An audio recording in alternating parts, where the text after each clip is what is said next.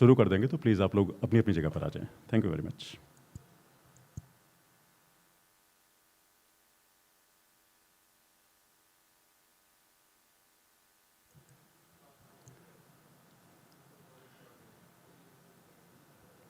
कुछ बेसिक चीज़ें जो मुझे कहने की आवश्यकता नहीं होनी चाहिए, मैं फिर भी रिपीट कर देता हूँ। हम लोग अगर अपने फ़ोन ऑफ कर लें या एटलीस्ट साइलेंट मोड पे रखें, that will be a good practice. इसके अलावा जिस वक्त ये वर्कशॉप चल रही होगी, वर्कशॉप का टॉपिक आप सभी लोगों की जानकारी में है। जिस वक्त ये वर्कशॉप चल रही होगी, हम जितना साइलेंस मेंटेन करेंगे शायद हम उतना बेहतर इन चीज़ों को समझ पाएंगे। तो मैं एक बार फिर से आप सभी लोगों का स्वागत करते हुए आप सभी लोगों से निवेदन करूंगा कि कृपया अपने मोबाइल्स या तो स्विच ऑफ कर लें या एटलीस्ट साइलेंट मोड पे कर लें। Thank you very much.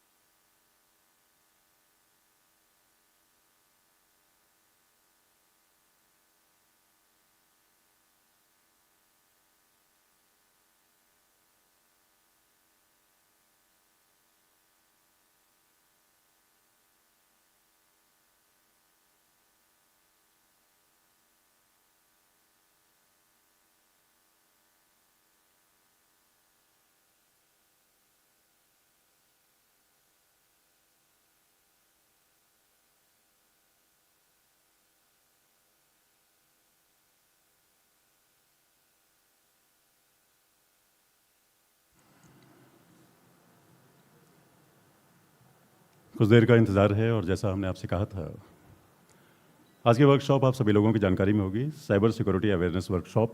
जो चीज़ आप इस वक्त सामने लिखा हुआ भी देख रहे हैं, this workshop is being organised for northern region power utilities, और ये ऑर्गेनाइज की जा रही है by the computer security incident response team. I think बहुत सारे हमारे ऑफिशियल्स जो computer security incident response team power यानी कि CSIRT की तरफ से हैं, वो यहाँ पर मौजूद है। तो आज की इस पूरी वर्कशॉप में आप डिफरेंट सेशंस में, मैं आपको एक रफ आइडिया देता हूँ जब तक हमारे ऑनरेबल गेस्ट्स यहाँ पर आते हैं। जैसा हमने आपसे कहा था कि ठीक 9:30 बजे हम इस प्रोग्राम को शुरू करेंगे। वी आर जस्ट वेटिंग कि हमारे गेस्ट्स यहाँ पर तशरीफ़ ले आएँ और उसके बाद हम इस प्रोग्राम को शुरू करें। तो हमारा पहला सेशन होगा, पहले सेशन में हम इनॉग्रल सेशन है, उसके बाद एक टी ब्रेक होगा, उसके बाद कुछ प्रेजेंटेशंस होंगे, लंच ब्रेक होगा, उसके बाद फिर से कुछ प्रेजेंटेशंस, एक क्विज़ का प्रोग्राम है।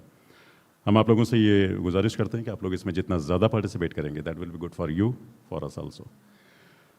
एक बार फिर से मैं आप लोगों से रिक्वेस्ट करूंगा कि प्लीज़ अपने मोबाइल्स स्विच ऑफ कर लीजिएगा या एटलीस्ट साइलेंट मोड पे कर लीजिएगा। हम बहुत जल्दी इस प्रोग्राम को शुरू कर देंगे। Thank you very much.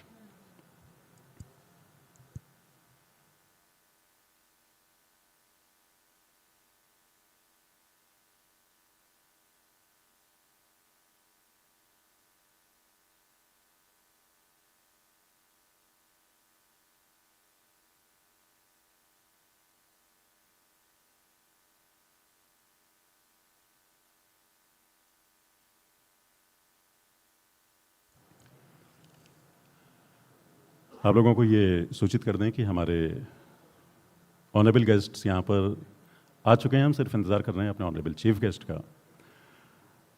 मैं इसके पहले कि डैश पे इनवाइट करूँ, डैश पे जब वो लोग आएंगे तो फॉर्मली हम आपसे उनका परिचय करवाएंगे।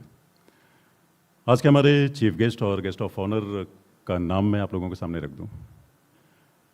Shri Narendra Bhushan sahab, IAS, additional chief secretary energy and additional resources of energy department, government of Uttar Pradesh, जो आज के हमारे इस कार्यक्रम के मुख्य अतिथि हैं।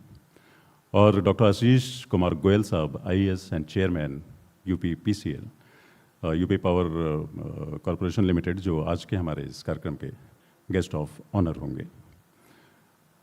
तो हमारे ऑनरेबल गेस्ट जैसे ही आते हैं हम उनको मंच पर आमंत्रित करेंगे और उसके बाद फॉर्मली आपसे उनका परिचय कराएंगे।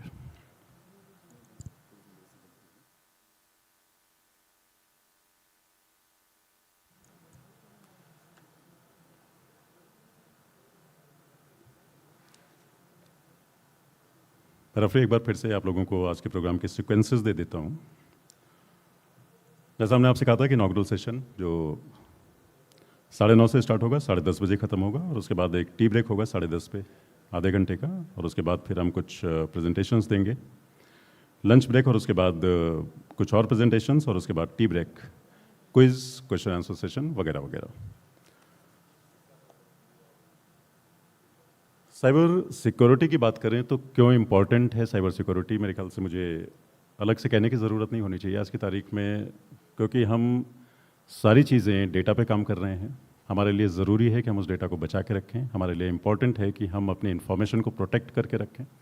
और जब हम पावर कॉरपोरेशन लिमिटेड जैसी एजेंसीज़ की बात करते हैं तो ये और ज़रूरी हो जाता है, क्योंकि किसी भी तरह की हैकिंग, किसी भी तरह के हमारे डेटा अगर लीक आउट होते हैं,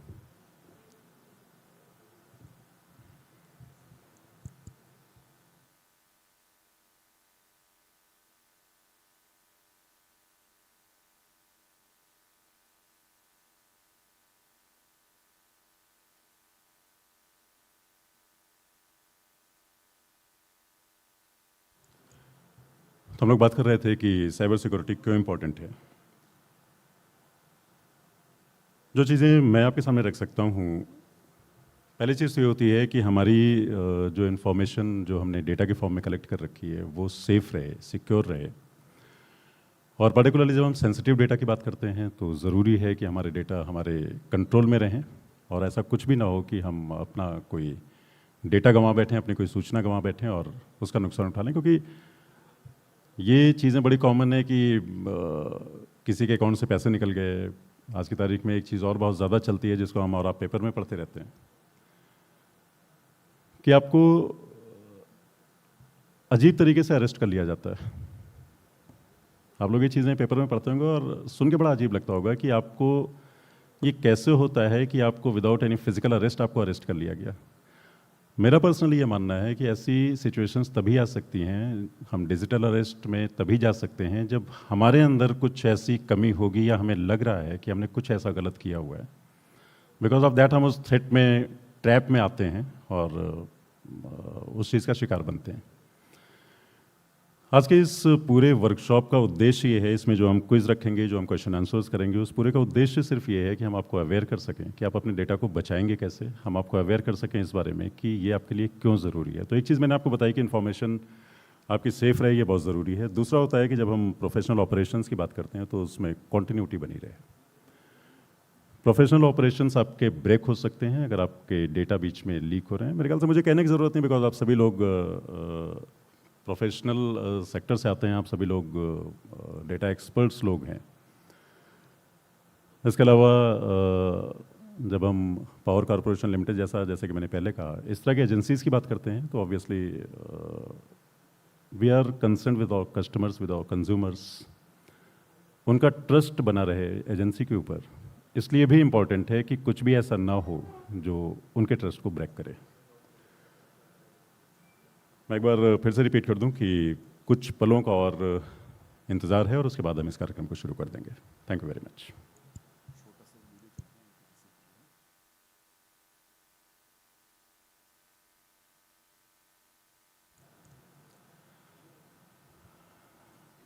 जब तक हम इस कार्यक्रम को फॉर्मली शुरू करते हैं, आप लोगों के सामने एनटीपीसी की तरफ से छोटा सा video. The significance of power can't be overstated. NTPC, one of the biggest power utilities in the world, has proven to be the prime mover behind this growth story. Established in 1975, the first 200 megawatt unit of NTPC was commissioned in 1982. this plant still performs at loading of more than 100%, reflective of the robust operations and maintenance practices adopted by the power major. NTPC was accorded Navratna status in 1997 and Maharatna status in 2010. Considering the importance of diversification, the first hydro project was commissioned in 2015 and coal production started in 2017.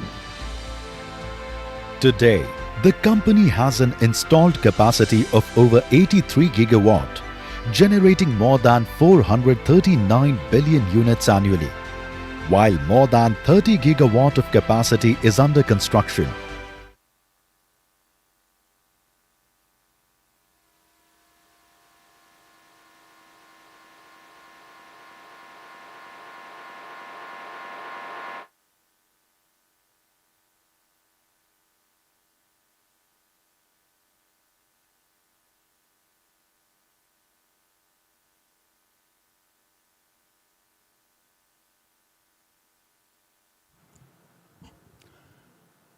Good morning ladies and gentleman.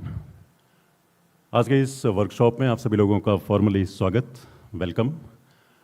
We are thankful कि आप लोगों ने समय निकाला यहाँ पर आए।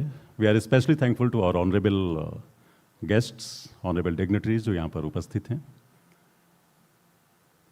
आज के हमारे इस कार्यक्रम में, जैसा मैंने पहले कहा था, आज के हमारे इस कार्यक्रम के मुख्य अतिथि हैं Shri Narendra Bhushan sahab, IAS, additional chief secretary, energy and additional resources of energy department, government of Uttar Pradesh. में पूरे एहतराम के साथ उनसे अनुरोध करूंगा कि कृपया वो मंच पर आएं और मंचासीन होने का कष्ट करें।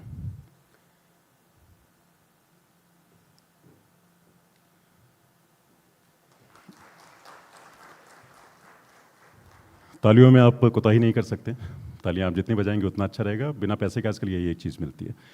इसके बाद आज के हमारे गेस्ट ऑफ ऑनर हैं डॉक्टर आशीष कुमार गोयल साहब, IAS, चेयरमैन UPPCL। मैं उनसे अनुरोध करूंगा कृपया मंचासीन होने का कष्ट करें। मैं इसी कड़ी में अनुरोध करूंगा मैडम ऋषिका सरन से, जो मेंबर सेक्रेटरी हैं NRPC।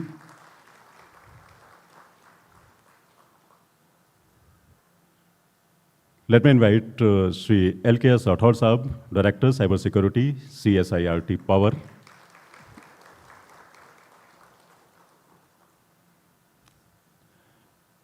मैं निवेदन करूंगा श्री मनोज कुमार अग्रवाल साहब से, ED NRLDC ग्रिड इंडिया, कृपया मंच पर आएं और अपना स्थान लेने का कष्ट करें।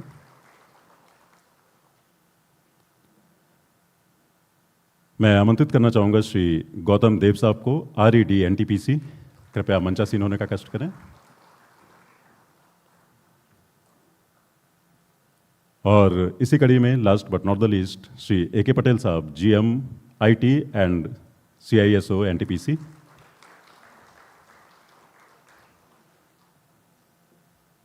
सर, आप सभी लोगों का बहुत बहुत स्वागत और बहुत बहुत धन्यवाद, आपने समय निकाला आज के इस वर्कशॉप के लिए यहाँ पर तशरीफ़ लाए।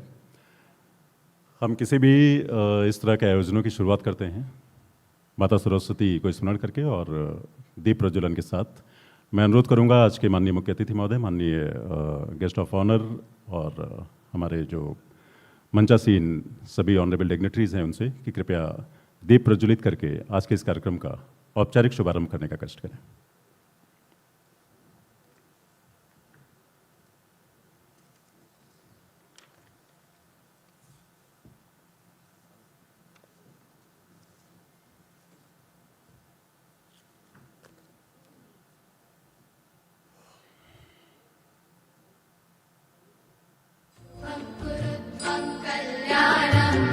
आरोग्यं धनसम्पदः शुभं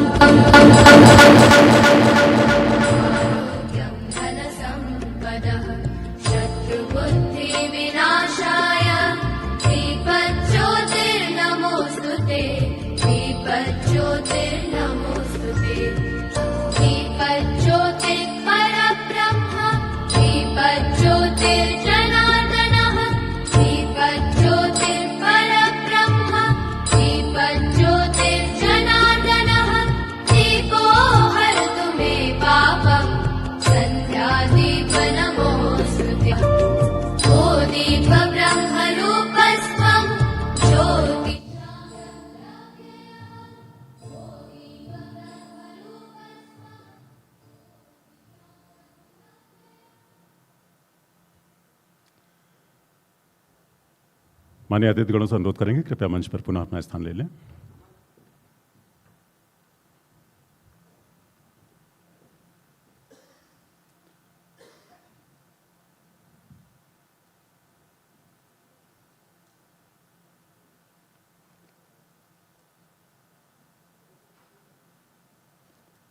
जैसा हमने पहले कहा था, हमने आप सभी लोगों का स्वागत किया। आप सभी लोगों का धन्यवाद। अपने अतिथिगणों का हम विशेष रूप से आभार व्यक्त करते हैं और इस कड़ी में हम अनुरोध करेंगे, हम उनका स्वागत करना चाहेंगे, अपनी भावनाओं का इजहार करते हुए उनके लिए उनको फेलिसिटेट करना चाहेंगे।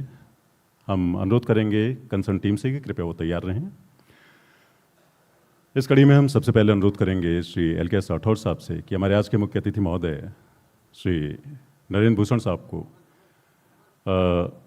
प्लांटर प्रेजेंट करके उनका स्वागत करने का, उनका सम्मान करने का कष्ट करें।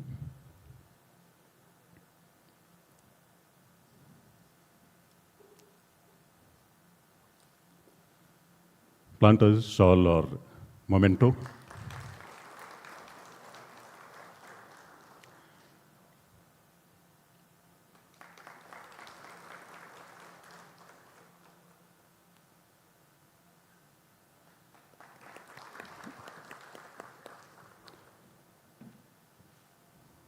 मैं LK राठौर साहब से पुनः अनुरोध करूंगा कि कृपया डॉक्टर आशीष कुमार गोयल साहब, जो आज के गेस्ट ऑफ ऑनर हैं, उनका भी स्वागत और उनका सम्मान करने का कष्ट करें औपचारिक रूप से।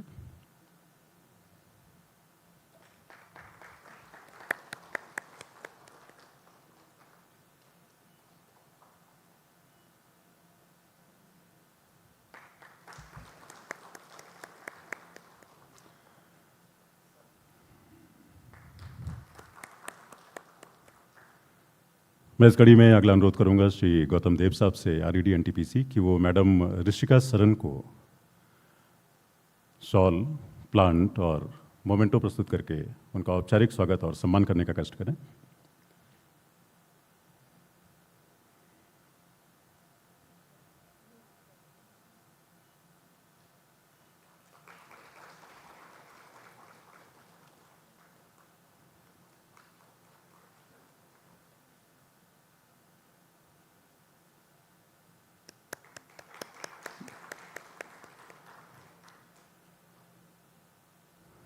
मैं गौतम देव साहब को एक बार और कष्ट दूंगा।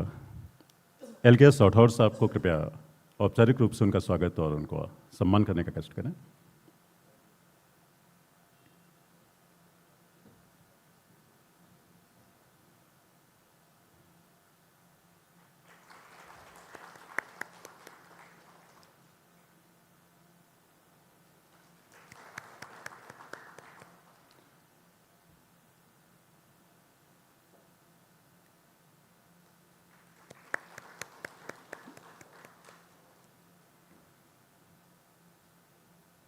सिलसिले को आगे बढ़ाते हुए मैं अनुरोध करूंगा श्री आशीष लोहिया साहब से, डिप्टी डायरेक्टर CSIRT-Power, कि कृपया वो मनोज कुमार अग्रवाल साहब को प्लांट, शॉल और मोमेंटो प्रेजेंट करके उनका सम्मान करने का कष्ट करें।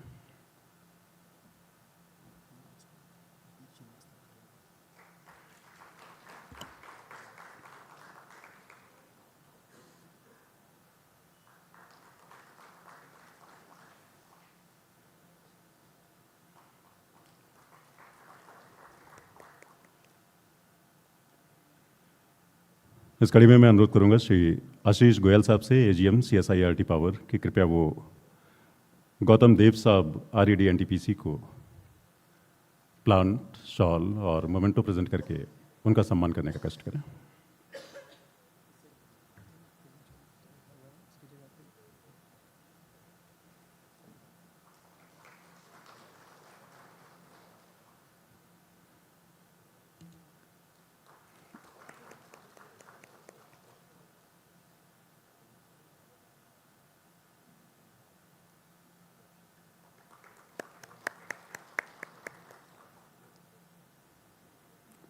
तो थैंक यू वेरी मच। इस कड़ी में मैं अनुरोध करूंगा श्री प्रतीक श्रीवास्तव साहब से, डिप्टी डायरेक्टर CSIRT-Power, कृपया आएँ और AK पटेल साहब का सम्मान करने का कष्ट करें।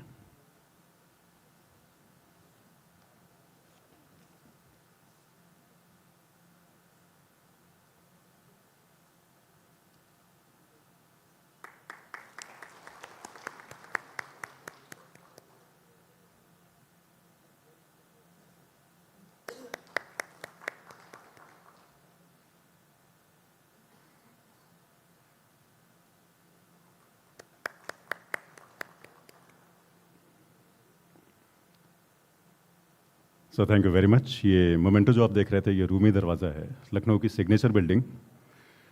हमारे आदरणीय अतिथियों का औपचारिक स्वागत सम्मान समारोह संपन्न हुआ। मैं अब आमंत्रित करूंगा आप सभी लोगों को संबोधित करने के लिए श्री LK राठौर साहब को, डायरेक्टर साइबर सिक्योरिटी CSIRT-Power। कृपया यहाँ पर आने का कष्ट करें, आप सभी लोगों को संबोधित करें।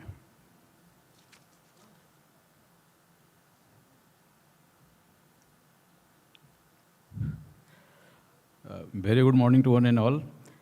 Respected Narendra Bhushan sir, IAS and SCS, Government of UP. Sir, welcome sir. And when I approached the sir immediately consented to join that one. And presence of the sir will definitely, sir, boosting of our moral of this whole workshop, and your inspiration will take, sir, and that will be very helpful for us. And it shows your inclination toward the cyber resilience of the power sector, not particularly for the UP, it will be for the whole nation. I again welcome to the Dr. Ashish Goyal sir. I approach him, he consented, and frequently we talk with his PPS and other, and then they are telling that yes, he is the willingly agree. At that time I was at this airport, and I want to go this ISC Bangalore as a governing council member of the ISC Bangalore. So I am very happy because both sir are the coming, and definitely this increase the gravity of our whole workshop. So thank you, sir Goyal sahab. I welcome to the member secretary, Sri Rishika, SMT Rishika Saran madam. When I went to her for the physical invitation, she immediately accepted, and she told that yes, I have to be go, and she is the grid management custodian of the northern region grid. So her presence will be the definitely boost up the this gravity of this workshop and conference. Thank you, madam. I welcome to the Manoj Agrawal sahab. He is the basically grid management head of the northern region, and he is looking after the real time and managing the grid. Apart from the grid parameter, sir Agrawal sahab, now the cyber security is equally important, and the cyber threats are the really challenges in the grid. So I welcome to you, sir. Dev sahab, I really welcome you. Basically, because of your only presence, this is possible to organize this one, and we thanks to the Dev Sahab for the presence here. A.K. Patel Sahab is the CISO of the NTPC. Around the 30% of the thermal generation is from the NTPC, and maybe the 80,000 something. So he is the managing that one, and he make the NTPC as a cyber resilience, and he is also the thermal cert. Patel Sahab, welcome. Before going to the, I will take the 2 minutes because the pause of this time. This cyber security awareness program is initiated in the direction of the Honorable Cabinet Minister Sri Manohar Lal Khattar Sahab. He instructed us कि please go to the all regions, and the CSIRT-Power has given to mandate in all regions at least one workshop completed within this quarter only. So on 6 June he given the target, and we completed almost, this is the 4th number, and the Western region is on 19th only. So we will complete by the September end this all regional workshop.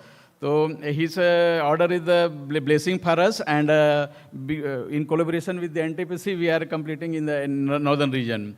I'm just sharing the one story, what the importance of this workshop. My father was initially appointed the teacher in the tribal area, and there, this is the matter of the 1967, when he was the 18 year, something 19 year, he was given one radio, and he kept the radio at their place. The tribal people who are not even wearing the cloth, they are very tired, they are very fearing with my father, because of he having that type of device which having the lot of mains, and they are speaking continuously. The radio, they are speaking, means they thought that they having some lot of main power for his protection. So because of that time, they are not wearing that one.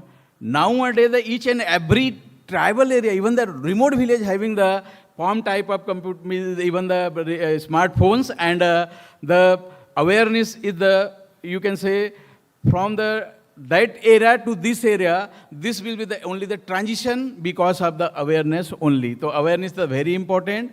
And finally, I will not take much more time. I thanks to the chief guest sahab, guest of honor sahab, and other dignitaries. Their presence will be certainly will help to this organizing and the boosting the knowledge of this workshop. Thank you very much. Thanks. So thank you very much.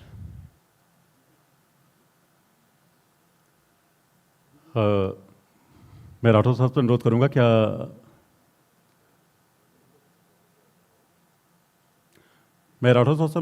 क्या कोई video है जो play करना चाहेंगे? Okay.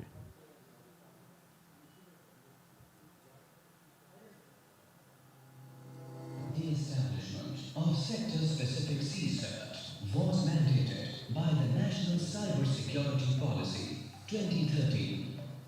In April 2023, Ministry of Power created CSIRT-Power, comprising a dedicated team of security experts committed to safeguard the cyber security of India's critical power infrastructure. Today, we unveil the state-of-the-art facility of the CSIRT-Power that will spearhead the fight against cyber threats in the power sector.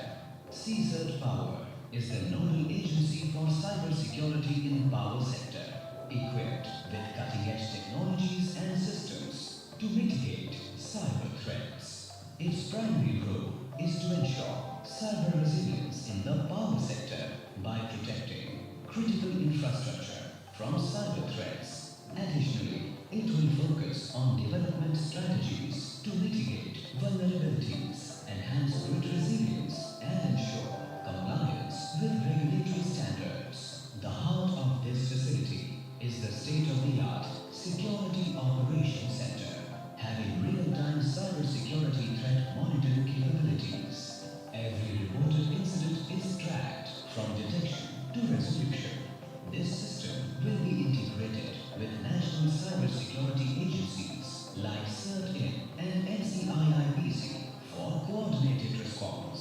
The new digital forensic lab is equipped with advanced forensic facilities, having industry-grade FedEx servers and latest forensic software tools to support comprehensive digital investigations, extract digital evidences, and conduct in-depth memory forensics. CSIRT-Power has already analyzed reported cybersecurity incidents and has provided assistance to power utilities for their resolution. Site visits of many power sector utilities have been carried out to review cybersecurity preparedness. Several workshops have been conducted for capacity building. CSIRT-Power is an important milestone to ensure the reliability of critical power infrastructure. It represents Ministry of Power commitment to secure the power sector against ever-evolving cyber threat landscapes. To learn more, visit our website at csirtpower.gov.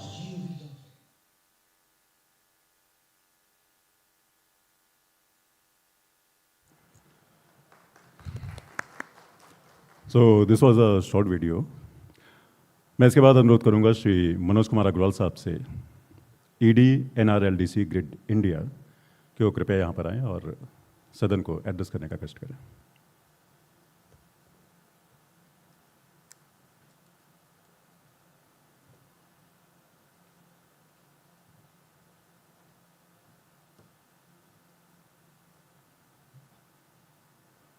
Yeah, good morning to all. Respected dignitaries on the dais, Sri Naren Bhushan ji, IAS Additional Chief Secretary, Sri Ashish Goyal, Dr. Ashish Goyal ji, IAS Chairman, UPPCL, Madam Risika Saran, Member Secretary, NRPC, LKS Rathod Saab, Director Cyber Security, Sri A.K. Patel, GM IT and CISO, and Sri Gautam Dev, ED and NTPC, and Sri Ashish Lohia ji, who will be the from CSIRT-Power. So first of all, I would like to thank Rathod Saab for inviting me to this workshop. This is such an important workshop, and it's a privilege for me to attend this workshop. And because it had come, we had come together to focus on one of the most pressing challenges of the time, that is cyber security in power sector. Actually, a few years before, I'm in the power sector once I completed my engineering in 91. After that, I am in the power sector. But since last 3-4 years back, we had never thought that cyber security will be such a thing that we have to consider. And we know that power sector is the backbone of all the infrastructure. It is the most critical infrastructure. And with the rapid adoption of digitization and artificial intelligence, machine learning driven system, our operations are becoming smarter. But at the same time, these are becoming more vulnerable and more cyber threats are there. Today, cyber threats are no longer theoretical. Advanced persistent threats are targeting power infrastructure with increasing sophistication, posing real grid stability and national security. In response, the Ministry of Power has taken a decisive step, most notably through the establishment of CSIRT-Power. Our power sector's dedicated computer security incident response team, with a 24/7 security operations center and expert teams for incident response and forensics. CSIRT-Power ensures real-time monitoring, rapid containment, and in-depth analysis of cyber incidents. However, technology is not alone enough. We need a trained and vigilant workforce. So a trained and vigilant workforce remains our strongest line of defense. Through capacity building initiatives, awareness programs, and conferences, workshops like this, we must continue to empower our IT and OT professionals to stay ahead of all the evolving threats. Let this platform be a catalyst for greater collaboration, knowledge sharing, and resilience. Thank you, and wish this conference to be a great success. Thank you. So thank you very much. May I please invite Sri Gautam Dev Saab, Regional Executive Director, NTPC, to please come on the mic and to address the House. Thank you. Very good morning to everybody. Namaskar. At the outset, I would like to express my heartfelt greetings to Sri Narendra Bhushan, Sir, IAS, Additional Chief Secretary, Energy and Additional Resources of Energy Department, Government of UP, Dr. Ashish Goel, IAS, CMD UPPCL, Madam Rishika Sharan, Member Secretary UPPC, Mr. L.K. Rathod, Director CSIRT-Power, Mr. Manoj Agarwal, ED NRLDC, Mr. A.K. Patel, GMIT NTPC, and to all the esteemed participants, speakers, and representatives from power utilities across Northern region. We sincerely acknowledge and appreciate the initiatives taken by Minister of Power and CEA for emphasizing the fact that cybersecurity is essential and not an option. The steps being taken to make a very robust and resilient cybersecurity is really appreciable. This particular workshop is being conducted in line with the discussions which happened in June 2025 in the Regional Power Ministers Conference, which was headed by Honorable Minister of Power, Government of India. The objective is to strengthen cybersecurity posture, build resilience, competence, so that we can stay ahead of the curve. NTPC, we are really grateful and feel honored that this job of organizing this workshop has been entrusted by CEA to us.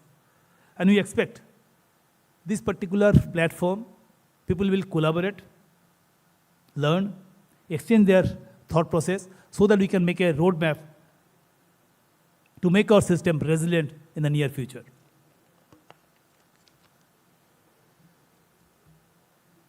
We know that in the increasingly interconnected and digitalization period, with increased penetration of AI, cybersecurity is not an option. It's essential to survive. Power sector and the national grid is an important critical infrastructure of information. Any impact on that can lead to serious consequences, not only on the operations, but also on the economies, and the most importantly on the security of the entire nation. Hence, we need to make ourselves capable, make our systems robust and resilient enough in front of all such cyber threats. Globally, cyber threats are increasingly happening day in, day out, If you can remember 2015, Ukraine, more than 30 substations, total blackout for more than 6 hours. Very next year, again 2016, Ukraine had another cyber attack in power sector. So we need to get prepared to protect our system, not only for the conventional threats, but also from all the sophisticated, latest cyber threats which are happening day in, day out. So it's not only important that we protect our system, it's equally important that we make our system resilient, reliable, so that we can make ourselves foolproof from any cyber attacks. Role of Ministry of Power and CA has been very important in this regard. CA, through their regulations in 2021, they gave a foundation for the cyber security guidelines. We understand they are in the process of finalizing a dedicated cyber security guideline so that we can have a standardized and secure an ecosystem for cyber security exclusively for power sector. As Mr. Agarwal was telling that it's not only important that we have got good infrastructure, capacity building is equally important. It's like a war, Our adversaries, they are getting ready with all the weapons day in, day out to attack your system. So we need to also get ourselves ready, not only to detect those systems, but also to stay ahead of the curve so that under any circumstances, we are not vulnerable. In today's workshop, the objective is to equip our participants, all the concerned participants, with latest tools, insights, thought process, and practices which need to make our system more strengthened. Collaboration is the need of the hour. Collaborations amongst the government, statutory bodies, utilities, vendors, so that we can make a very foolproof and resilient ecosystem to handle the cybersecurity. So far as NTPC is concerned, we understand, we appreciate the importance of cybersecurity. We have got a fully operational 24/7 cybersecurity operations center, wherein our OTs are securely secluded or from the internet, so that with adequate zoning and segregation, so that we can contain any of the attacks with resulting in limited damage. There's a lot of collaborations and interactions with all the concerned stakeholders in NTPC. This workshop is such a platform only. It marks the beginning of an onward journey. It's not a destination, it's a journey. Journey for strengthening our cybersecurity, journey for building our expertise, journey for making a very resilient and robust cybersecurity system. I urge all the participants to engage themselves actively, reciprocate their thought process, and take the learnings from there to make a difference. This is a shared responsibility. Together we can make a more robust, resilient system which can really make a difference to the existing cybersecurity of India. Thank you very much. Wish you all the best.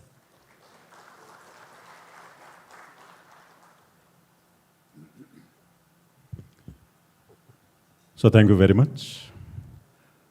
May I please invite Dr. Ashish Kumar Goyal Sahab, as a guest of honor, and the Chairman UPPCL, to please come on the mic and to address the House.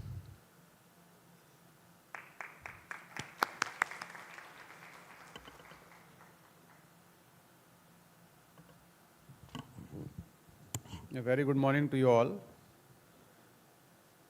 respected ACS Sir, Shri Narendra Bhushan Ji, Srimati Rishika Sharan, Member Secretary NRPC, Shri Gautam Dev Ji, Regional Executive Director NTPC, Shri LK Rathore Ji, Director Cyber Security CSIRT, Shri AK Patel Ji, CISO NTPC, Mr. Ashish Lohia, all the dignitaries who are present for this workshop. The importance of the subject of cybersecurity can be gauged with the mere fact that we are holding a workshop on it. Before this, and especially before Operation Sindoor, the subject of cybersecurity was thought to be limited to security experts and ITIs. Now it has achieved a center stage. Many of you may not know that when Operation Sindoor was going on, Indian power utilities and system was being attacked by millions and millions of cyber attacks, bots every day. Millions, I'm not saying in the whole year. Every day, millions of attacks were happening. And it is to the credit of our IT security infrastructure and officials, all people working in that field, that not even a single attack was successful.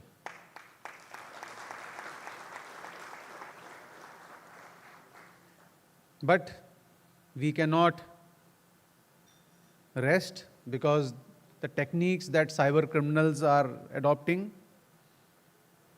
it is improving, they are improving day by day. जिसको बोलते हैं डाल डाल और पात पात का खेल है. And we cannot afford to have any cyber attack affect our electrical system, because it is necessary for the lifeline of this country.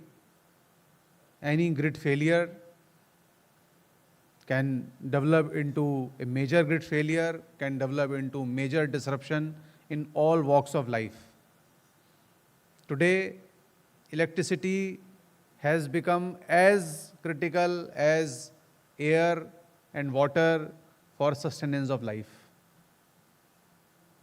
Without electricity, multi-story buildings cannot function, water supply cannot function, internet, mobile services cannot function, and without internet, no other system can function. Banks, financial institution, transport sector, aeroplanes, airport, railway stations, each and every sector of the economy now is dependent on electricity.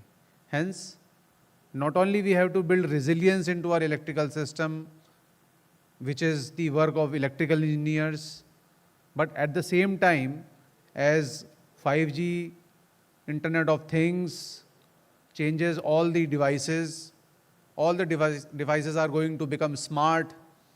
We are changing the smart meters and distribution companies. So each and every equipment will be directly or indirectly related to, connected to internet, will be interconnected. Hence, cybersecurity vulnerability will be multiplied by many factors, and we have to keep the cyber criminals at bay and keep improving our system. My director IT, he has recently retired. He is now our advisor in IT. Mr. Saurajit Ghosh is sitting here. And in UPPCL, we have taken proactive steps to establish CSOC, and we are procuring the cyber security tools. And we are, I think, much ahead of the curve as far as the other distribution companies are exist in the country. And we will be taking suitable measures for our transmission, SLDC, and generation companies also. And I am sure this workshop will throw up approaches and solutions which can be adopted by all the stakeholders, especially the power companies. And I'm sure the lessons learned from this workshop, we will be able to implement them and work towards cyber security in the manner of a teamwork and learning from each other. Thank you very much for organizing this workshop and inviting me as a special guest. Thank you very much.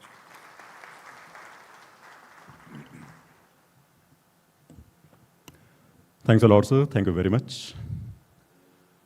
मैं इस कड़ी में अनुरोध करना चाहूँगा madam Rishika Saran, member secretary NRPC, कृपया वो microphone पर आने का कष्ट करें और सदन को संबोधित करने का कष्ट करें।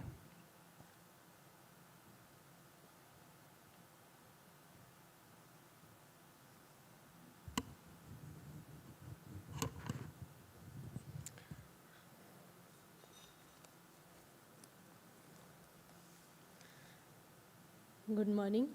Good morning to all of you. Respected our chief guest, Shri Narendra Bhushan, IAS, Additional Chief Secretary, Dr. Ashish Goel, IAS, Chairman UPPCL, Gautam Dev ji, Manoj Kumar Agrawal ji, Rathore ji, and A.K. Patel ji, and all the participants. I welcome you all to this workshop. Today's topic is very much relevant and very much important in the present situation. As earlier speakers they have mentioned it, we all know that in today's world, cybersecurity is one of the important aspects. Many security threats and cyber attacks had been there in the past. In power sector also, the reliable supply of electricity and these things is very much dependent on cyber security issues. So earlier our grid was one-way communication and with lesser number of sensors were there. Now our grid has become two-way communication with more sensors and thermal power stations, nuclear power stations, and all our generating stations were also centralized. Now with integration of more renewable into the system, this system has become decentralized, and due to this decentralization, more remote operation tools, IoT devices, machine-to-machine communication, they are being integrated into the grid. And these are posing much of these cybersecurity threats to our grid. So increased connectivity, digitalization, these are the nowadays these are the security challenges, and the attackers, they can attack electronic devices by corrupting many of these devices and can have a cybersecurity threat to our grid. The majority, with the past experience, we can say the majority of the cyber attack exploitation is directly or inversely associated for grid instability, so that we have to take care of it. Now, central government has taken many steps for cybersecurity. They have established National Critical Information Infrastructure Protection Center for ensuring the protection of critical information in country. CSIRT-Power has been established, which actually helping the utilities in cyber incidents handling and ensuring better cyber security. CA has also issued guidelines for cyber security and is in the process of notifying a regulation in cyber security area. Ministry of Power has also mandated all the equipments, components, they are imported for use in power supply chain or system network. They are to be first tested in the country to check for any kind of embedded malware or trojans or cyber attacks. Many utilities, utilities are also taking many of these steps, like establishing of this security operation centers and firewalls, next generation firewalls, network management systems. So these are the things that we have to establish in our system to prevent our system to have a cyber attack. Now, there are many types of attack in the grid that are really happening. Many of them are time delay attack, actually. What happens in time delay, the attacker, a delay in trigger commands can cause critical infrastructure damage or some data manipulation can be done, or some power transmission line tripping. There may be some late detection kind of cyber attack can also be there, that line strips late due to and change in power flow can be there, large scale cascade failure can happen. So these are the threats that we are facing, and we have to prevent our system accordingly. In worldwide, for last 15 years, I have taken some data from IEEE, and there were many attacks in last 15 years. And some important are nuclear power plant in OYO. In that system, actually, what happened, that safety monitoring system was inoperable for last 5 to 6 hours. That was one type of attack. And Iran also, nuclear power plant, they have some efficiency decrease in the uranium enrichment, and that kind of attack was there. In Korea also, some type of that attacker give a message to, unless you stop operating nuclear power plant, we will continue to release your secret data. Some that most famous sandworm attack in Ukraine electricity company that happened in 2015, and through this attack, they injected some malware into the phishing emails with malicious attachment, gaining access to the SCADA system. So these are some of the attacks that happened in last 15 years, and these are, as our earlier speaker also said, these are increasing day by day. We are getting millions of attacks nowadays in a day. So what I can conclude that some of the measures that through this workshop we are trying to reach to you, so that awareness among the officers of all the power sector, utilities can be spread, some ecosystem can be formed, can be created, framework, regulations, they are already, we are in the central government are in the process of forming it, and some securing remote operation and services, these are to be done. Protection and resilience of our critical infrastructure, it is one of the important thing. And human resource development in the domain of cybersecurity, promotion of research and development in the cybersecurity. These are the things that we are now focusing on. So with this, I conclude my this address. I hope this workshop will help to achieve all these aspects for cybersecurity. And thanks, Rathorji, to inviting me to this forum to say a few words on this. So thank you. Thank you. Thank you very much.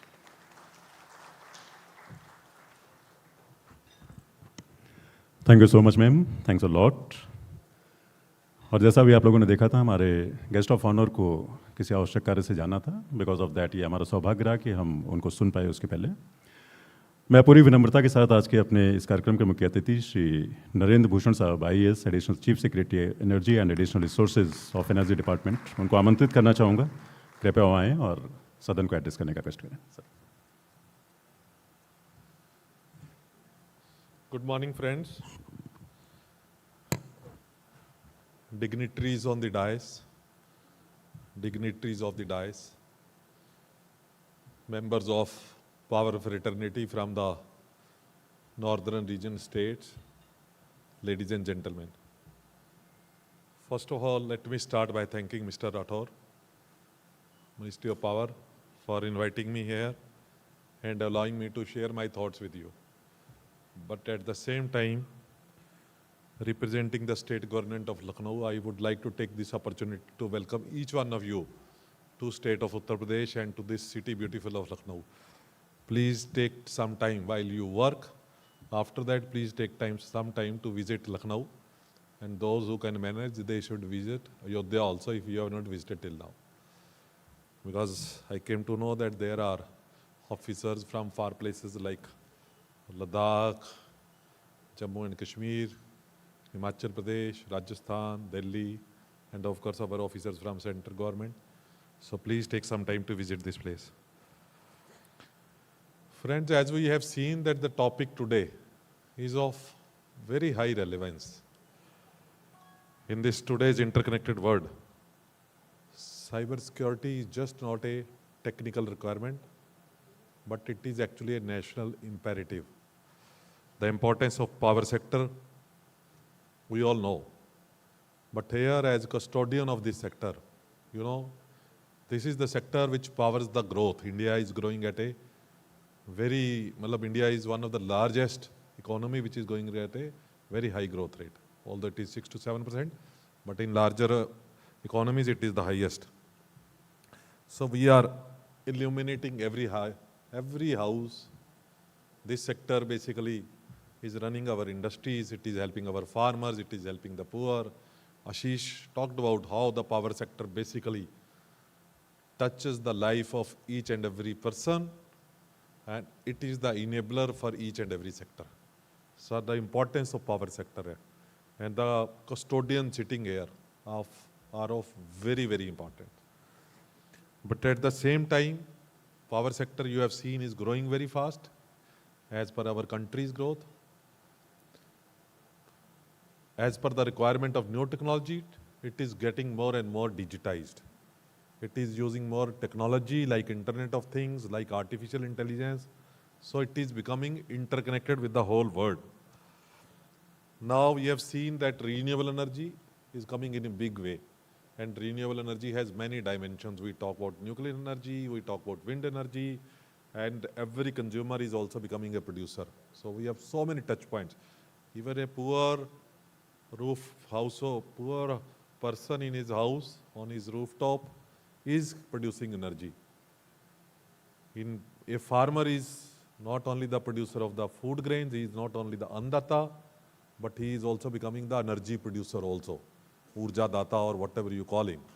So at every point, energy is being produced, being consumed, and all this is becoming possible because of another sector, which is IT sector. Electricity sector, IT sector. You remember earlier civil, electrical, mechanical, these branches used to be there. Electronics was also part of it. So many branches have actually moved away from electricity engineering, etc. And they are also becoming very important in a big way. So this way, when we talk about solar, etc., it is becoming more and more decentralized, dynamic, and very complex. While all these things are important, but this also is leading to increased vulnerability. Ashish talked about it. I also did some search and I came to know that energy systems are facing almost, if not 50%, up to somewhere between 33 to 40% of the attacks. And during this recent India-Pakistan conflict, I think the number of attacks on power sector alone reached almost 2 lakhs a day. I have worked in Aadhaar. So when I was working in Aadhaar, Delhi, our worry was that someone may attack our centers, data centers in Bengaluru and other cities, and where we are having basically fingerprints and eye scans of 1.4 billion of people. So if that gets at, it is one of the, every Indian's basically footprint, some sort of prints are there. But touch wood, beautiful system has been created by Nandan Kidney, his team, and then the teams coming afterwards. And till now, not a single person could hack into that system. Whatever you have seen, there were some vulnerabilities, some attacks in the ecosystem by the users. If you have read some news, it is by the users. Because there, when you are using it, our social welfare department is using it to give pensions, PDS is using there, because sometimes the negligence will have. Not the best practice of the highest order was not being followed. So that is why you have seen some sort of data thefts happening at that place. But those were contained. And why I am saying so? Because this thing will be very, very important here also. While the core sectors will take care all the precautions, because they will hire experts, they will hire CISO, like our chairman was saying, the members before me, the speakers before me, member secretary NRPC, our officers from NTPC and Power Grid, they have explained. So they will be taking care about these things. But our ecosystems, our vendors, They are the important partners where we need to look at these things. I think since you are all expert, I need not speak too much, but even then I will take 2-3 minutes. I have earlier also worked in power sector in 2008 to 10, and that time, again some incident happened. That time also we were making arrangements for security, but that was a threat against the terrorists basically. Physical type of security was required, which is probably, again, difficult. If someone has decided to kill himself, he can cause havoc, but even then, relatively it was easy. COVID has taught us something, which we must understand. I was made in charge of Gautam Buddha Nagar district by our chief minister. That time when, like first time out of 50 cases all over India, 40 were in Noida.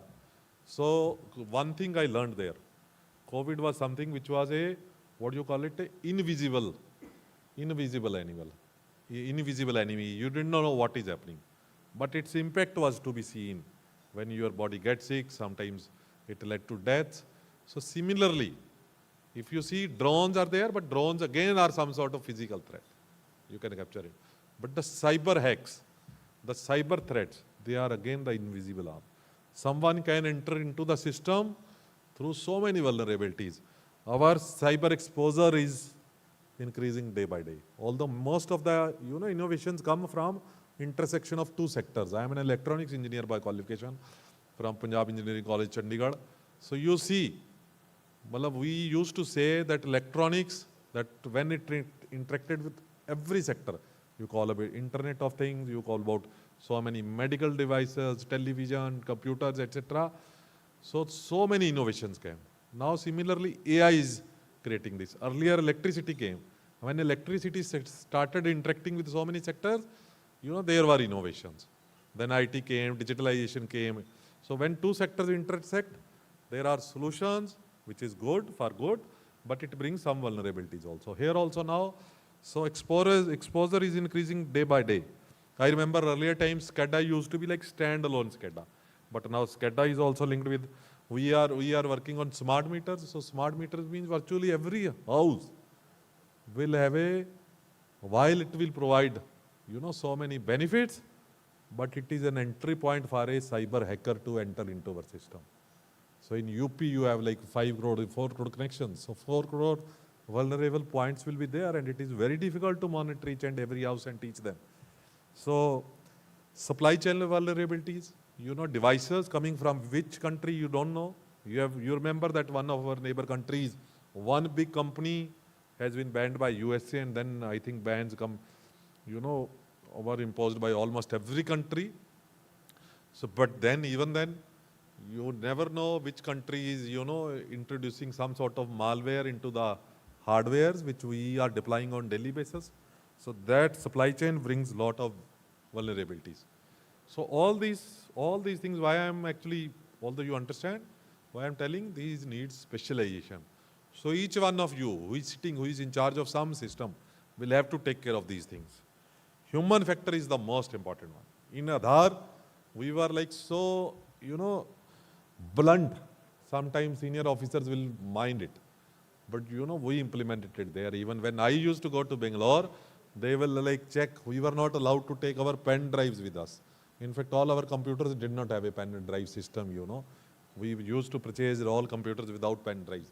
You have to be blunt sometimes. Even a senior officer is visiting you, you have to make sure that every check is there. You have to ensure that his laptop, his everything is basically secured, etc. Your CISO will have to be a person who is very blunt, who is very dry type of person, and when you meet him, you feel कि ये कौन है, एक dictator type के होने चाहिए आपके. So these things are very, very important. Now SLDCs become very important. I keep on talking to my SLDC here, persons that how secure are we, and when I joined the very first day, I told him to make a presentation and share with me what are the precautions we are taking. So Mr. Rotor, he spoke about it, that because of somehow, wherever I was posted in agriculture, there also, I have been looking after IT department, everywhere, almost in every department. So it is very, very important that we understand third-party dependence. I talked about that we have a lot of vendors actually. Our IT management team, etc. So we have to take care there also. In electricity sector, you will understand when I worked there in 2008 to 10, and this time when I joined, the first day I said, we have to work on basically the protection works at our transformers, because I learnt our lineman, वो क्या होता था, fuse को उड़ा के उसकी जगह एक बड़ा सा जंपर लगा देता था. इसीलिए हमारे most of the DTs, when there is a fault, the whole feeder will go down. This time when I joined back, I started focusing on that please work on the protection measure so that if light goes in one mahalla, the DT should blink. It should, go off rather than taking the whole feeder off. But in terms of cyber security, the results, the dangerous impact can be immense. If you have seen those movies, cyber Wi-Fi movies, it can be immense. Virtually a cyber hacker can close every system. It can make us totally dysfunctional. So it is very important. Ashish talked about the initiatives being taken in UP Discom, so I will not talk about it. We have hired a CISO and we are doing things. So all the states must be doing, and as Mr. Rathore speak about it, Madam Sharan spoke about it, both the directors spoke about it. National and regulatory framework, we now understand that they have created this CSIRT, who is basically, I think, the body which will guide all of us. Mr. Rathore as the director is there. Then I am told that we are in the process of framing regulations. Regulation 2024 has been finalized or is it at the draft stage? Yeah. So I think the guidelines will come.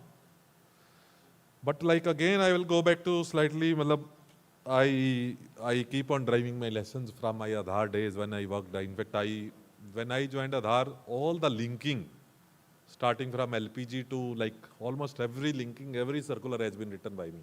So if you are a Bhuktbhogi or if you feel happy, you can blame me or give me credit.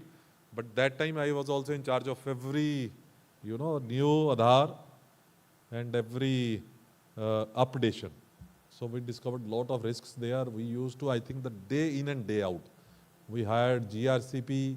Some of the things which we did, I think I was talking to Mr. Rathore, they are already doing it, but you all need to do. So as I said, so you can call it 80-20 formula. 80% of the threats, they come from small things. I said, when I was MD UPPCL here, way back in 2008-10, so we came across some thefts, one of the, we are sitting in a hotel, one hotel.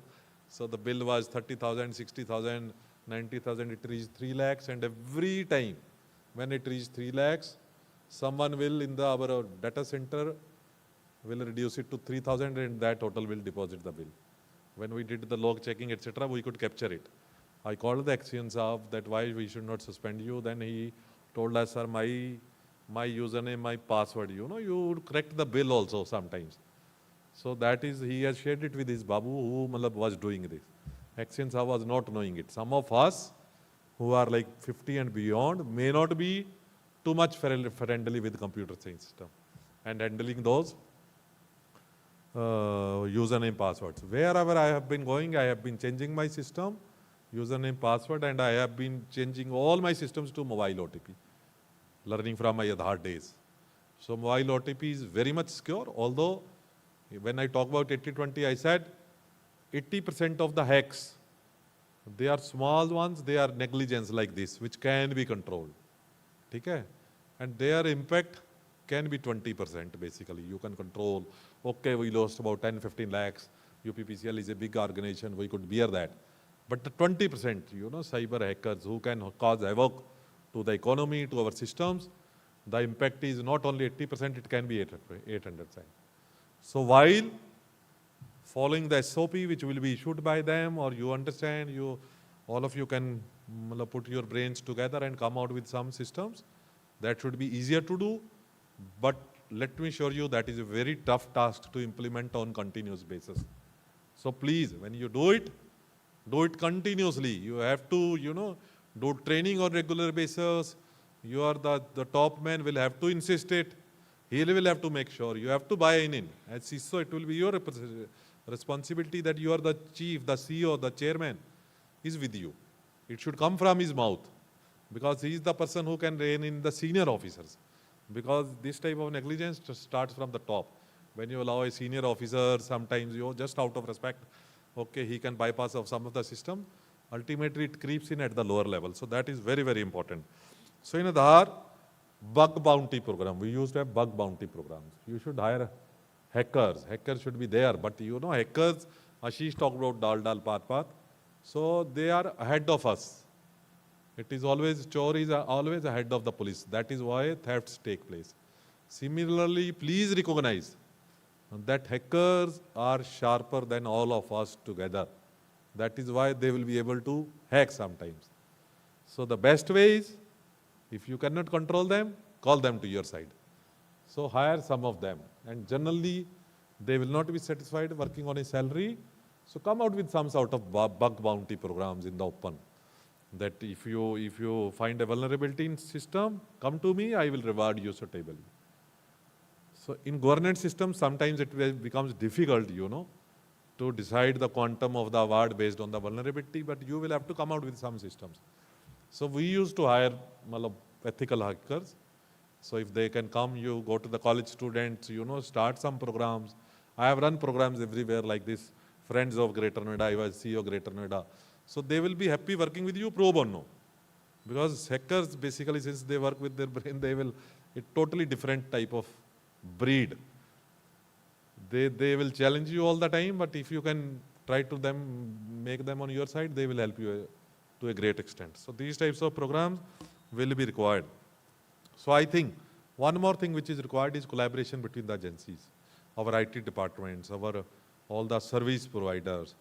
And I think Mr. Rathore under CSIRT under Mr. Rathore will be helping us framing guidelines, but in terms of collaboration, this is a very good example of collaboration.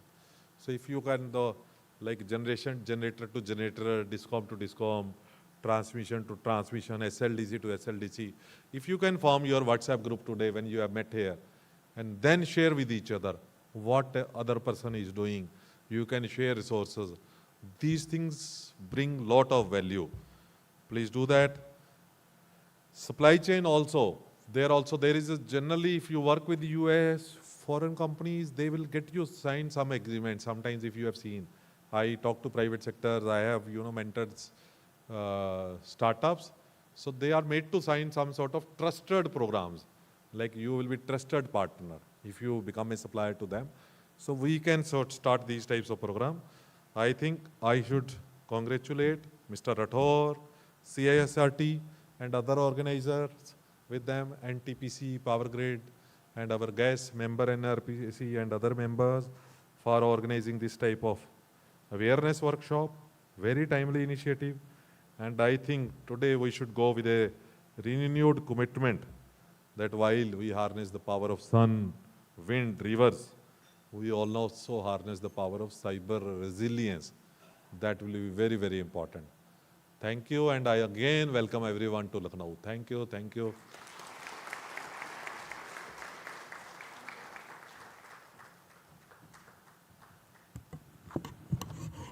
So thank you very much. Thanks a lot. So please.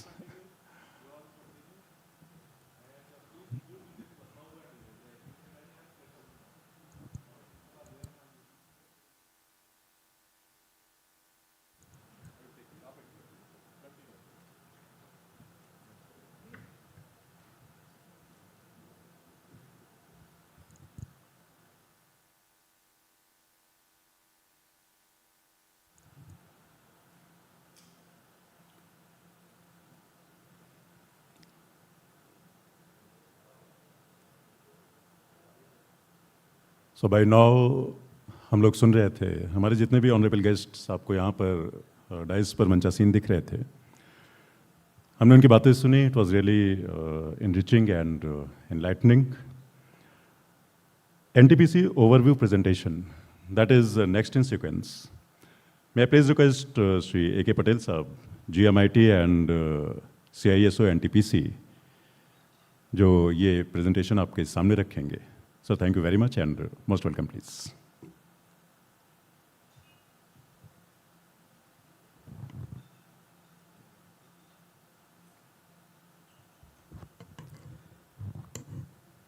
Good morning, everyone. Respected Ma'am, Ruchika Ma'am, respected Agarwal Sahab, respected Rathod Sahab, all others on dais, and all senior officials from state governments, all power utilities, and all my friends and colleagues. Ladies and gentlemen, cyber security आज के दिन में become very important. I'll just give brief about our some cyber security initiatives in NTPC. In general, what we are doing in NTPC. There must be approach to cyber security. What actually our main approach to cyber security, it must be simple, it must be manageable, it must be acceptable to all. That's what is very important, because you have to accept each and everyone. This program should be acceptable to all users, all stakeholders, management, regulatory bodies, and everyone for that matter. And repeatability. What is repeatability? That means you can repeat it n number of times. That means it has to be repeatable. If you are doing something, it is not for one day. It has to be repeatable. And what is the objective? It is resiliency. It must be resilient. Once and everything should be resilient. See, the systems will fail, there will be breaches, there will be problems, but how resilient you are, how fast you can come back is the target. Now, some brief things will be there. Cybersecurity governance and administration, that is most important part. Then technology implementation in IT and technology implementation in OT in NTPC.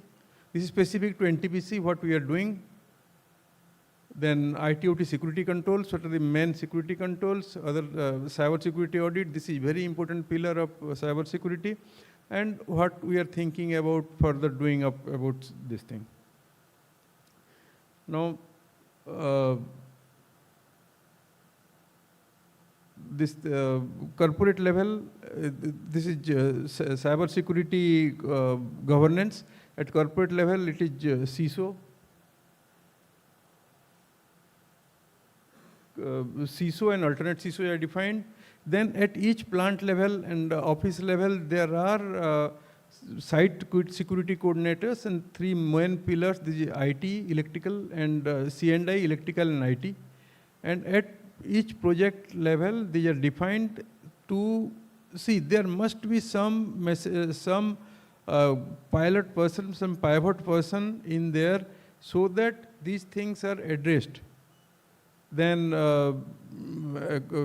coordination activities with all regulatory bodies, NCIPC, CERT-In, IB, MHA, then CSIRT, MOP, and then all guidelines to follow the guidelines. This is the administration.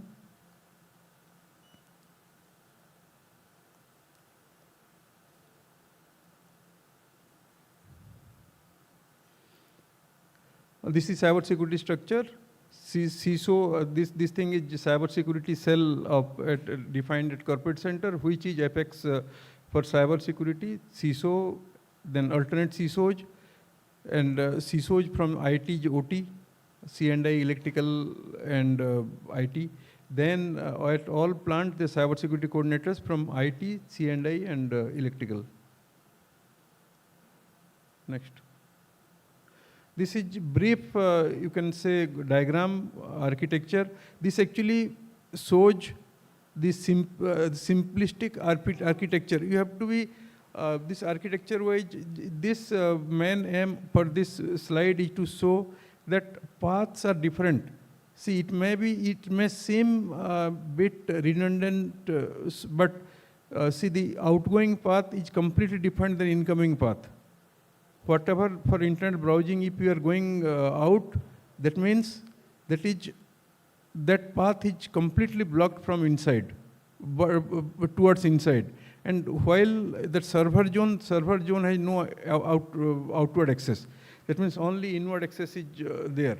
That means if some virus or some malware or somebody is there in servers also, let's say there is some major malware in their server, but then it will, for this triggering will take time because it doesn't have any external route. It doesn't have any external path. So that way you can delay the process and you have time to mitigate, time to act. Then at plant level also you will see that IT and OT connectivity, this is segregated with multiple layers of firewalls, multiple layers of persons, that firewalls managed by different set of persons. So you are making things harder. In security, see, there can never be absolute security, but what we can do is you can always raise the bar. So this way, we have to, segregation is the most important thing to reduce the blast area. Next. Some technology implementation, I can say this, what we are doing. See, the main aim is to make secure the thing. Security is best done by the professionals. That means something, some web or authoritative DNS, if we are managing, that can be better managed by someone in the cloud service provider or professionals. They are doing it for others also. Now, with that in mind, we have shifted our DNS, authoritative DNS, web, and with leaders to cloud. That means if someone accessing our infra, our application, that person is not coming to our premise. That goes to cloud DNS with DNSSEC for resolution. And then after resolution, it goes to cloud web for sanitization, and only the sanitized traffic or sanitized request come to our on-prem. That means at user level, there are no IP address or no public infra. Our public site is not known in general at the outside world. So that makes things difficult for the attacker because they don't know the route. And even if what we are accessing is only whitelisted from that web only. That means even if someone gets directly IP address, it will be very difficult for him to enter. Now similarly, next generation firewall for perimeter, they also, everything, everybody has, normally does it. Then SIM, anti-APT, then central internet gateway, that is a closed, we have business network is closed network. That means only gateway at DC and DR. So that way you restrict the path and you exactly know exactly what traffic is going in and out of a system. Then there is centralized endpoints for desktop and servers, mainly centrally. Then cloud-based security awareness, phishing simulation tool, through which we simulate phishing with for WhatsApp, email, SMS, voice, all these methods. Next.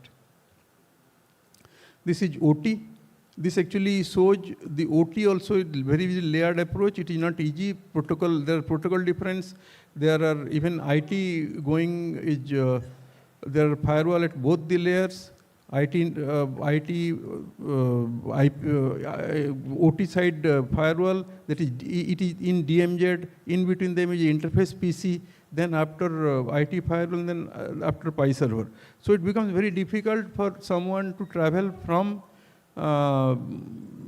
this OT side, because IT to OT, there is no path. If you see this is a unidirectional flow, that means there are multiple places it is unified. That is, if one person filters or one equipment fails, still there are multiple systems, so that they will never allow any traffic from IT to OT. Next.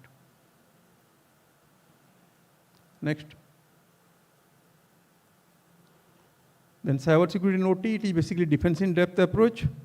And we are getting this legacy systems upgraded. Now most of the things order has been placed. Some around 30-40% implemented also, and under implementation. And this cyber security suite includes SIEM, patch management, backup, Active Directory, and most importantly, they are not connected. Even in one plant, you can find 3 or 4 SOC. That is unthinkable, because we are not trying to connect things. If they are functionally not required to be connected, we don't require to be connected for SOC purpose or for any taking information purpose.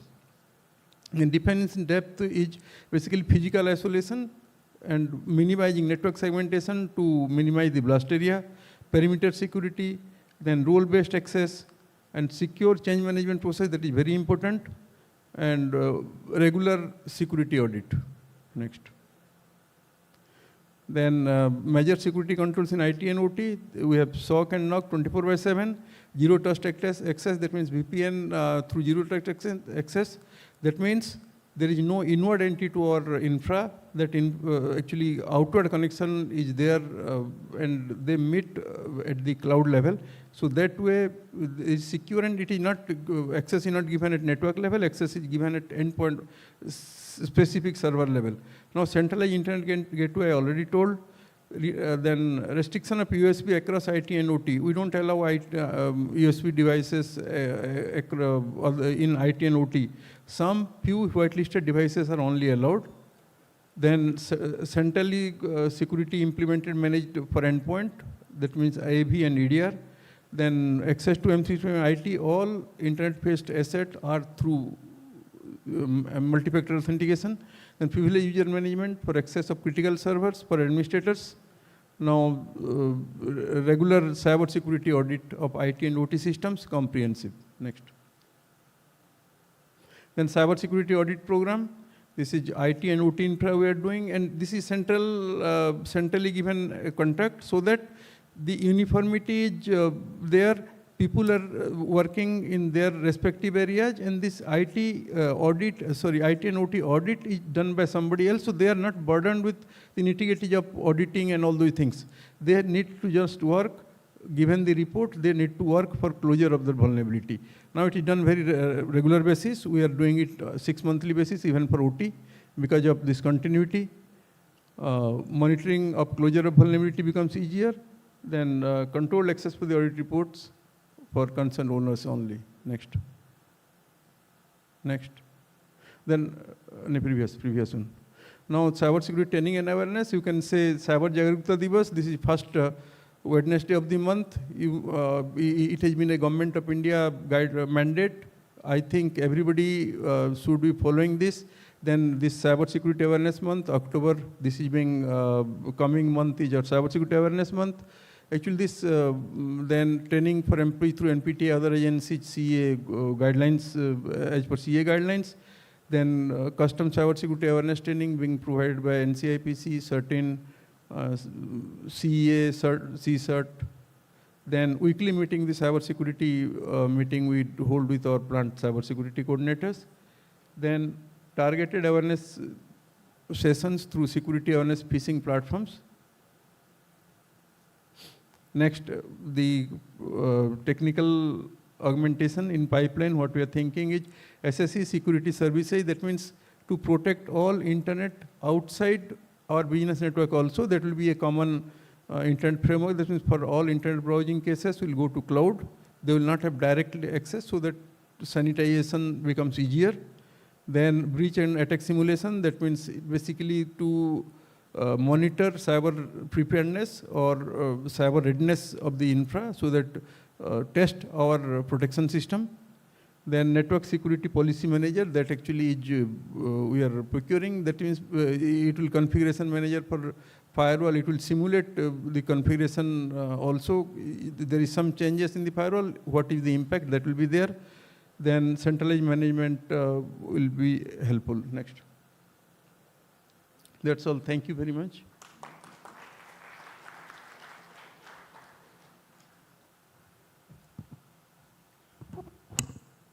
Thank you very much. So that was a presentation, NTPC overview presentation. हम आज के इस inaugural session के आखिरी पायदान पर हैं. May I please request Sri Ashish Lohia, who is the Deputy Director of CSIRT-Power, to please come on the stage and for vote of thanks. Thank you very much. Good morning, everyone. It's my privilege to extend vote of thanks on behalf of CSIRT-Power and NTPC at the conclusion of this insightful inaugural session of the cyber security workshop here in the Lucknow. First and foremost, our sincere thanks to our chief guest, Sri Narendra Bhushan ji, IAS and Chief Secretary, Department of Energy, Government of UP, for inaugurating today's workshop and sharing his valuable thoughts on the growing relevance of the cyber security in power sector. Actually, sir left us for their prior commitment. Okay. So, and we are also grateful to our guest of honor, sir, Sri Ashish Kumar Goel, sir, IAS and Chairman UPPCL. Sir has also left us for their earlier prior commitment toward his work, for his insightful address and continued support towards the strengthening the cybersecurity posture of the power utilities. We also convey our special thanks to our special guest, Srimati Riska Saran Madam, Member Secretary NRPC, Sri Manoj Agrawal Sir, ED NRLDC, Sri Gautam Deo Sir, Regional ED NTPC, Sri LK Rathore Sir, Director Cyber Security, CSIRT-Power, and Sri AK Patel Sir, GMIT and CISO NTPC. Sir, thank you to all of you for sparing your valuable time for the workshop. Also, our heartfelt thanks to all the dignitaries present of the dais, present here today for gracing the occasion and lending their support. We also acknowledge the efforts of the organizing teams from CSIRT-Power and the NTPC, whose seamless coordination has made this event possible. Finally, a big thank you to all the participants from various organizations, departments, and utilities who have joined us today. Sir, your presence reflects a shared commitment towards securing our critical power infrastructure. We look forward to the technical sessions ahead and discussions ahead, and hope that this workshop serves as a meaningful platform for collaboration, learning, and action. Thank you, sir.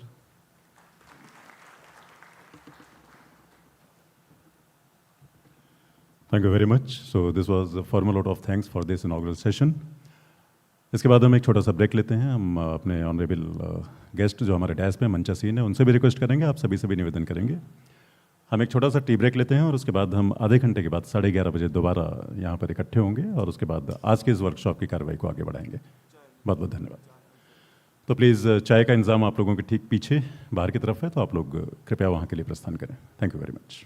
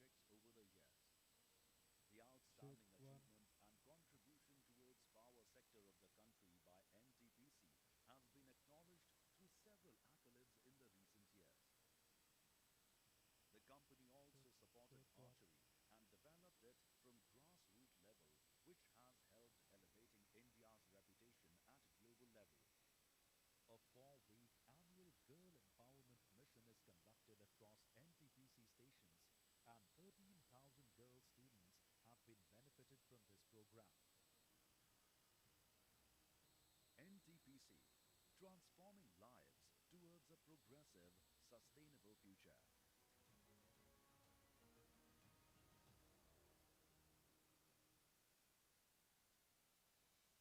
This is a story of vision and 50 years of commitment in the development of the nation.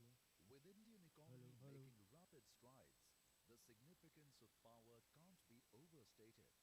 NTPC, one of the biggest power utilities in the world, has proven to be the prime mover behind this growth story. Established in 1975, the first 200 megawatt unit of NTPC was commissioned in 1982. This plant still performs at loading of more than 100%, reflective of the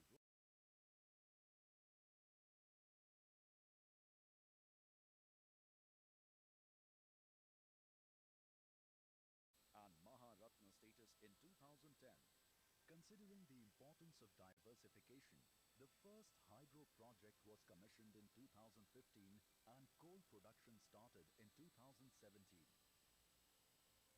Today, the company has an installed capacity of over 83 gigawatt, generating more than 439 billion units annually, while more than 30 gigawatt of capacity is under construction. It has produced approximately 45 million metric ton of coal in financial year 2024 to 25. The company has been expanding its business through formation of JVs and subsidiaries and intends to become a 150 gigawatt company by 2032. Net worth of the company is nearly 1,88,000 crore, with Government of India holding approximately 51% of the shares. With the paradigm shift occurring in the sector, the company is rapidly diversifying and spearheading the much-needed energy transition by foraying into areas like carbon capture and energy storage. NTPC is reducing the carbon footprints of its thermal units by utilizing its water bodies and reservoirs for installation of floating solar. The company has commissioned largest 100 megawatt floating solar power project at Ramagundam. NTPC has incorporated NGEL with the aim to ramp up RE capacity to 60 gigawatt by 2032, up from 8 gigawatt today. Recently, NGEL has successfully raised funds through its IPO. Leaping forward to energy security and decarbonization efforts through adoption of hydrogen technologies, India is setting example in front of the world. Recently, Honorable Minister of Power flagged off NTPC green hydrogen bus at Leh. True to its commitment to environment, the company has tied up with International Solar Alliance to implement solar parks and solarization solutions across ISA member countries. The company is currently advising several countries for nearly 6,620 megawatt of solar capacity, with the vision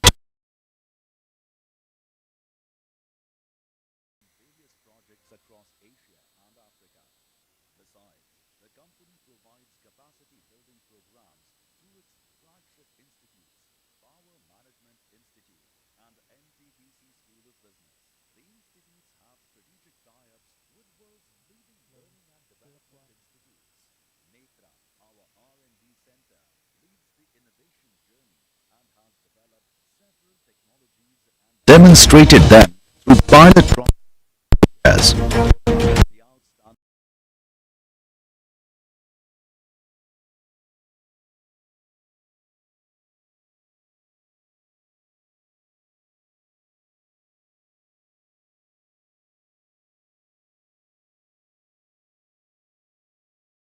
India's reputation at global level. A 4-week annual girl empowerment mission is conducted across NTPC stations, and 13,000 girl students have been benefited from this program. NTPC, transforming lives towards a progressive, sustainable future.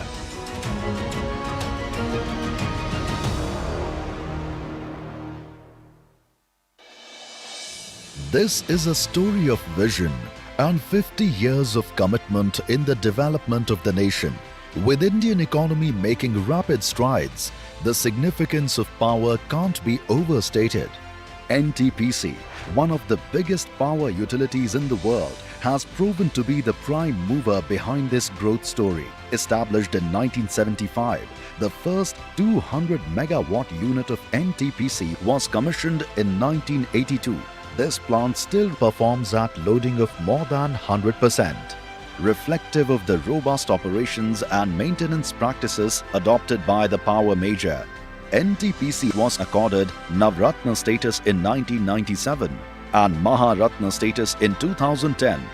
Considering the importance of diversification, the first hydro project was commissioned in 2015 and coal production started in 2017. Today, the company has an installed capacity of over 83 gigawatt, generating more than 439 billion units annually, while more than 30 gigawatt of capacity is under construction. It has produced approximately 45 million metric ton of coal in financial year 2024 to 25. The company has been expanding its business through formation of JVs and subsidiaries and intends to become a 150 gigawatt company by 2032. Net worth of the company is nearly 1,88,000 crore, with Government of India holding approximately 51% of the shares. With the paradigm shift occurring in the sector, the company is rapidly diversifying and spearheading the much-needed energy transition by foraying into areas like carbon capture and energy storage. NTPC is reducing the carbon footprints of its thermal units by utilizing its water bodies and reservoirs for installation of floating solar.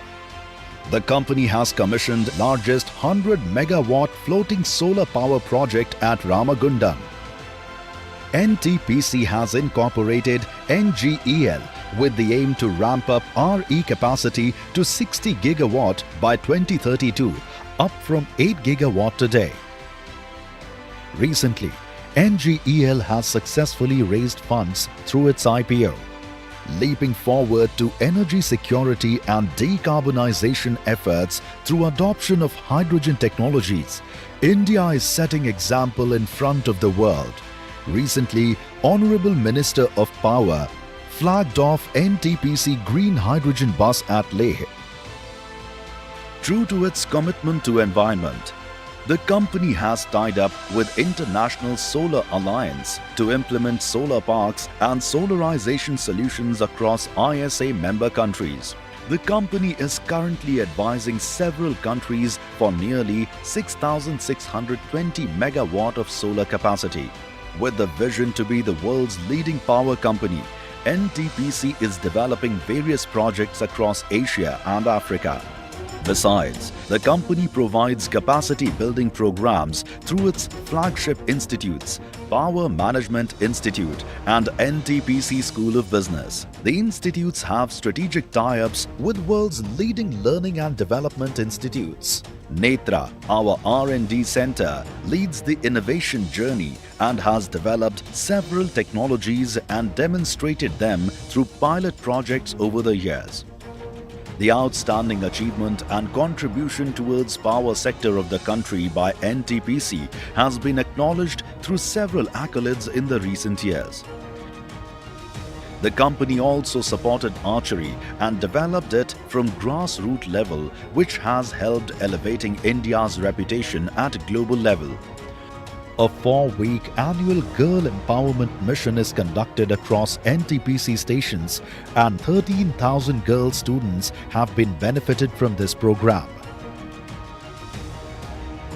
NTPC, transforming lives towards a progressive, sustainable future.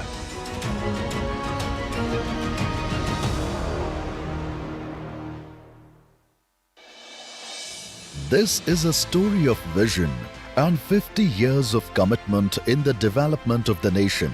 With Indian economy making rapid strides, the significance of power can't be overstated.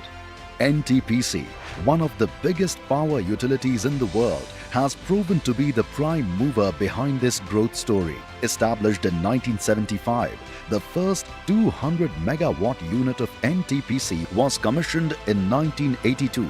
This plant still performs at loading of more than 100%. Reflective of the robust operations and maintenance practices adopted by the power major, NTPC was accorded Navratna status in 1997 and Maharatna status in 2010. Considering the importance of diversification, the first hydro project was commissioned in 2015 and coal production started in 2017. Today, the company has an installed capacity of over 83 gigawatt, generating more than 439 billion units annually, while more than 30 gigawatt of capacity is under construction. It has produced approximately 45 million metric ton of coal in financial year 2024 to 25. The company has been expanding its business through formation of JVs and subsidiaries and intends to become a 150 gigawatt company by 2032. Net worth of the company is nearly 1,88,000 crore, with Government of India holding approximately 51% of the shares. With the paradigm shift occurring in the sector, the company is rapidly diversifying and spearheading the much-needed energy transition by foraying into areas like carbon capture and energy storage. NTPC is reducing the carbon footprints of its thermal units by utilizing its water bodies and reservoirs for installation of floating solar. The company has commissioned largest 100 megawatt floating solar power project at Ramagundam. NTPC has incorporated NGEL with the aim to ramp up RE capacity to 60 gigawatt by 2032, up from 8 gigawatt today. Recently, NGEL has successfully raised funds through its IPO. Leaping forward to energy security and decarbonization efforts through adoption of hydrogen technologies, India is setting example in front of the world. Recently, Honorable Minister of Power flagged off NTPC green hydrogen bus at Leh. True to its commitment to environment, the company has tied up with International Solar Alliance to implement solar parks and solarization solutions across ISA member countries. The company is currently advising several countries for nearly 6,620 megawatt of solar capacity. With the vision to be the world's leading power company, NTPC is developing various projects across Asia and Africa.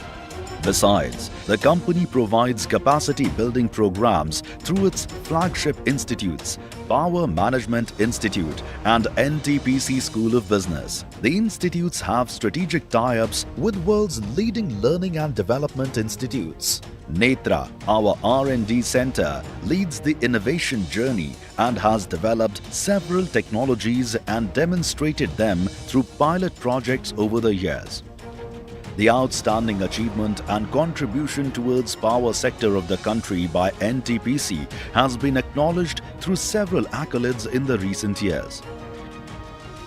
The company also supported archery and developed it from grassroots level, which has helped elevating India's reputation at global level.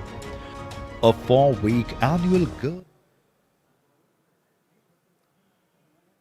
Welcome back. एक बार फिर से आप सभी लोगों का स्वागत। हमारी आवाज़ अगर आप लोगों को मिल रही है तो हमारे जो भी साथी इस हॉल के बाहर हैं, वे रिक्वेस्ट की वो कृपया हॉल के अंदर आ जाएं ताकि हम अगला सेशन शुरू कर सकें। Let me request once again, हमारे जो भी साथी हॉल के बाहर हैं, अगर वो मेरी आवाज़ सुन रहे हैं तो प्लीज़ वो हॉल के अंदर आ जाएं और अपना स्थान ग्रहण कर लें ताकि हम अगला सेशन शुरू कर सकें। हमारा जो पहला सेशन था that was opening session, inaugural session, bit formal. इस सेशन में हम थोड़ा सा इनफॉर्मल रहेंगे आपके साथ एंड वी ट्राई कि आप इस सेशन को एंजॉय कर पाएँ। मोटे तौर पे इस सेशन में आपके लिए कुछ प्रेजेंटेशंस होंगे और वो प्रेजेंटेशन आपके सामने आपके बीच से ही आपके कुछ सीनियर ऑफिशियल्स दे रहे होंगे। साइड में आप जो ये एक टेबल और 2 चेयर्स देख रहे हैं, ये सेशन चेयर्स हैं।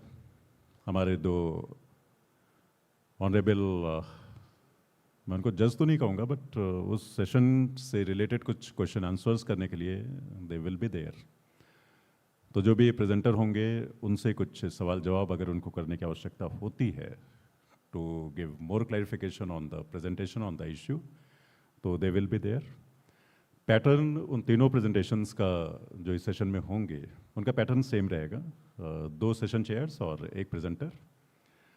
तो इसके पहले कि हम इस सेशन को स्टार्ट करें, मैं आई प्लीज़ अगेन रिक्वेस्ट हमारे जो भी साथी इस हॉल के बाहर हैं वो कृपया हॉल के अंदर तशरीफ़ ले आएँ ताकि हम इस सेशन को शुरू कर सकें। Thank you very much.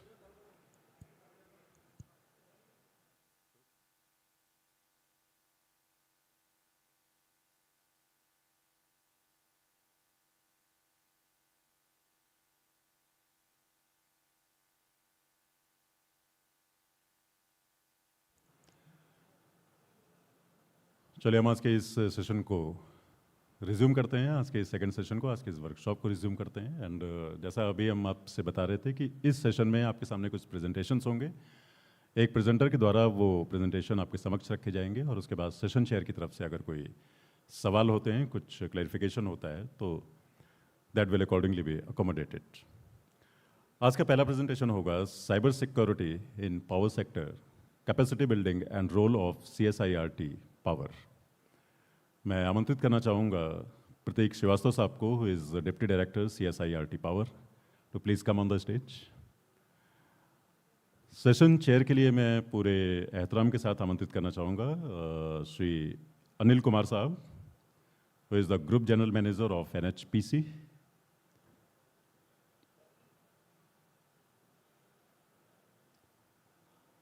I think Anil Kumar साहब अभी यहाँ पे शायद नहीं है। मैं please invite, okay sir please, आप लोग तालियां बजा सकते हैं, उसमें तालियों के लिए कोई चार्ज नहीं है, मैं assure you.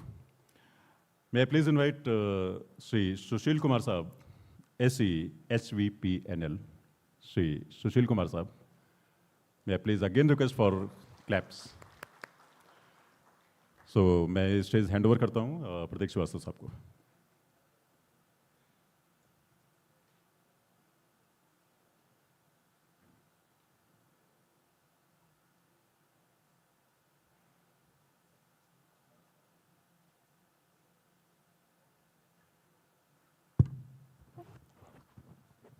So I'd again request all to sit down, please, and so that we can begin.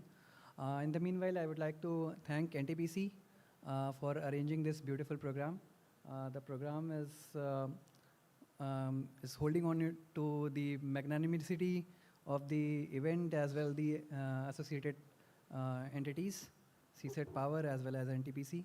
So I thank you, and I thank all the participants for joining in this wonderful initiative, the directive of Ministry of Power. And thank you, sir, for chairing the session.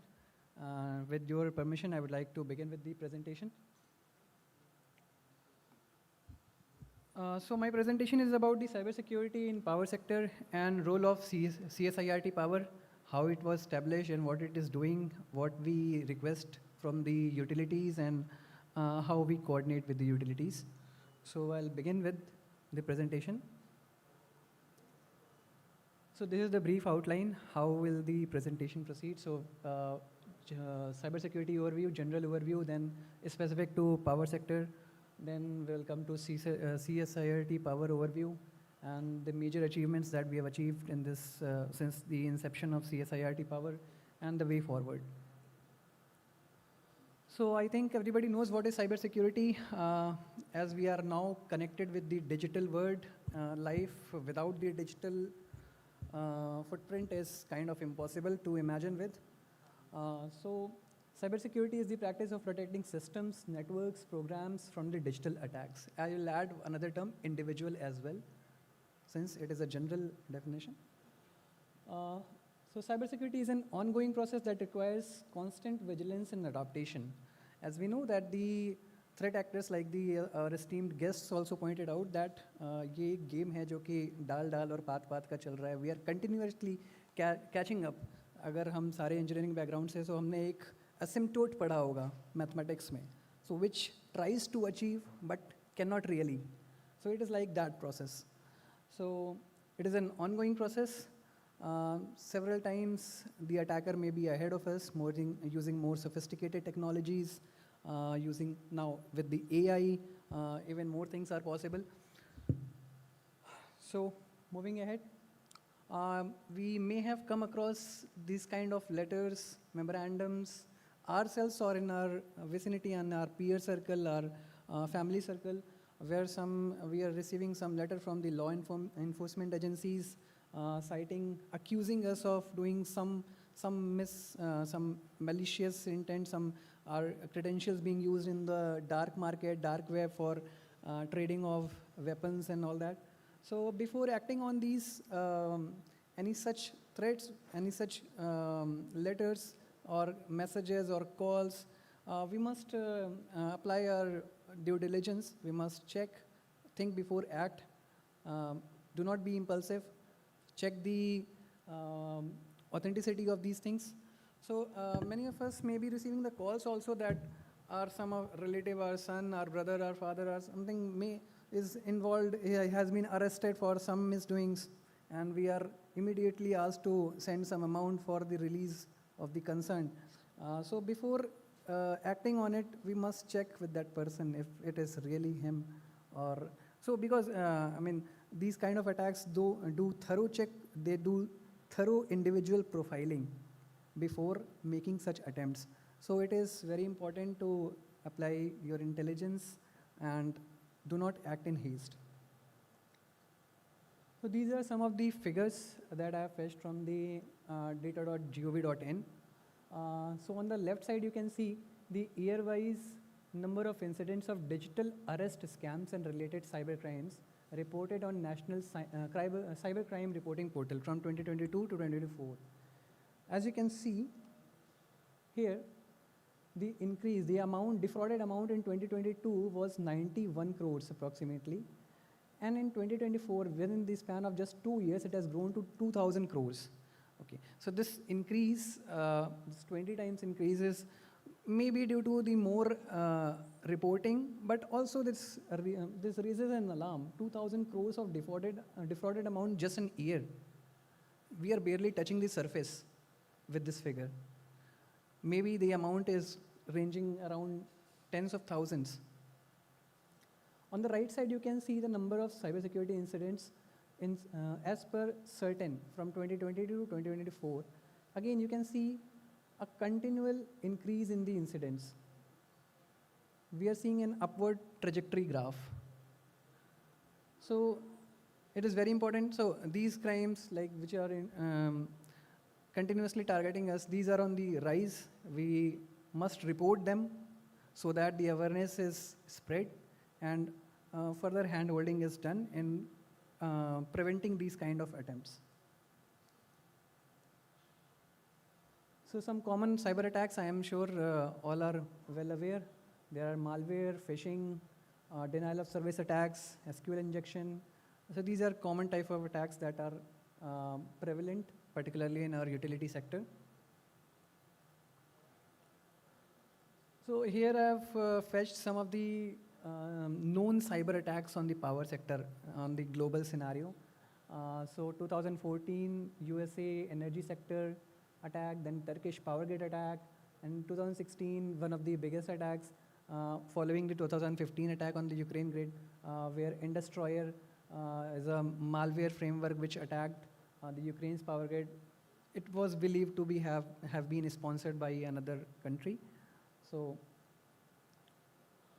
this 2015 attack on the grid of Ukraine. So it was one of the most, you can say, malafide kind of attack. So what the attacker did, it got the entry to the internet-facing systems, then it bypassed the firewall and reached the OT system. What it did on the OT side, it reconfigured the relays and changed the credentials so that the controllers, grid controllers, cannot access the equipments and they cannot bring back the breakers into, again, the closed position. So it was a major attack, and more than 50 substations were affected by the incidents, and around 6 hours and over the loss of 130 megawatt of load, operators were able to restore the power by sending the technicians to the actual locations, site locations. So these kind of cyber attacks are, I mean, if they are successful, then they can have a cascading effect, and it can affect, like the special guests and the dignitaries also pointed out, that power sector is a especially critical sector, and it enables other critical sectors to function. So everything is dependent upon the power. So with these things, the ministry has already taken some steps for ensuring cybersecurity preparedness in India. So first of all, so the guidelines for cybersecurity in power sector by CA were issued in 2021. Prior to that, we have the consultation of sectoral CERTs within the power sector, one in each domain, like transmission, grid operation, hydro, thermal, distribution, renewable. Then we had cybersecurity framework in place. Then finally in 2023, CSIRT-Power at CA was established for acting as the nodal agency for the power sector in the field of cybersecurity. Since then, we have been doing the incident analysis and follow-up of the reported cyber incidents. We coordinate with the intelligence agencies like CERT-In, NTPC, IB, MHA, and we do the incident analysis and follow-up with the utilities. Then we continuously review the cybersecurity preparedness of the power sector utilities, and then we have draft CA cybersecurity in power sector regulations, which are about to be published in the final stage. The public comments have been sought, and it's in the final stage of publishing. Then Ministry of Power has also announced a trusted product, trusted source scheme, wherein the ministry is with a vision to arrest the supply chain risks. So more on this will come in future, but this scheme has been notified by the ministry. Then we are also in the process of developing a cybersecurity testing infrastructure for the equipment testing of the equipments which are being used in power sector across all domains. So coming to CSIRT-Power, established by MOP, wide order dated 5th April 2023. Then the facility was established, and subsequently in September 2024, it was inaugurated by Honorable Minister of Power. And currently we are operating with full-fledged facility. We are having a security operations center, we are having a dedicated data center, we are having a dedicated forensic lab for carrying out the analysis. So this is the structure of CSIRT-Power. We have engineering services officers from the central government. We have officers from CPSUs, which are the stakeholder of the power sector. Then we have also hired some industry experts for carrying out the cybersecurity specialized works. Currently, we have onboarded 279 number of utilities onto our security operations center. We are continuously monitoring their IPs which are exposed to the public side. And these are the areas that we are trying to fill in, like the missing governing structures there, that CISOs are not from the senior management level, one of the major drawbacks with the utilities. Then ISD team is not established, dedicated ISD team not structured. Then cybersecurity policy is not in place. There are some vulnerabilities like remote access and isolation of IT and OT. Then particularly this capacity building side, we are actively working, proactively working. We are organizing workshops, we are organizing trainings, specialized, customized trainings in the power sector from the view of cybersecurity. Then we are also trying to bridge this gap of quality of audit. Audit, as you know, is very important for ensuring the cybersecurity posture. So we have already issued some guidelines, more on it will come later. So we have already issued some guidelines for carrying out the audit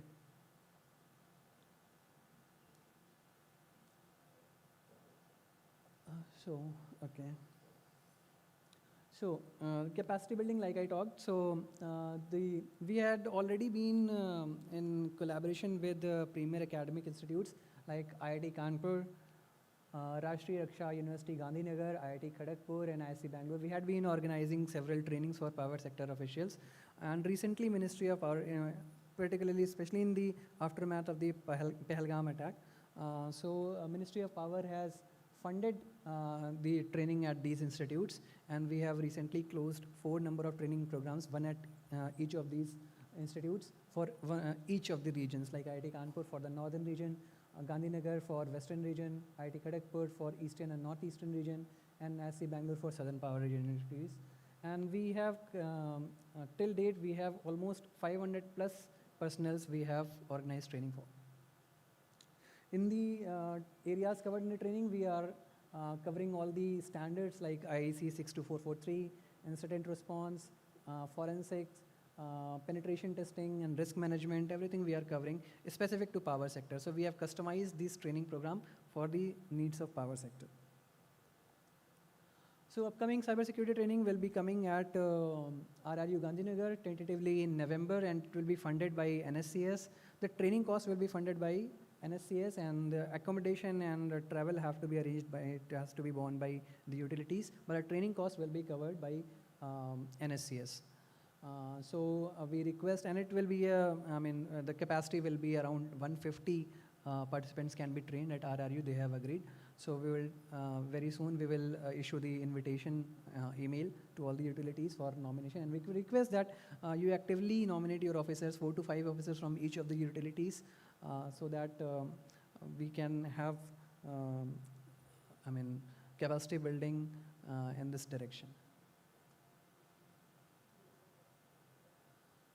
So contact number of the officers from CSIRT-Power is also given here. The same will be conveyed in the invitation mail as and when it is sent.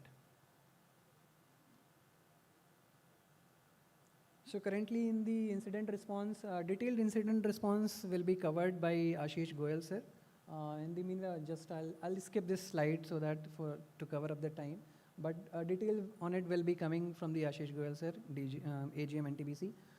But one thing that I like to point out that our Security Operations Center has been operationalized on 24/7 basis. We are continuously monitoring the logs in shift operation. In the aftermath of this Pahalgam attack, Ministry of Power has directed that complete operation of SOC has to be there, and complete hand-holding with the utilities for coordination and quick dissemination of information and quickly closing the incidents.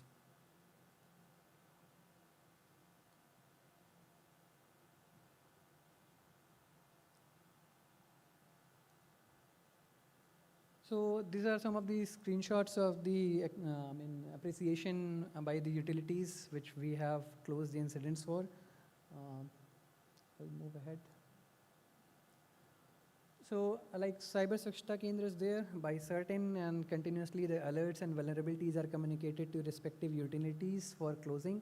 CSIRT-Power is coordinating with the utilities for closure of these alerts and vulnerabilities. So as you can see that the graph had a decreasing trend through February, March, and April, and like we all know what happened in May, we again saw an increase in the activities here, and we are again trying to keep it below the average level, and continuously we are working in this direction. We have a dedicated team at CSIRT-Power for closure of CSK alerts and vulnerabilities. So achievements, like we have issued audit scope guidelines, what is to be covered in the audit scope for the power sector, then quality cum cost-based selection criteria for cybersecurity auditor, how to select the auditor for cybersecurity audit, quality cum cost-based selection criteria. Then we time to time issue subsector specific advisories for thermal, hydro, and each of these sectors. Then we are continuously assessing the cybersecurity posture of the utilities. We are calling their network architecture and what are the preparations they have in place, and we try to handle them. We give the advice specific to each of the utilities. Then, like I talked already, capacity building is there. Then cybersecurity regulations are already under process and will be notified soon. One of the most important order issued by Ministry of Power recently is the testing, mandatory testing of the equipments. So till now, the testing of equipment was being done on the device level. Recently, Ministry has issued another order that the equipments, if at all they are imported from the foreign countries, and then these are assembled, then those devices have also been tested, so that there is no vulnerability in the supply chain. So also, going over this, so recently we have issued model bill of quantities for establishment of security operation center and network operation center. As we know that all the organizations having CII, critical information infrastructure, are mandated to have SOC and NOC established. So we have recently issued model BOQ for SLDCs. And suo moto, on the direction of ministry, we have also issued a model BOQ for DISCOMs, okay, for establishment of SOC and NOC. So these can be gone through, and subsequently you can follow up with the appropriate funding agency for establishment of SOC and NOC at your own utility. So way forward. So currently we are only monitoring the IPs present at the utilities which are on the public facing side.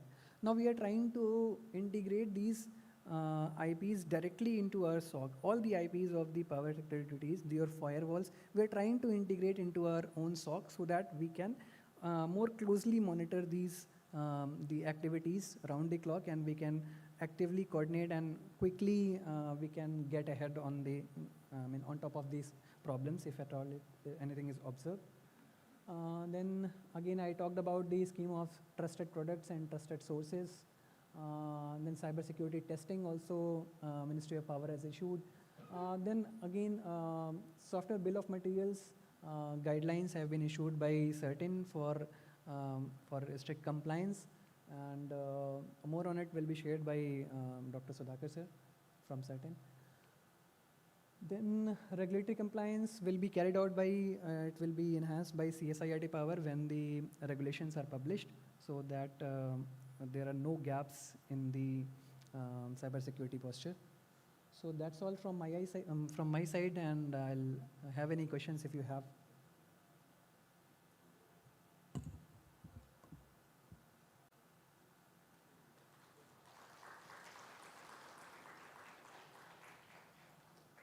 Any questions?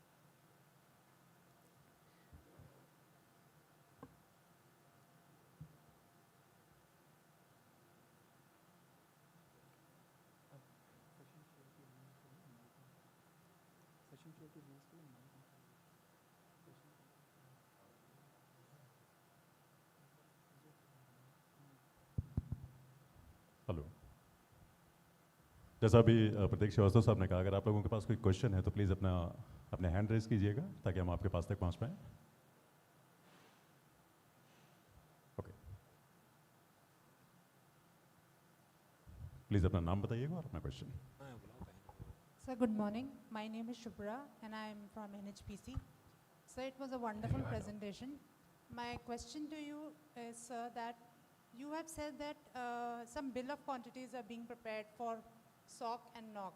Is there any process for the power sector also for that standard bill of quantities? So standard bill of quantity we have issued for the SOC and NOC for SLDCs. Okay. And SLDCs are getting Ministry of Power support from PSDF funding for establishment of SOC and NOC at SLDCs.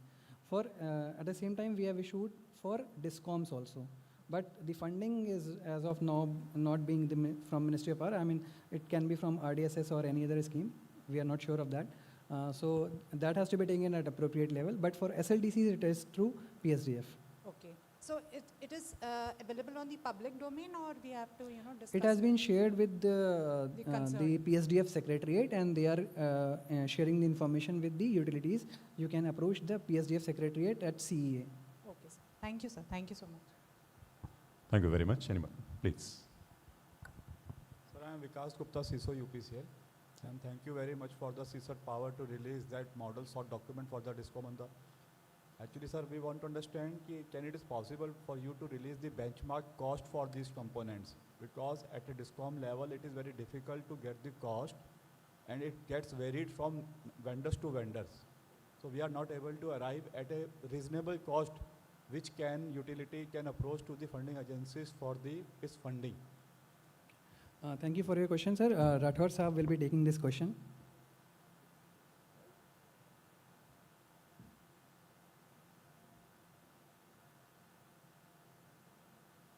Sir. Thank you, Gupta Sahab. Basically, the CSIRT-Power mandate is to finalize the technical specification. And so far as the funding is concerned, for the SLDC, the NPC, along in consultation with the CSIRT, we have already decided it is the approximately 20.4 crore, but it has to be weighted by the appraisal committee chaired by the chairman CSR. This is for the SLDC. So far as for the DISCOM, it need to be approach the RDSS, JS, DISCOM. They had to be decide. Maybe, in my opinion, in line with our SLDC, they may decide. But the CSIRT-Power is not empowered to decide the amount of this SOC and NOC. So the NPC are the other concerned agency who are the deciding the total amount. They will be consult us, and accordingly what are the minimum, otherwise the component which are the very essential to take care of our utility, that we are the waiting, sir. So this is Concern is that sir. The seriousness of cyber security is increasing day by day. Sir, we do agree. Sir. Do agree. Even your concern in this workshop output, we'll take care, we'll put up with the ministry, sir. That's what. Yes, sir. Hello, good morning, sir. Just for the information of this gathering, the Vikas Gupta from the UP, Uttarakhand,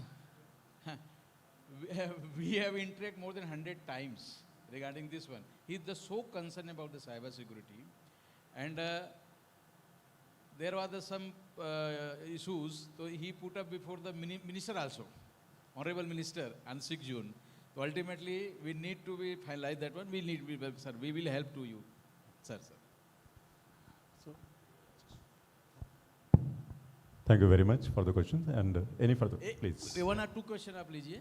इसके बाद में हम कर लेंगे, क्योंकि फिर next presentation is there. Okay. And if the session chairs want to tell something, तो उनको भी थोड़ा chance दे दीजिएगा. Okay, so this can be the last question, please. Good morning, sir. My name is Mohit Jain. So my question is regarding these are Make in India capability products. So how you are dealing the challenges or the capabilities of the cyber security products on Make in India? Because when we procure through GEM, the MII is mandated. At the same time, we have to ensure the global capability or certifications of the cyber security components. So how, if you are considering the Make in India products, then how you are testing the capability of the products? And if you are not, then what is the way out you have found out so that the capable products can be used in cyber security? Thank you. So इसमें 2-3 points हैं. पहले तो आप देखें कि क्या है कि जो मिनिस्ट्री ऑफ पावर का टेस्टिंग का ऑर्डर था, तो उसमें पहले डिवाइस लेवल टेस्टिंग क्या था. टेस्टिंग फैसिलिटी अभी हमारे पास में CPRI है, और उस ऑर्डर में आप देखेंगे CPRI है, यादव लैब्स हैं, and EDSIF, I am not sure. So these 3 agencies are designated for cyber security testing of the equipments, but that was being done till the device level. So अगर उसमें as a component अगर वो foreign से है, then that device was not being tested. It was stamped as Make in India, right? So अभी जो Ministry of Power that I talked about, the recent order which has come, so in that it is written that even if the component of the device is imported, then that device has to be tested. So that is one, increasing the umbrella of the testing. Coming to another question, testing facility.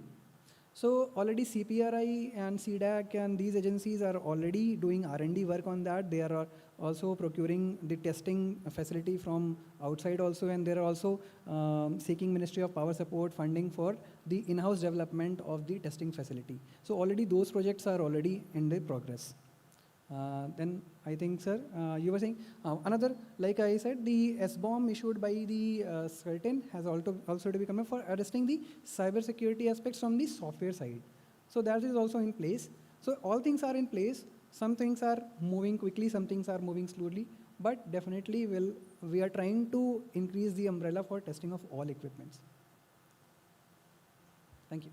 Thank you very much Prateek Srivastava sahab. मैं please request the chair अगर उनके पास कोई questions हैं कुछ पूछना चाहते हैं. Okay so thank you very much. Thanks a lot.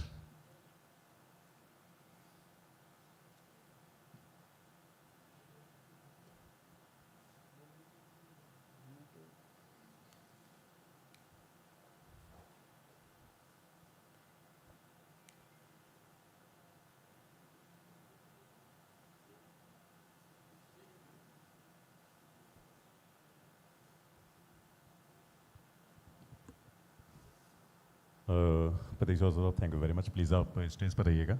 मैं I please request the session chair कि वो मेमेंटो दे के प्रतीक श्रीवास्तव साहब को. मैं please request the team to bring the memento.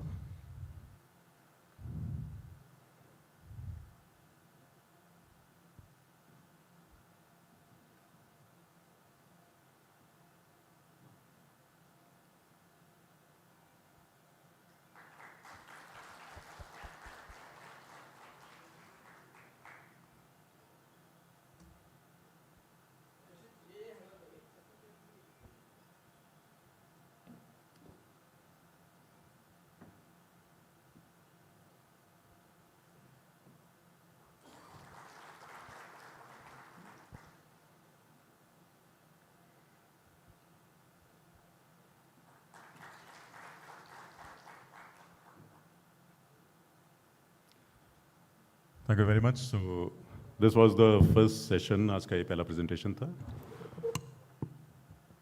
Let's move on further. हम सेकंड प्रेजेंटेशन पे आगे बढ़ते हैं.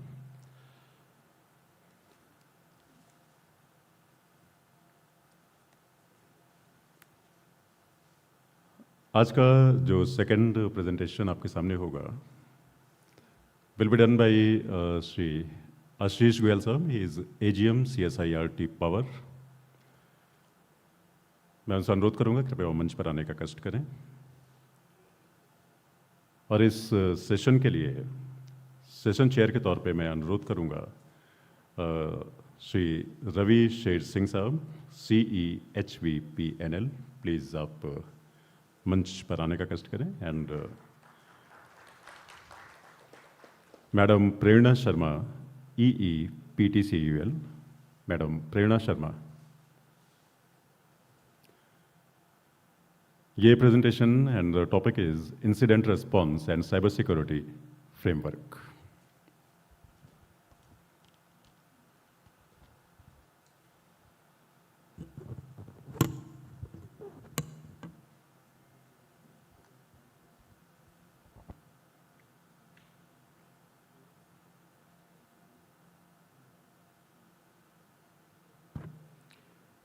Thank you and good morning all. So with the permission of session chair, I would like to start the session, and the topic is cyber threat landscape, incident response and cyber security framework.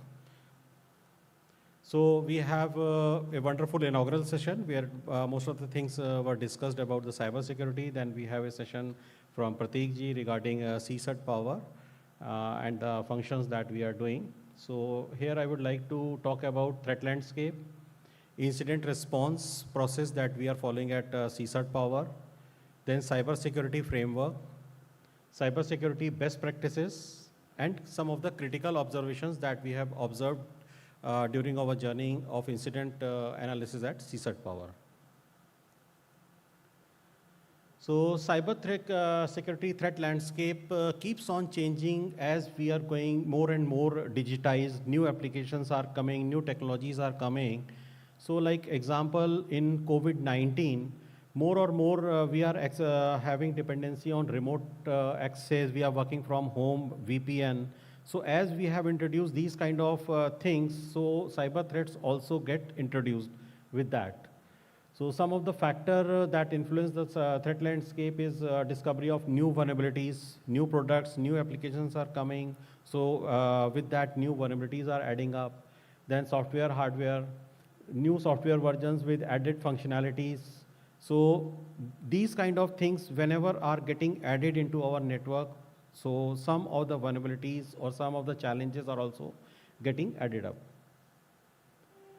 So evolution of cyber threat landscape, if we talk about that, initially it started with individual hackers trying to test their knowledge and all that thing.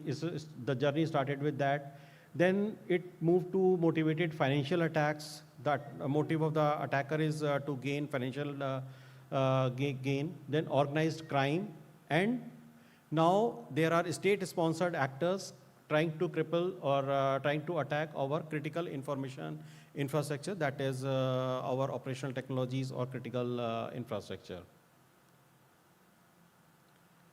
So some of the this cybersecurity can be broadly divided into 6, that is perimeter security, network security, endpoint security, mobile device security, and application security, and now cloud, because more and more applications are being hosted on the cloud. So cloud security is also very much important, and we need to be vigilant about whatever services we are hiring on the cloud.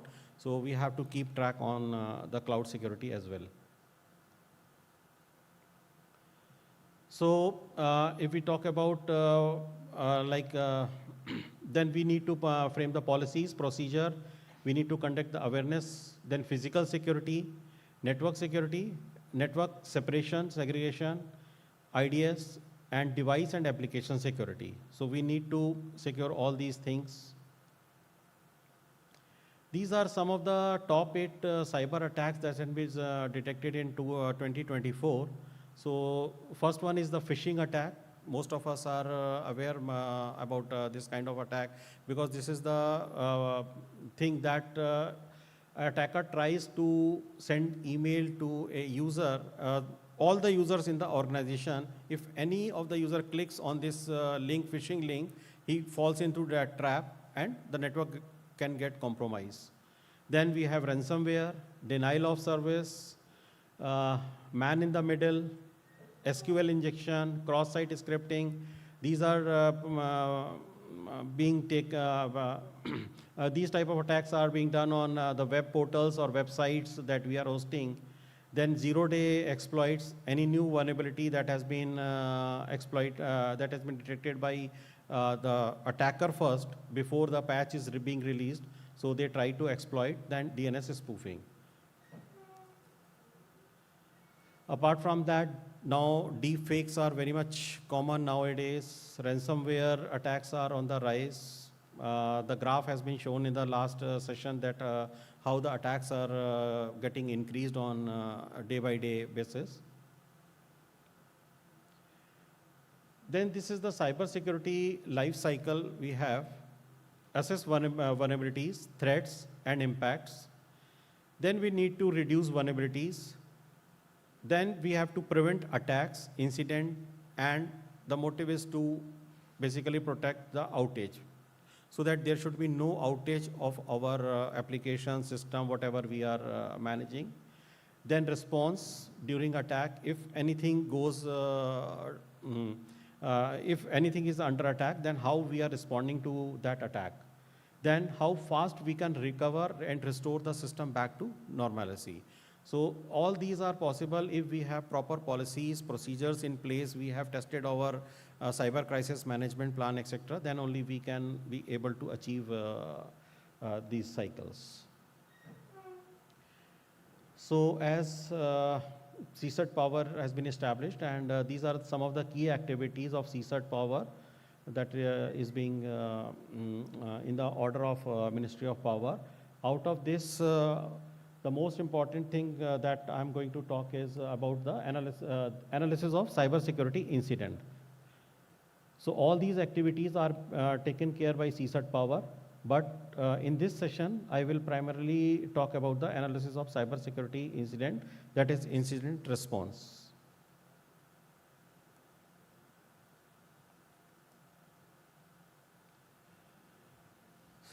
So incident response approach should be like, first we need to detect, then containment, eradication, recover from that incident, attack, and if required, if we have identified the machine, proper machine which is gone down, then we need to take care, do the forensic analysis to find out the root cause of the attack and learnings from that incident, so that we can circulate it to other utilities so that they can get benefited and they can patch whatever lag has been there in the process.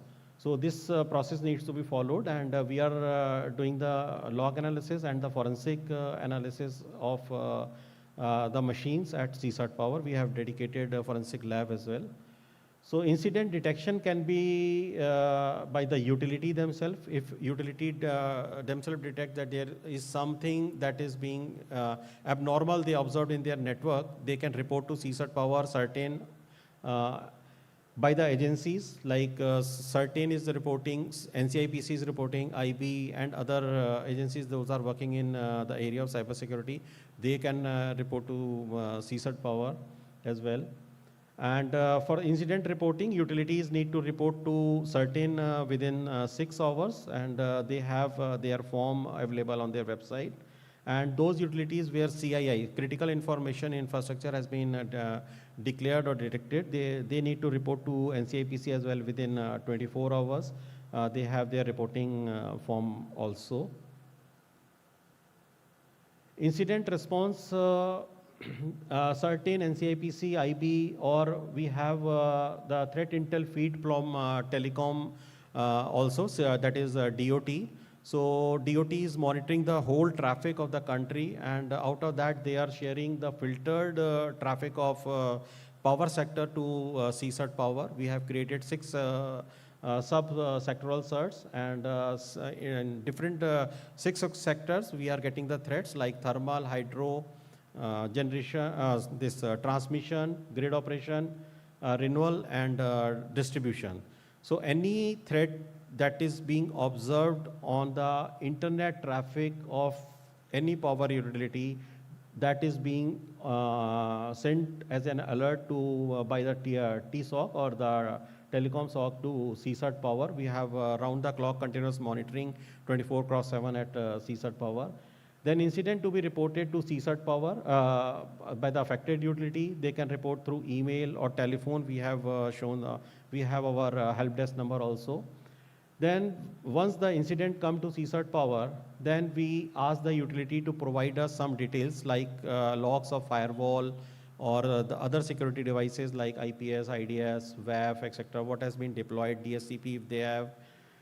We ask for these logs. Analysis of logs has been done to find out the infected machine, infected machine. For this, we are using the tools like VirusTotal, Shodan, Whois, and we have SIM deployed. We are also feeding the logs into that. Then forensic evidence image, if we are able to identify the machine that, okay, this machine or laptop or X device is infected, then we ask for the forensic image of that machine to send to CSIRT-Power. So a detailed forensic analysis has been done in order to find out the root cause. For that, FTK imager, Wireshark, autopsy, etc. tools are being used to carry out this forensic analysis. Then infected system is identified, forensic analysis done, vulnerability needs to be closed, hardening of the system is to be done, apart from hardening of the firewall, etc. And then CSIRT-Power prepares a final report, share it with the respective utility and with the CERT-In. So whatever be our observations, suggestions, recommendations, so that we share with the respective utility. So these are some of the type of incidents that attacks we have observed in past few months that during our incident analysis primarily consist of website defacement, DDoS, malicious IP communication, and some pertains to email breach as well. Some are the threat actors that we have observed is Luma Stealer that has been observed, that is for the credential harvesting malware. Then we have state-sponsored type of APT groups that we have observed, and other malware which are not very known, but yes, they are into the systems. Some major type of incident and the logs that we expect or ask from the utility for the website defacement, we need the raw logs of web server, that is access and error logs, raw logs of database, firewall, WAF. So whenever we are sending an email, we ask utility to provide us the raw logs only in detail. Okay, so don't apply any kind of filter whenever you are downloading or extracting the logs from these devices. So malware infection network diagram with IP details is important, because it will help us to pinpoint or to locate the machines where the infection is being detected. So at times we observe that network diagrams are not updated or being not sent with proper IP details. So whenever you are sharing these details with CSIRT-Power, it's a request to send raw logs along with the network diagram that is properly, the latest one along with all IP details, and system logs, of course, in case of malicious communication, DDoS or malware infection. So actions that we expect during the incidents, that website defacement. If website defacement is there, certain also send some their SOP guidelines along with the email that what action they need to do. So that companies that like taking off website offline, preserve log, take a backup, okay, and reset admin credentials. And after that, once the incident analysis has been carried out, then patching of vulnerabilities. So in case of malicious communication, block the IP domain at the firewall, but merely blocking of this domain or IP at the firewall level will not do unless and until we will find out the exact machine which is creating this communication. So that is more important. Then isolate the suspected system, network logs collection, and full system scan. So these are some of the activities that is to be carried out. So I have shown that for the certain and NTPC reporting, apart from that, incident can be reported to CSIRT-Power. This is our email ID, incident.csirtpower@gov.in. So if you find any incident, any abnormal behavior or any log, etc., and you need to share, this is our email ID that on this you can share. This is our help desk number, 24/7. Our team is available on this number, so you can ask, you can talk to them. For any kind of help is required, you can discuss on this number. So you can note down these email ID and the help desk number, though we have circulating these details through regular mails also. So now coming to cyber security framework part. So this is an important pillar when we talk about the cyber security, because we have identified certain parameters like appointment of CISO or alternate CISO in the utility, setting up of information security division, a dedicated division should be there. These all things are mandated in cyber security guidelines that have been issued in 2021 by CEA and the draft regulations that are going to come. Then CSK onboarding, Cyber Swachhata Kendra of CERT-In is there. So all the public IPs of the utility needs to be onboarded on CSK. Cyber security audit, the IT audit and OT audit has to be carried out by the respective utility as per the time interval defined in the guidelines. Then implementation of CCMP. CCMP is a cyber crisis management plan. So there is a process of framing cyber crisis management plan. Utility needs to frame their cyber crisis management plan. They need to share it with their sectoral CERT. So we have 6 different sectoral CERTs like NTPC CERT thermal, Power Grid is CERT transmission, Grid India is CERT grid operation, and CERT distribution is at CEA, SECI is your CERT RE. So that has been, they will incorporate, if there is any comment, then they will forward it to CERT-In Once the CERT-In gives their comment, and they needs to be incorporated, and accordingly CCMP needs to be modified, and after that, once the final CCMP is there, that needs to be approved by the board before implementation. And that CCMP needs to be reviewed at regular interval, and if there is any change, that needs to be incorporated accordingly. Then cybersecurity training, that has been covered in detail. Identification of CII and protected system, I think that is going to be covered in by the NTPC in the session. Then log retention, I will talk something on the log retention part, and cybersecurity mock drill exercises. So now I think this is September month, and we are going, next month is October is our cyber Jagrata month. So I request all the utilities to conduct some kind of exercises, awareness programs in their respective utility during the month of October. So accordingly, they can plan some activities for the month of October, and conduct. All CISOs present here are requested to conduct some kind of programs in the month of October. So from CSIRT-Power, we are sending emails to the respective utility to provide us the cybersecurity framework data. So we are, this is a snapshot of the Excel that we are sending. So we want you to provide us the head of organization detail, CISO, alternate CISO details. So whenever there is a change in any of these parameters, like head of organization or CISO or alternate CISO is changing, you please inform us immediately, so that information can be disseminated in a faster manner to the respective utilities. At times we are observing that some of the utilities are filling up this data, but not complete. Either they are not filling the email ID or the contact detail and sending up back. So it's a request to fill up the complete sheet and send it to CSIRT-Power. Then we want the ISO 27001 certification detail, whether you are certified, under process, or not initiated. ISD, whether ISD dedicated information security division has been formed or not, and how many, because these information needs to provide or needs to be provided to Ministry of Power at regular intervals. So please fill up this information completely in all respect.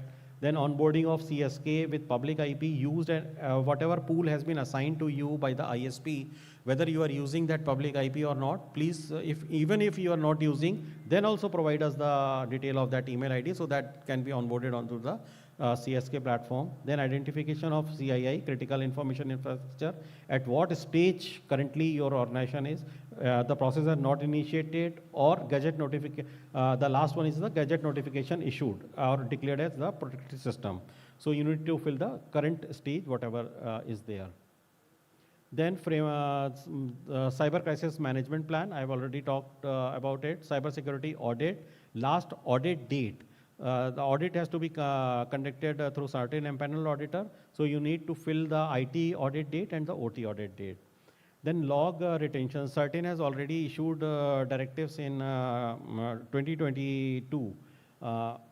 April, regarding the log retention, and this is also being mandated in CA cybersecurity guidelines.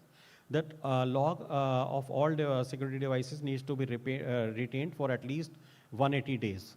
Because in the absence of log, proper incident analysis cannot be carried out.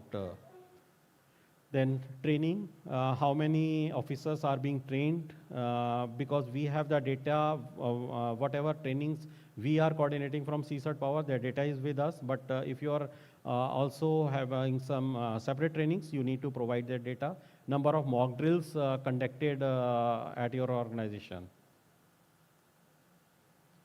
So I was talking about the log retention.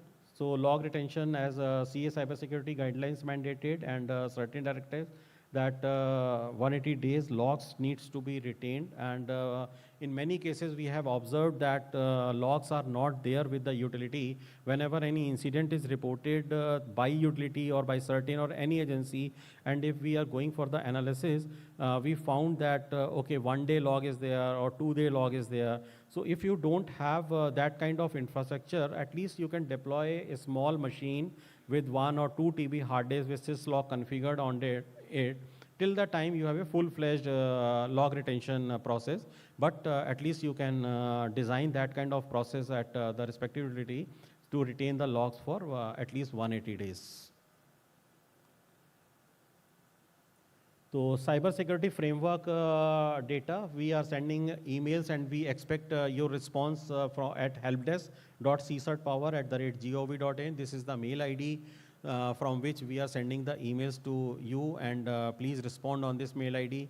For incident related, I have already shared. Training nominations, we are sending emails through training. So these are some of the email IDs or the details that I want to share out here. Some of the best practices, the cybersecurity awareness, mandatory for all level. CA cybersecurity guidelines must be implemented in all respect. Then avoid clicking on web links, like I talked about the phishing email. Then do not respond to any suspicious link or anything. Then a strong password policy. Do not keep password like test123 or something like that. There should be a policy that at least 8 character or upper lower case should be there. So implement and regular interval, keep the password expires and should be changed. Then periodic VAPT, this is part of audit, patches, access control. Then security of backup. You should have a process of backup and test the backup at regular intervals that in case of any eventuality, whether you will be able to restore from the backup or not. CSK onboarding, I have already talked about that. CSK, once you onboard all your public IPs on the CSK, they will send you the alerts. And our team is working on that to provide you support, handhold about the CSK. What we expect from you to submit the ATR well within time. Whatever action you are taking on the CSK alerts being sent by the CERT-in or being coordinated through CSIRT-Power, kindly share the ATR within time to CERT-in and to CSIRT-Power. So, or certain this logs needs to be retained. Time of all device security is the second point, this time. So we have observed that in some cases that time is not synchronized of all devices. The firewall is showing X time, and after that we have DSCP server and any other device configured in the network, it is showing some other time. So it is very important to synchronize the time of all the security devices or the machines that has been deployed in the network. Because in the absence of this, it is very difficult to correlate the event or the incident that has been happened, and incident response will not be that much of fruitful. And open ports and services to be monitored, and unused ports. If you are not using any port or any service, that needs to be immediately closed in the firewall and not to be remained as, because it's a major point of source of vulnerability. Okay, so unused port or unused service must be closed. Network segregation, training, and try to develop the in-house expertise and reduce the dependency on the OEM or the service provider or the third party.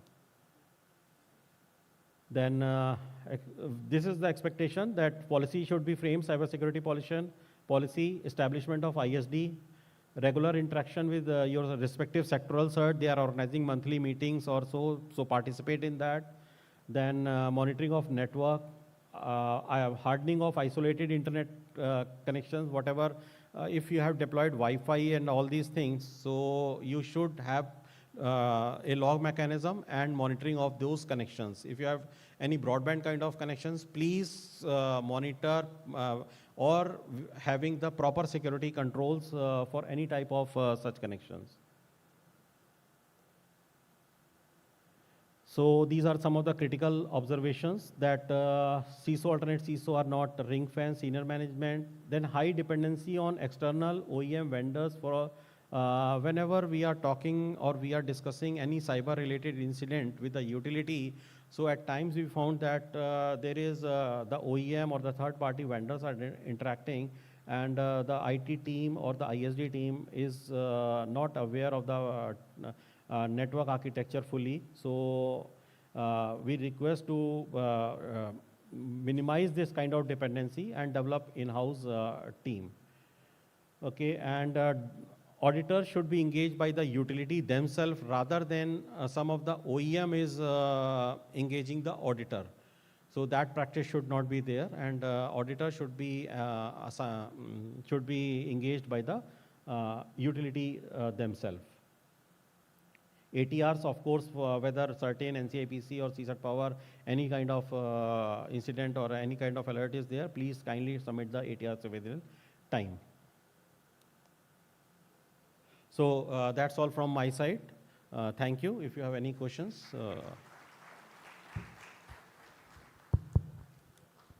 As like earlier session, आप लोगों की तरफ से 2 या 3 questions, please अपने हाथ उठाइएगा.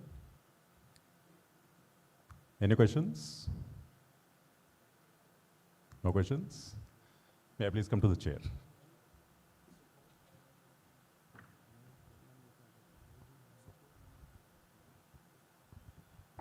Are we scaling up the level of mock drills from tabletop to higher level? Sorry. We are conducting mock drills regularly. Sir, regarding the mock drill and tabletop exercises, CERT is regularly organizing such kind of, and they are sending the emails to the utility, so you can participate in those exercises. Apart from that, utility can themselves organize some kind of mock drill like fishing exercises at their respective utility to check the level of preparedness at the utility level. So you can design the mock drill exercises accordingly. Are we upgrading to some simulation type of mock drills also?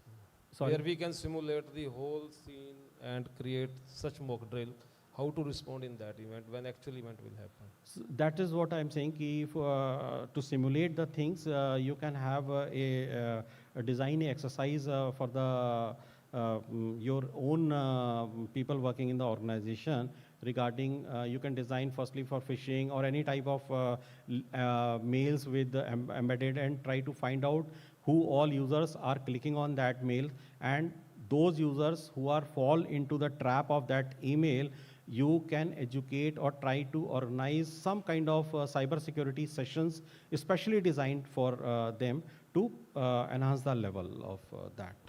Can you provide us the training to the field people for that? Training? Yes. Trainings are already at the CSIRT level. Some training are being organized by the at the 4 institutes that has been shared by Prateek ji. Apart from that, you can also have your own training programs.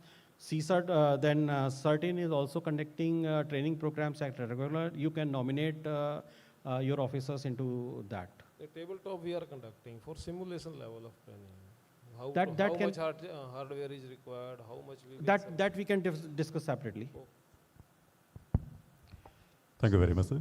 Any further sir, questions, ma'am? I would like to add one thing which I missed out during the presentation.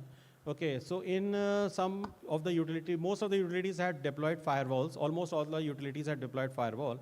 But some of the firewalls are having limited capacity of storing logs. So there is firewalls that we have seen that they are storing logs of only 1 day. So whenever we ask for the log, so they said, okay, we have deployed this firewall, this make of firewall, and this has a restriction or the capability of retaining logs only for 1 day. So please, once you go back, kindly check your firewalls and ensure that logs are being retained. Okay, so all the OEMs or all the firewalls that you have deployed. I think we have one question. Okay.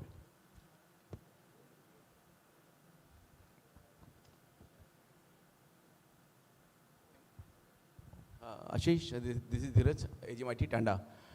Actually एक question का answer तो आपने भी दे ही दिया log के लिए. You can suggest also the available of softwares which can store the log of the firewalls. हम लोग अलग जैसे विंडोज़ मशीन बना के और किसी स्टैंडर्डाइज सर्वर पे we are going to store this, तो कोई इसको भी स्टैंडर्डाइज कर सकते हैं हम लोग कि कौन सा सॉफ्टवेयर हमको यूज करना चाहिए लॉग के लिए. इन केस ऑफ अगर फायरवॉल कैपेबिलिटी नहीं रखती है लॉग को स्टोर करने की, तो वो हम चाहते थे एक थोड़ा सा उसको स्टैंडर्डाइज कर देना चाहिए कि हमको ये सॉफ्टवेयर्स यूज़ कर सकते हैं. उसमें कुछ फ्रीवेयर सॉफ्टवेयर्स भी हैं जो लोग यूज़ करते हैं, पर समटाइम्स वो उतना इफेक्टिव नहीं होते हैं. एक दूसरा क्वेश्चन जो मैं पूछना चाह रहा था आपसे, do we have any matrix और any protocol in case of any emergency of cyber security attack, कैसे inform करना है, किस को inform करना चाहिए? Okay. वो एक थोड़ा मुझे लगता है मिसिंग है कहीं पे वो. फर्स्टली किसको इन्फॉर्म करें? Normally what is the practice कि हम पहले एचओपी को इन्फॉर्म करते हैं because we are in the plant, but other than CISO और डिवाइसेस किस तरह से उसको मैसेज को प्रोपोगेट करना है, वो एक हमारे पास कोई मैट्रिक्स होना चाहिए. मे बी आप लोगों के माइंड में कुछ हो, बट ये अभी तक कम्युनिकेट नहीं हुआ है. Okay. So you have two questions.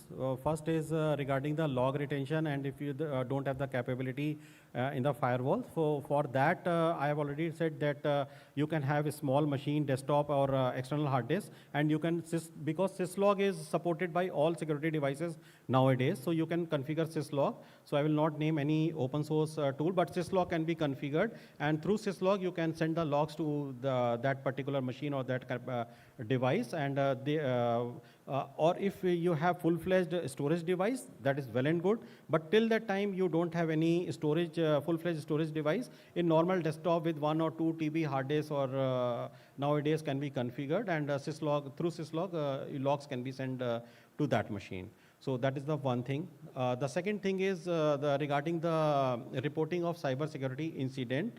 So that is the important thing, that if that information is not being percolated to all the stakeholders, so the CCMP, Cyber Crisis Management Plan, comes into the picture here, that we should have a well-defined cyber crisis management plan in place, who will declare that there is some cyber crisis.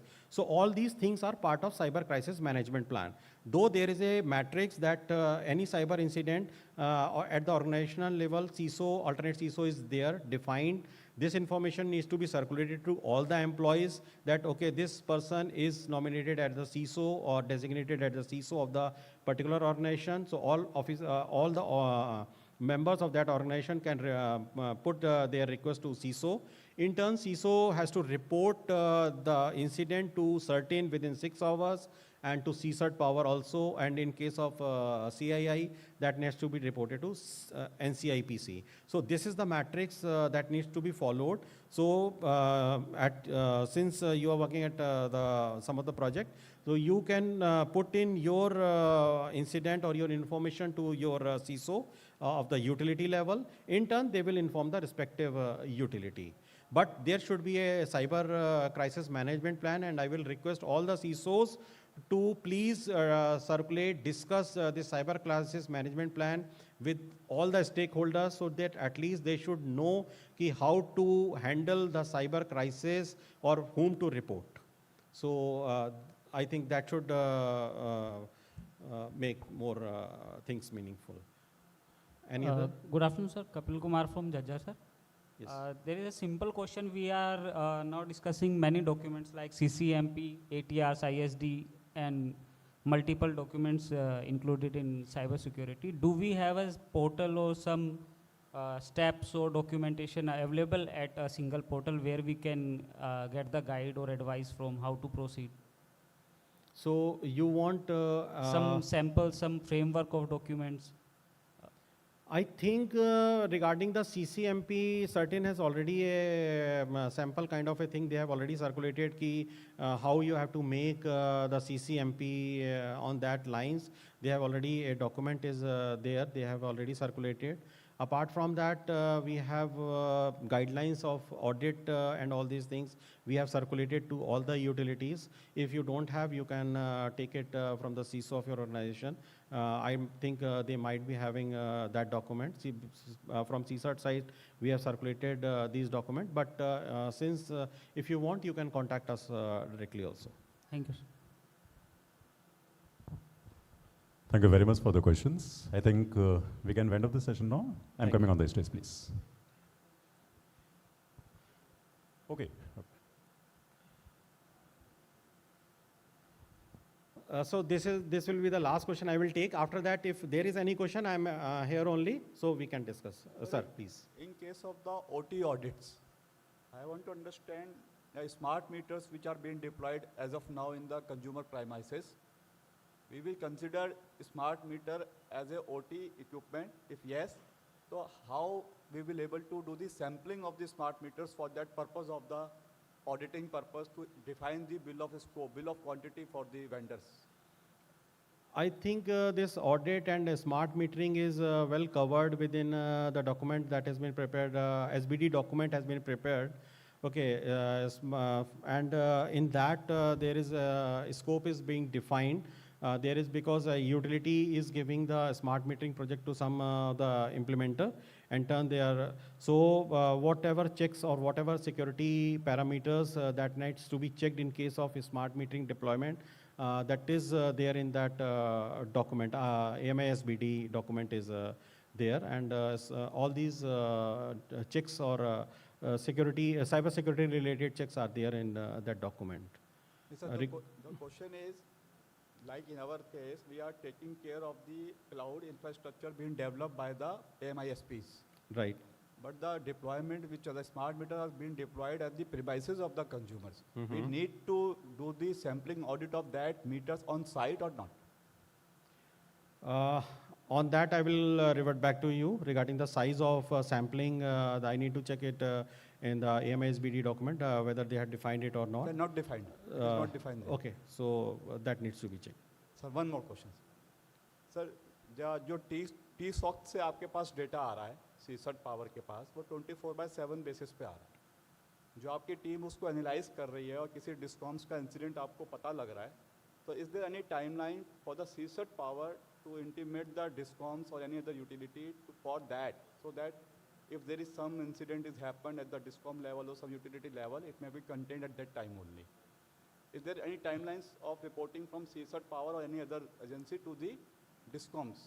So there is no as such timeline, but that because if we have observed any incident that needs to be informed to the respective utility, whether discom or any other subsector, our team is immediately sending the details of that, whatever we are observing on the TSOC.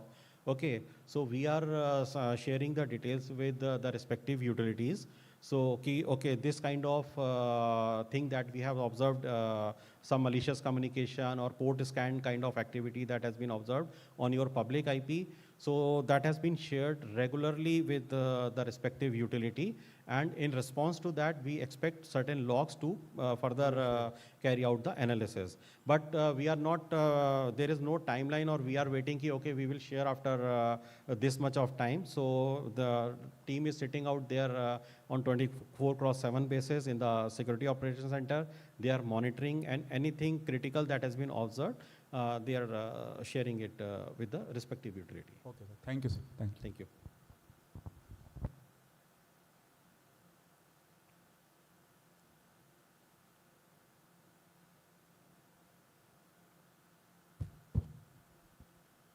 Thank you very much for the questions. Thank you, sir, please आप अभी stage पे रहेंगे. May I please request Mr. Pawan Meena, the DDCEA, to come on the stage, ताकि हमारे session chair और हमारे presenters को memento present किया जा सके. Concerned team is requested to please come with the memento.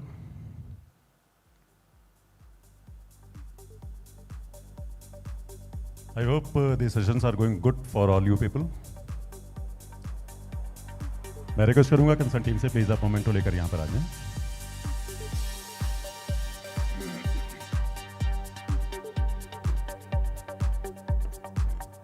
मैं पवन मीना साहब से रिक्वेस्ट करूंगा कि प्लीज वो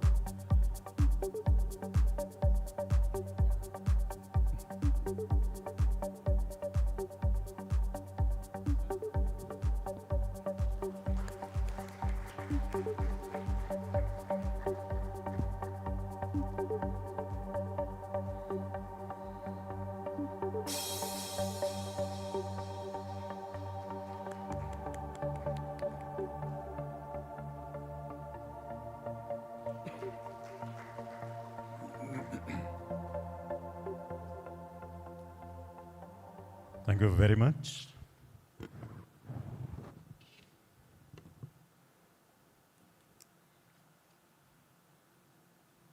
Thank you very much. So this was our second presentation for this session. And It was focused on incident response and cybersecurity framework. Last presentation of this session is on CSK and framing of CCMP. May I please request Dr. Sudhakar, who is a scientist D, CERT India, to please come on the stage for the presentation. Session chair के लिए may I please request Mr. A.K. Patel, the GMIT NTPC. Sir, आप please अपना स्थान ग्रहण करने का कष्ट करें.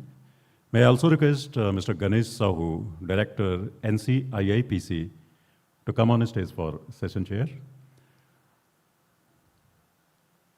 Sir, thank you very much, and मैं स्टेज हैंड ओवर करता हूँ डॉक्टर सुधाकर को. Sir please. Thank you. Good afternoon, everyone. So, I will not take much time to start. So, I am Dr. Sudhakar from CERT-In. So, I'll cover most of our activities that we do as a CERT-In, an apex body for responding cybersecurity in the country.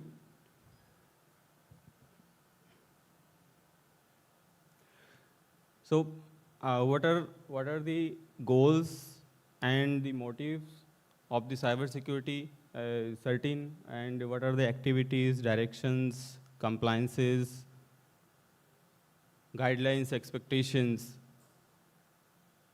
So most of the things are covered in the previous presentations.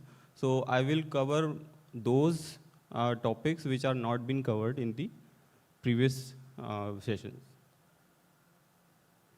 So CERT-In has been established by the IT Act and given some certain directions and features to operate in the country in the form to respond the cybersecurity incidents, analyze, investigate, and find the root causes. So we have 3 types of services that we do: proactive, reactive, and the quality control. So in the reactive services, we have a 24/7 incident response team who responds in case of any incident that has been occurred or informed to us. So we immediately pass on that information to the affected party with the SOP and how to handle and how to analyze. If the organization is not able to analyze that incident, then they can take our help. And in case of any critical incident, our team reach to that organization and stationed there till the incident response happened or we have mitigated the entire threat. In the proactive services, we do the cybersecurity alerts, advisories, guidelines, vulnerability notes in our websites, so you can look into that particular that part of that is available in our website. We also share tailored incident details, intel to the respective organizations related to that particular organization. So that is been sent in via the email or by our platform, that is Threat Intel platform, using text and taxi protocols. We do cybersecurity capacity building, like we have a platform, like in the previous or in the previous sessions, one question came that whether the simulated tabletop exercises is been done or not. So we do simulated cyber range that we have in our premises. That is a cyber range platform, end-to-end simulation of a real-time threat. So using that particular framework, we do the capacity building, analysis, and how to respond that particular threat. Cyber Sukshita Kendra and NTPC. So like everybody here in the previous sessions also, we have taken CSK as a major distributor or this sharing of information with the utility and the organization affected by the known threats. So I will detailed share you with the working of the CSK. So what is CSK? CSK is giving information to the affected party of the known threat that is already available in the cybersecurity domain or the community. So 3 types of information is being shared by the CSK team. One is malware attacks, malware communications, that is basically detailed like a bot communication. So bot is a malware that is controlled or distributed by the threat actor. So whoever is compromised by the bot is now controlled by the threat actor. That is why it is called bot. That bot is robot. Compromised machines, it is totally compromised. Threat actor has complete control over that particular compromised machine in terms of their space and the computational power. So bots can be used by the threat actor to launch the large-scale attack like DDoS attack and other coordinated attacks to disturb or disrupt the operation of the utility or the targeted organization. Okay, so millions of bots can be used to do their dirty work. So in the CSK, we get that information of bots communication and we pass on that particular information to the affected party because we ask the organization to give us their public IPs. So if we get that particular public IP is being communicated with the malicious IP that is already been registered by the cybersecurity community. So that information in a daily basis, we pass on to the organization, saying that your organization is being communicated or infected by a bot, so you have to or you should take care of that and mitigate that particular threat. Okay, so why it is very important? It is very important because these threats are known threats. Bots, it can be a sophisticated, it can be a more complex malware, but it is known, that is very important. It is already known and still we are infected by that particular malware. So that information is need to be given to the affected party so that they can do the mitigation plan and they can understand why this particular communication is being happening or why they are being targeted or infected by the malware. That is why we also do the proper follow-up, and CSIRT-Power also doing the follow-up activity with the concerned affected organization and the utilities. And other is unused port. So if organization has left out the unused port, not blocked that particular port, then also CSK team is informing that particular organization that these ports need to be blocked and you are not using that particular port. So with the proper mitigation plan and other things, CSK team also approached to that particular organization saying that you should block these ports because you are not using, and these ports can be used to communicate with the organization using by the threat actor. Other is vulnerable services. So in any port or in any application, if there is a vulnerable services are running in the organization. Let's say that in an organization having a website that is public facing website, and some of the modules are being used outdated versions, vulnerable versions.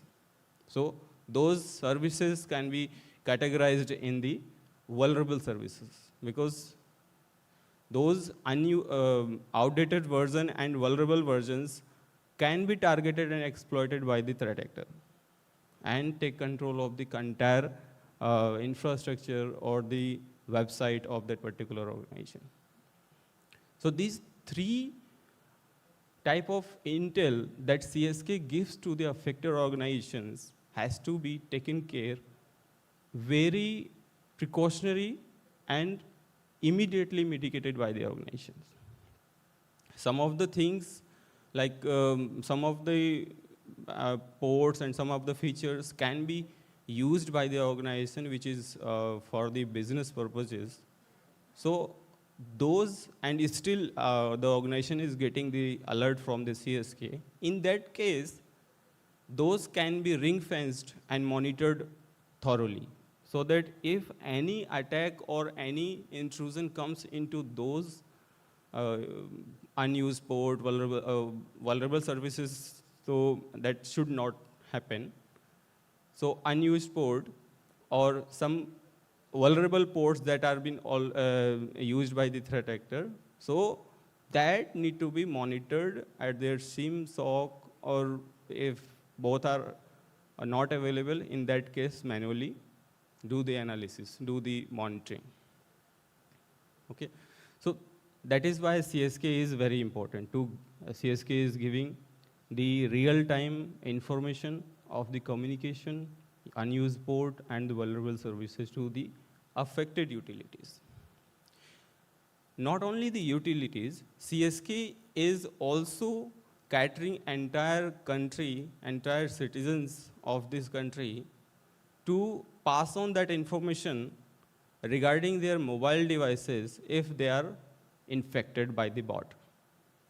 So I believe some of you must have got the SMS through your ISP like Airtel, Jio, BSNL, MTNL, that your device is being infected by a bot. You should go to the certain CSK website, download the bot removal tool and run. So that is also a functioning of the CSK.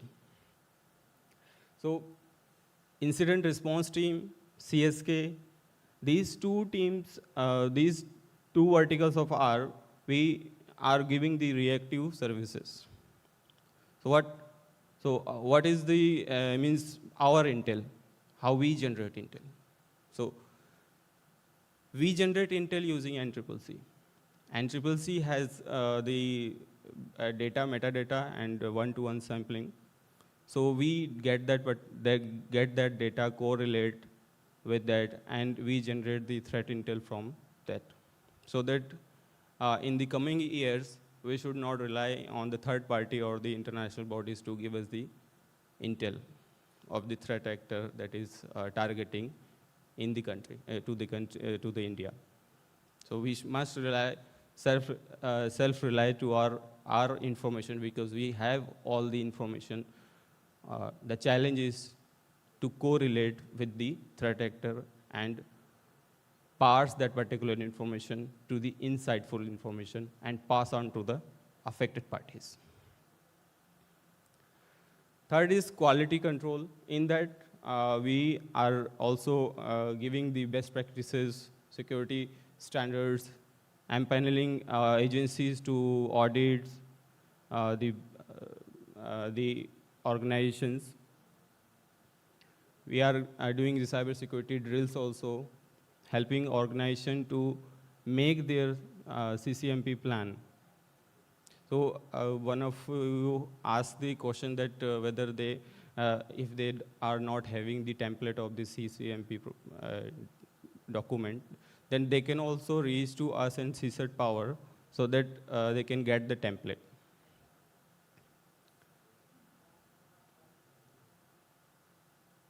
What are the directives?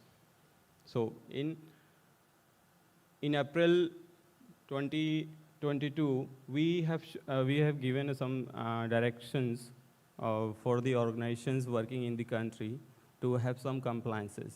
Because we were facing earlier, for the analysis purposes, to dig into and to result the root cause of an incident, we are not able to do that particular analysis because lack of evidences, lack of artifacts. So that is why we publish these directions to make it a compliance, mandatory compliance, statutory compliance. To organizations must have 180 days of logs, retention policies. My organizations must report to us within 6 hours of their knowledge of cybersecurity incident. Organization must give their POC, point of contact, to the CERT so that in the case of intel sharing, we as a CERT immediately pass on that particular information to the affected party without any delay. If we do not have the contact, then how we can share that particular information? Synchronizing their perimeter devices to NIC or NPL servers. One of the most important part of the incident response, to have synchronized timeline so in all the perimeter devices so that we can correlate the incident with all the perimeter devices. Because in the microseconds, the incidents, events evolve, change.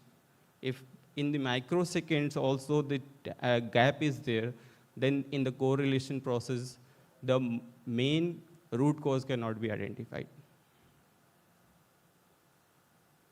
What is the purpose of these directions? To strengthen the nation in the terms of cybersecurity. What are the guidelines? So we have issued multiple guidelines. Recently, we have issued the roles of CISOs in the compliance guidelines. Guidelines for Indian government websites. Technical guidelines for SBOM. SBOM is a software bill of materials. QBOM, quantum bill of materials. CBOM is a cryptographic bill of materials. AI bomb, artificial intelligence bill of materials. And HBOM is a hardware bill of materials. Version 2, earlier we have only software bill of materials. Now it has been modified, upgraded to these also. So what are the guidelines? In the guidelines, what are the components we have covered? We have covered all the components which are being responsible or catered to secure the organization. So some of the things are like network and infrastructure security, already been covered by Goel sir. Segmentations. Segmentation, I will give you some idea that I have seen in previous my visit to the organizations having some incidents that all the applications are placed in the same segment, whether they are intranet, whether they are public facing, whether they are not important, whether they are important, whether they are critical, doesn't matter. All the servers are placed in one segment. So the public facing servers are those servers which is being exposed to the public, to the internet, whether your user or the attacker. And they are vulnerable, they are being targeted, so those servers need to be placed in a separate segment. So that for those particular applications, you can monitor excessively for any type of threat, intrusion, even the attempt also, to mitigate beforehand, that is converting by the attacker as an incident. If there is an attempt, you will got to know that, okay, your public facing servers are being attempted to intrude. Then you can do some countermeasures. Your public facing servers are being attacked by the threat actor using DDoS. Then you can do something.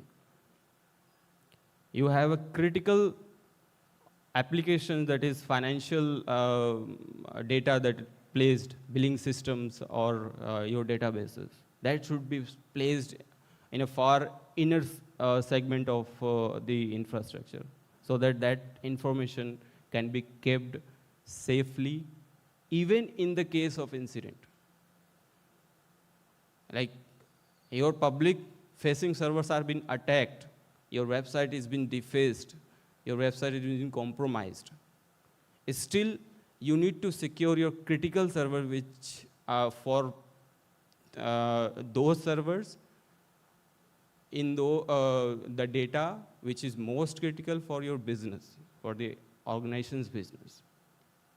So CISO and his team should monitor, should do the risk assessment, do the categorization of those applications which are most critical, less critical, and then for the public facing servers, the backups, the databases, all these should be kept in the different segments, and interconnection or segmentation communication should be blocked among all those segmentations. Because if that not be done, like segment A, B, or C, or D, 4 segment is there, and if you not place the restriction among these segmentation in terms of communication, then there is no use of making those communication, those segmentation. This configuration is as good as entire application is placed in a same segment. So blocking communication among the segmentation is most important. And if there is a need of inter-segmentation communication, in that case, whitelisting should be used. Block all communication, whitelisted only those which you are needed, so that the surface of attack can be minimized. Okay. Firewall, IPS, IDS already been discussed. Wireless LAN security, access point, Wi-Fi. So organization has the Wi-Fi given to the users, employee, or the guest also. So bring your devices to our workplace. Your device, your mobile device, your personal laptops, even you don't know they are secure or already compromised. And those are connected to your infrastructure, Wi-Fi. That is also connected with your core network of the organization. So already compromised mobile devices or laptop connected with the core network of the organization, given the threat actor, insider, channel to intrude, to exploit, to make presence inside the organization. So if you have open Wi-Fi, in that case, that particular Wi-Fi should be segregated with your core infrastructure of the organization. And whitelisting should be used.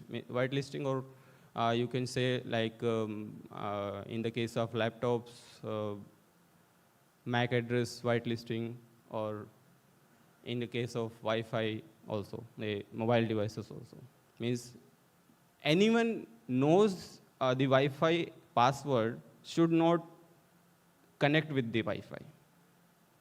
One extra layer of security. Identity and management, access management. This is a very important tool that you can use also to identify the users which are being escalated privilege. In the organization, if not in the large scale, must have limited number of users who has the administrative privileges. So organizations should monitor in case of any escalated privilege.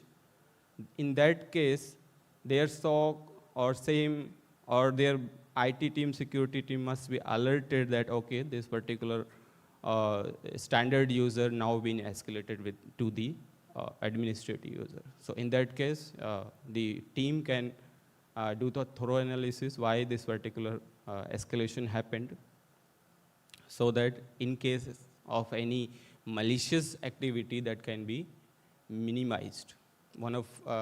I was analyzing one case, so in that this come up that threat actor has entered using a normal user privilege to the organization and now exploiting the vulnerabilities inside the organization, escalating the privileges of that particular user.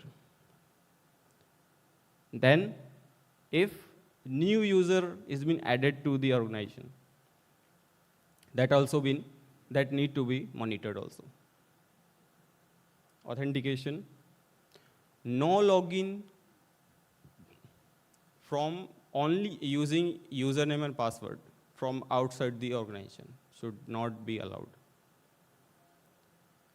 Proper MFA, multi-factor authentication, using token-based, SMS-based, whatever method suits you, should be given to the people who are logging out from outside the organization.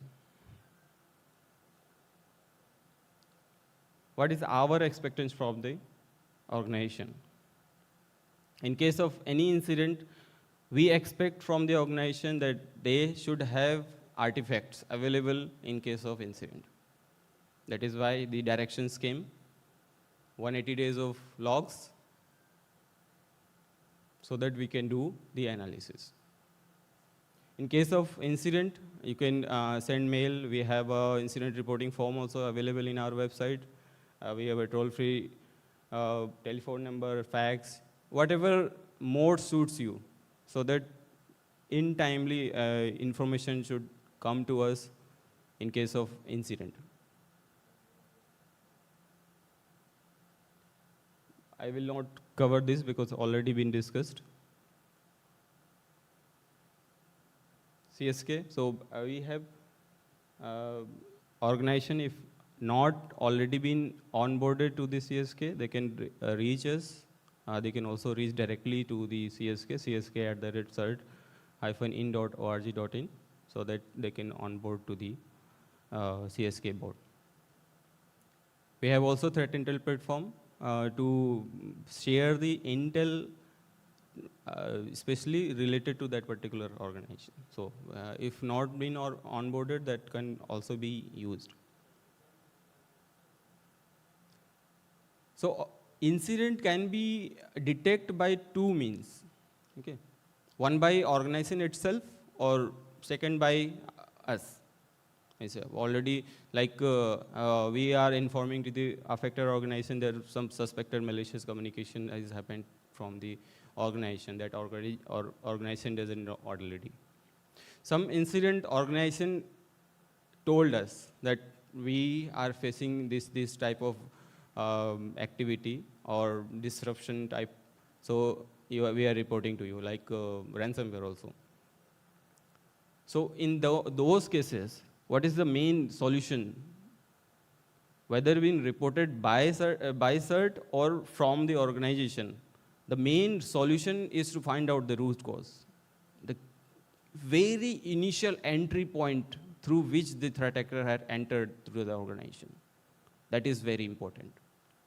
And to do that particular activity, we should have proper artifacts, logs, every device's logs, perimeter. Most of the cases, organization has the perimeter devices, but they didn't enable their application logs. So if the public facing application are being targeted, in that case, perimeter devices will not be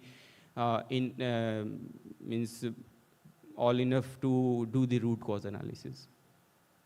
So applications logs also should be kept for 180 days and enabled. Proper configuration should be made.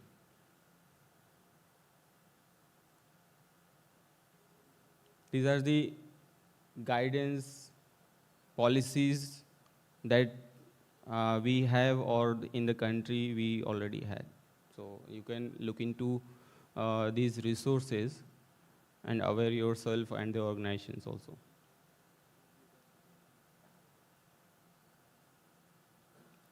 Thank you. Any question? Yes. Any questions, please?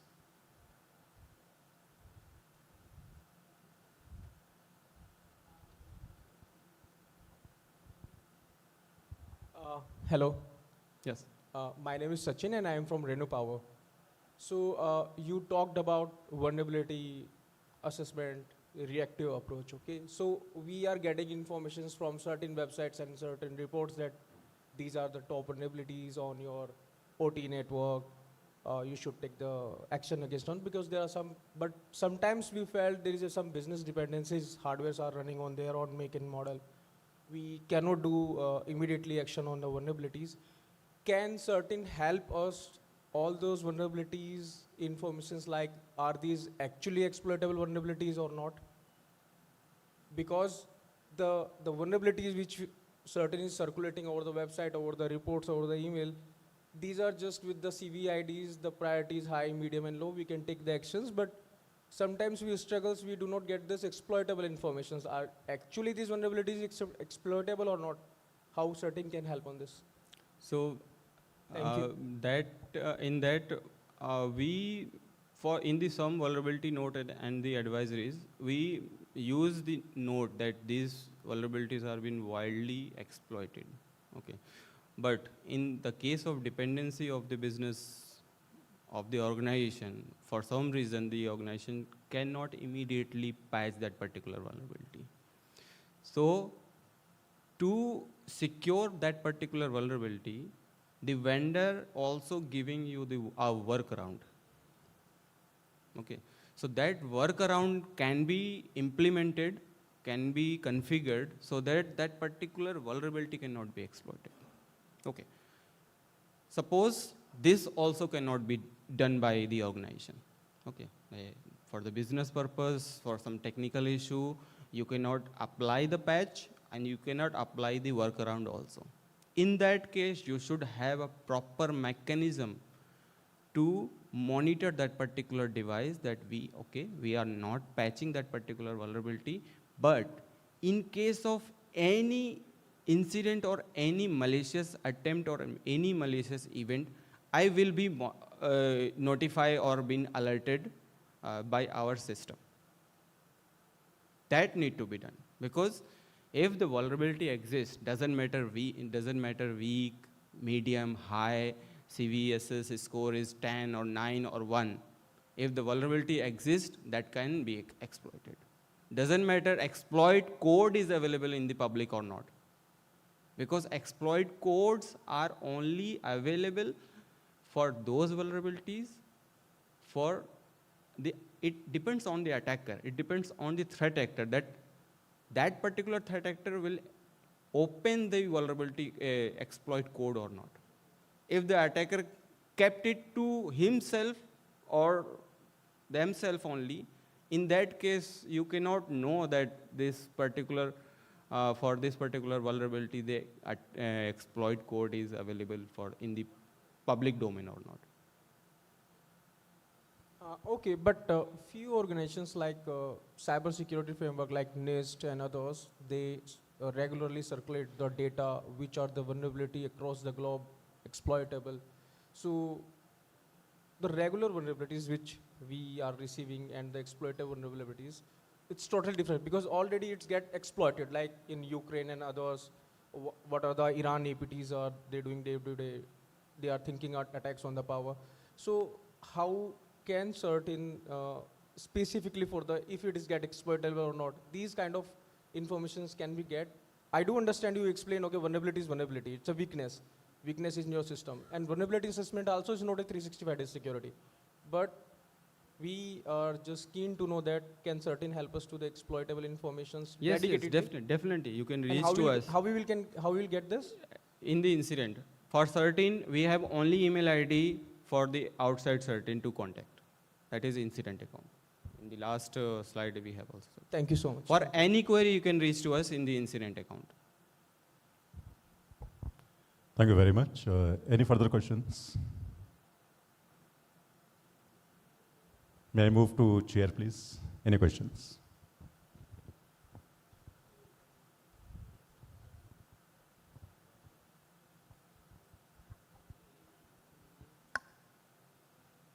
I have one question. Do you have any reference document on cyber incident playbooks that can be referred? Means if there is any incident that can be readily available to the people, stakeholders, to refer during the incident, what are the steps to be followed?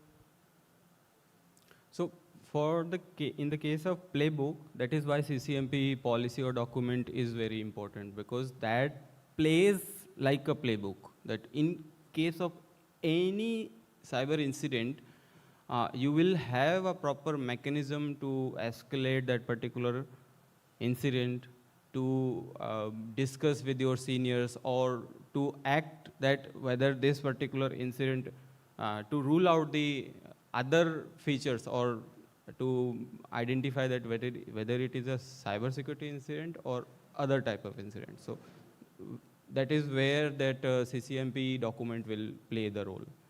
So in that it will be defined, all these things. One more query from me. Actually, CERT-In is helping certainly to all utilities and all this thing. Now, while going through the security audit empanel process and all, it is normally it is a half-yearly process, as I understand, right? Yes. So, can it be added in that panel details whether OT related things are actually given in details, but if that auditor, if OT experience could be slightly more detail can be given in that So recently we have also published a guideline on comprehensive guideline for audit policies. So in that I think everything is mentioned, how to select the auditor, what kind of scope you should place in the initial document of the audits, and what kind of a standard you can expect from the auditor. So I think all related to the audits, this is the comprehensive guideline, the policy document that is published by CERT-In, and it is available in our website. Thank you. Thank you. Sir ये जुलाई में ही अभी जो publish किया है, Yes, sir, वही वाला है, but वो ओटी उसमें है क्या? मैंने गया तो उसको गो थ्रू किया तो था, बट स्पेसिफिक ओटी स्पेसिफिक है क्या उसमें? उसमें है everything, what is the scope of, and comprehensive scope is also comprehensive scope है सर, बट उसमें क्या ऐसा है कि ये ओटी के लिए स्पेसिफिक है या तो ये आईटी एक्सपर्ट है सर? उनके ब्रीफ आई डोंट थिंक इतना स्पेसिफिक ओटी आईटी वाला नहीं होगा। कब किया है वो सब चीज़ तो है उसमें।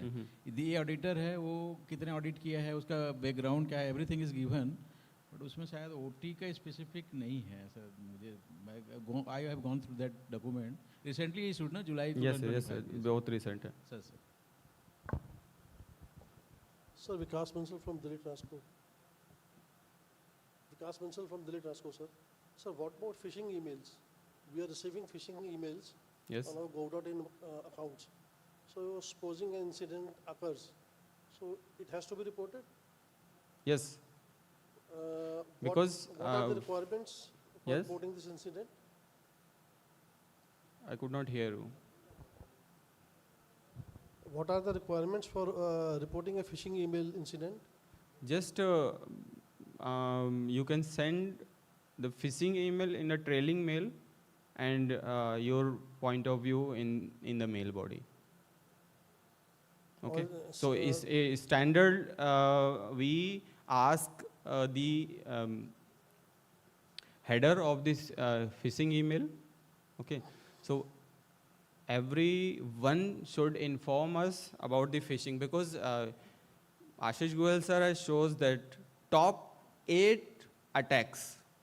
In top 8, first ranker is a phishing. you can understand the gravity behind the phishing. Phishing is not a single email, it's a campaign.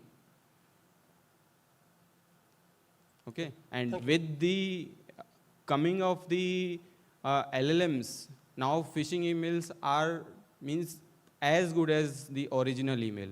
You cannot distinguish among the phishing or the original mail written by your seniors or your top bosses. You will not, you cannot.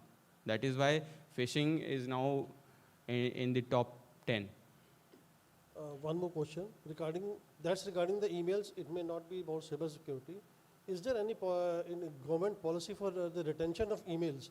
I'm not saying about phishing emails or anything. Email data, for how long it has to be retained? Because we are using gov.in accounts and they are paid emails. No, I don't think that our direction says that you should have all email retained. Logs related to your email server. So the accounts are deletable? Yes.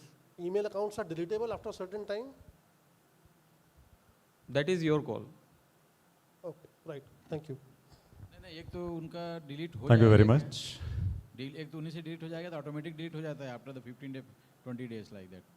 Sir वैसा तो हमने direction में दे नहीं रखा ना, हमें logs चाहिए 180 days के।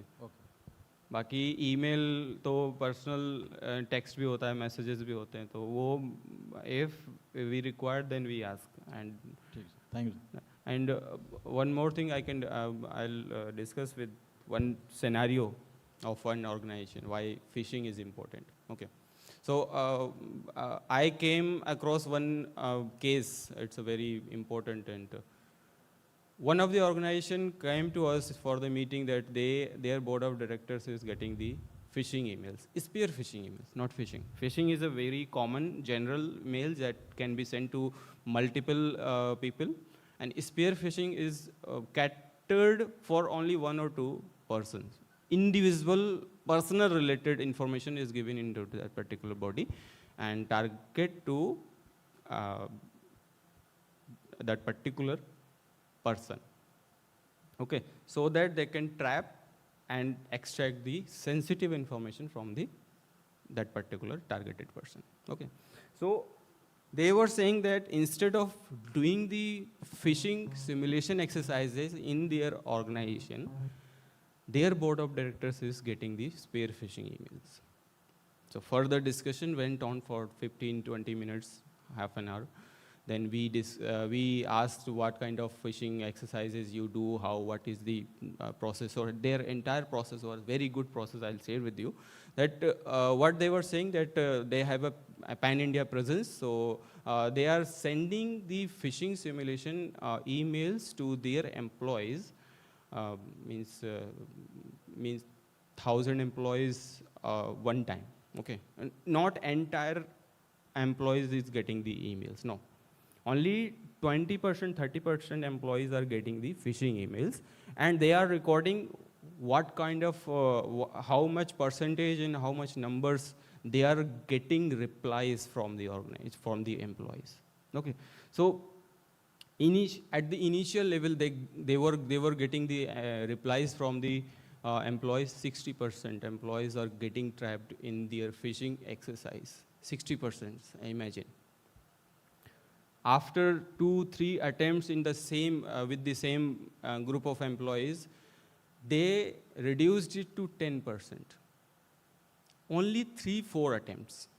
Okay, they reduced it to 10%. So they have huge success in terms of educating their employees. And it is a very simple activity. Any 1 or 2 person can do in the IT team or security team.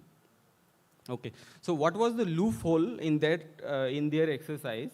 That they have not included their board of directors into this exercise. Their board of directors doesn't know that this kind of exercise been placed. Yes, sir. Okay. And they were getting these spear phishing emails. They were doing wonderful job educating their employees, but their board of directors are not educated. So if the organization is doing this type of exercise, get a permission from your top boss and use everyone in the exercise. Do not exclude anyone.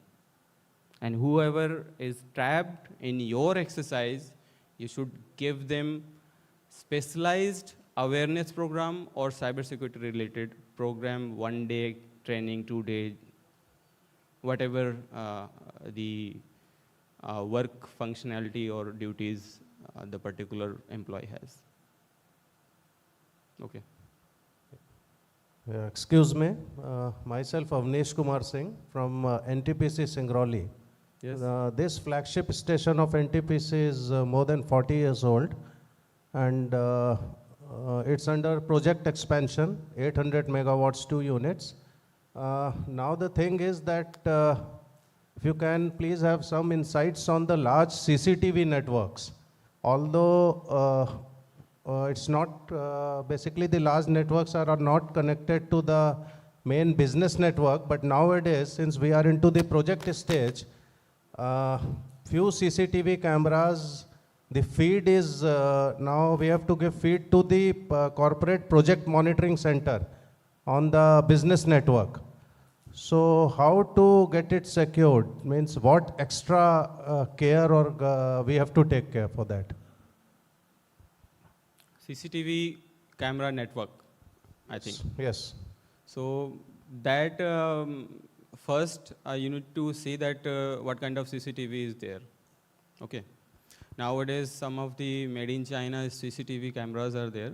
They were sending the entire data to the China. Okay. So if you connect your network to the internet, and CCTV camera, if they get the internet, they will connect their OEMs and pass on the critical information or whatever camera feed to the organization owner. So first of all, I think the organization should isolate that particular network. Do not give the internet if it is not possible, if it is not related to their functionality. And then monitor, segregate the outside network communication to that particular network. Okay, that can be done. Agreed. Whatever government guidelines are there, we are taking care of that. Okay, whatsoever brands, I will not name it here. But beside that, are there any guidelines for some separate technical frameworks or like that, which we have to take care? I don't think so. I didn't came across any guidelines like that. Okay, I will consider it as an input and give it to our SOP team. Okay. Thank you. Thank you very much. Thank you very much. So with this, one more person is. Okay. Okay. Last question. This one. Okay. Okay. I am Soumitra Ghosh from NTPC Singrauli. My question is that at CSK, you must be using some bot for analyzing the threats. I mean, some institution has informed the threat and you are using some bot. And if you are using so, then what is the updatation mechanism of that bot's knowledge database? I think because newer threats are coming, so that bot's knowledge database has to be updated. So what is the mechanism in that? So that is a real-time feed that we are getting in the CSK. Okay, so that feed is as advanced as the real-time cybersecurity community, because we are not generating that feed, we are getting from third party.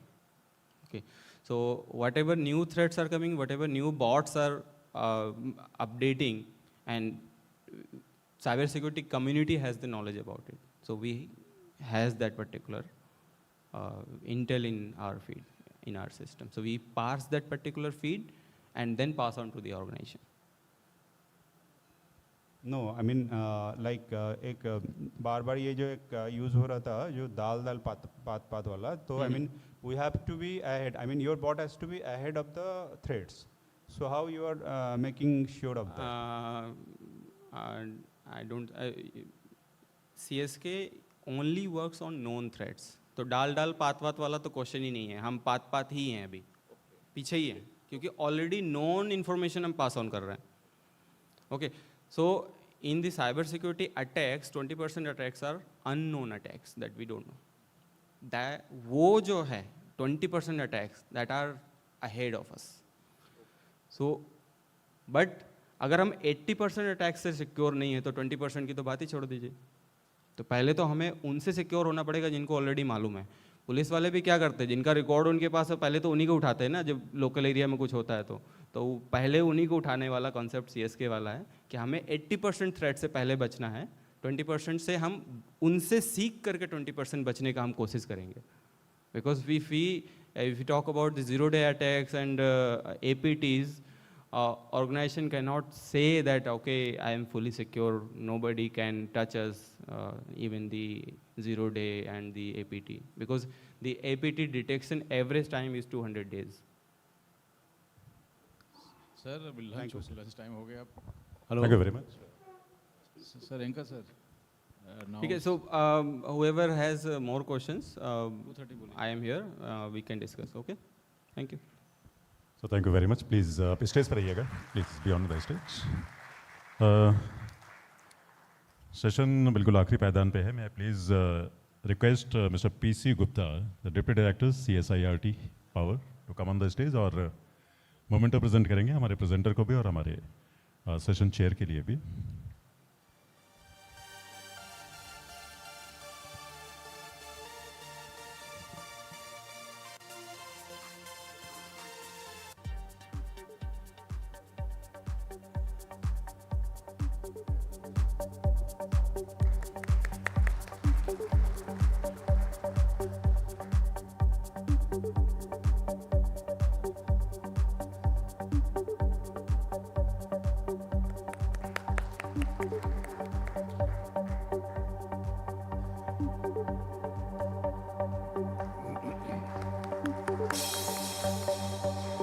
तो thank you very much. Please अपनी जगह पे आ जाएं आप लोग. अब हम यहाँ पर एक ब्रेक लेते हैं, लंच ब्रेक. आप लोगों को बहुत देर से इंतज़ार होगा. We will be back right at 2:30 PM for next gathering. Thank you very much. ठीक पीछे जहाँ पर आप लोग चाय के लिए गए थे, आप प्लीज़ लंच के लिए प्रस्थान करें. Thank you.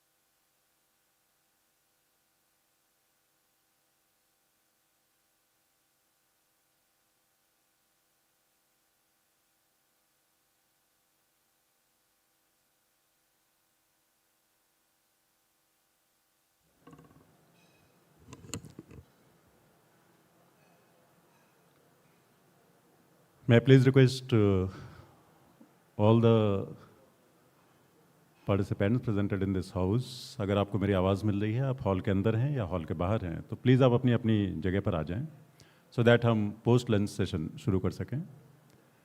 Let me repeat, अगर आपको मेरी आवाज़ मिल रही है तो प्लीज़ हॉल के अंदर आकर अपना स्थान ग्रहण कर लें, ताकि हम पोस्ट लंच सेशन टाइमली शुरू कर सकें. Thank you very much.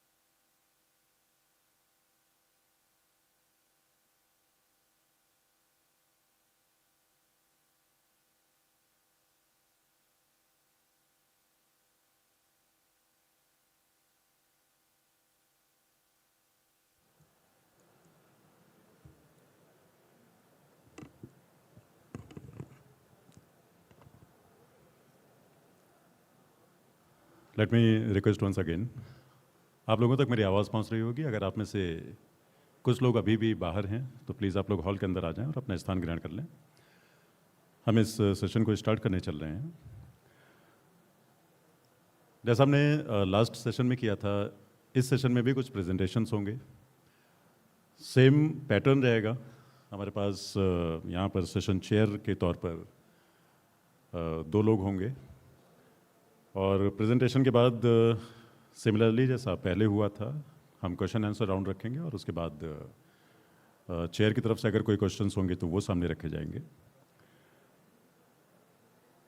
May I please invite Shri Neeraj Sharma साहब, द सीनियर मैनेजर CSIRT-Power. आपका जो प्रेजेंटेशन होगा वो है introduction to forensic analysis.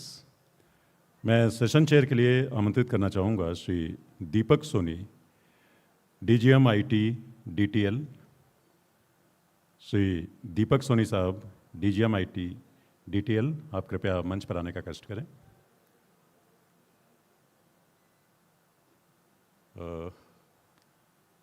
Okay, मैं सेशन चेयर के लिए दूसरा नाम मैं उनसे रिक्वेस्ट करना चाहूँगा श्री आशीष लोहिया साहब, deputy director CSIRT-Power.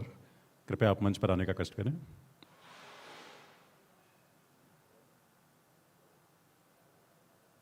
Deepak Soni साहब, अगर आपको मेरी आवाज़ मिल रही है तो कृपया मंचासीन होने का कष्ट करें.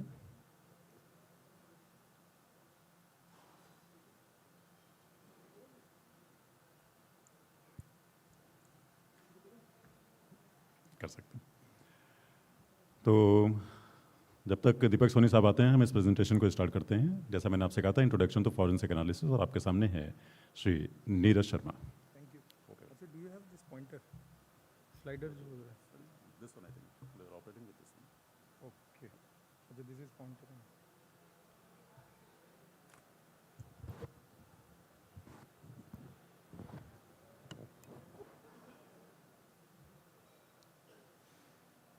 नहीं हो रहा है, जस्ट थोड़ा चेक करना।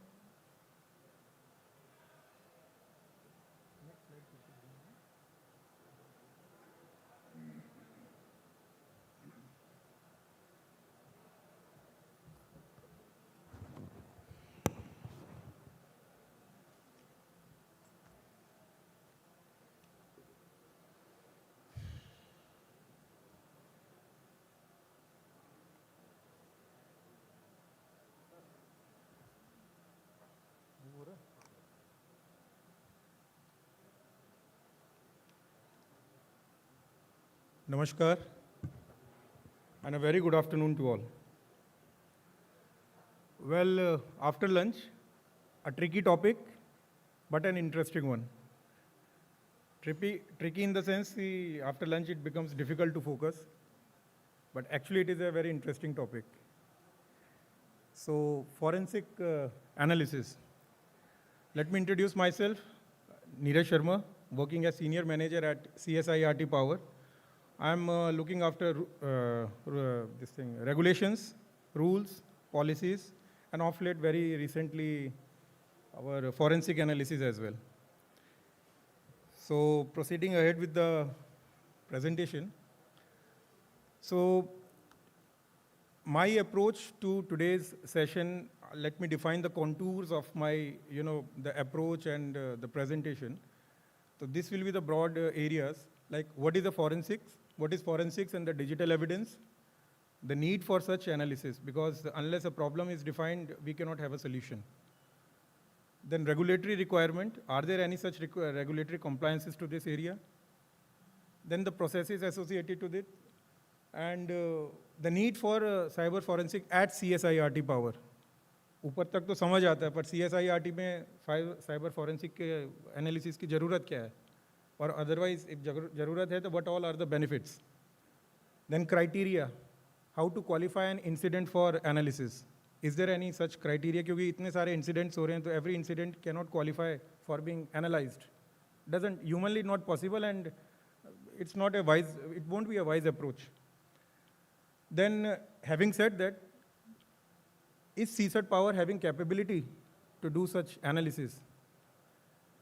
And if capability is there, then how are they actually doing? And a case study also, successful one, and observation measures and solutions and recommendations associated with those cases, and challenges observed, which we are observing on day-to-day basis. And finally, the two important points. If CSIRT-Power is there, what a utility can expect from CSIRT-Power?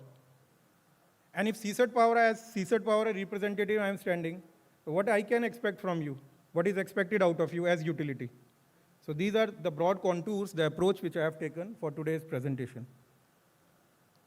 So this is just basic. I think many of the participants must be aware of, but just for the benefit of all, it's just that forensic science is nothing but a science, an application of science to the law.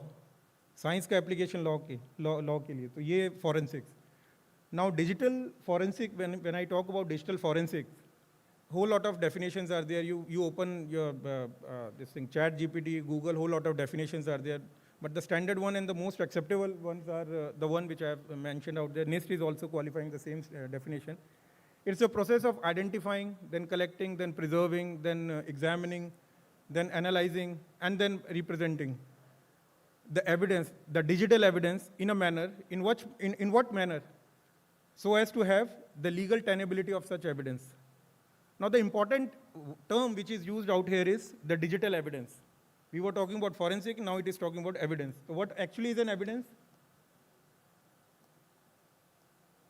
Again, this is, थोड़ा check करेंगे? You can give me another one. Yeah, you give me the laptop, I'll navigate by myself. नहीं चल रही है.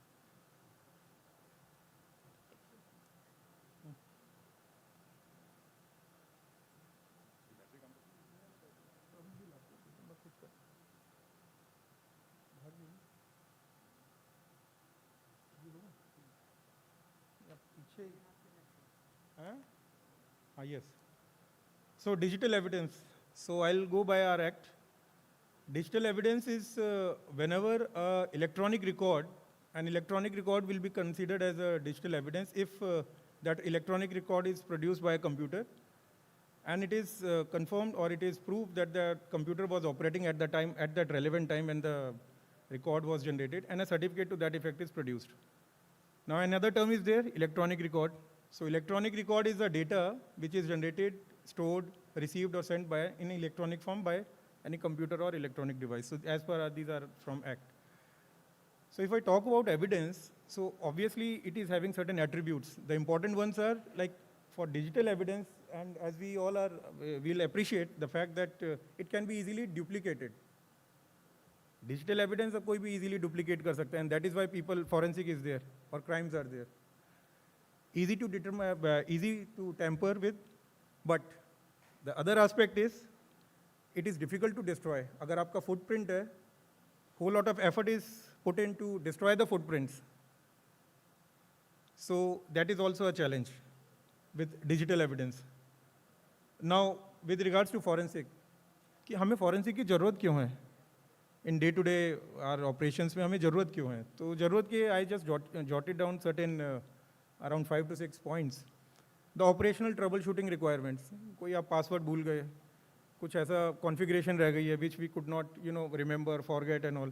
So how to extract that configuration or that password and all. So उसके लिए भी आपको forensic का users do have this requirement of forensic. Log monitoring of logs, कोई data निकालना है, कोई IP निकालना है, कोई port निकालना है. For that also you require monitoring of logs also is a part of forensic. Then data recovery, quite obvious, forgotten, deleted file or carving of the file as well.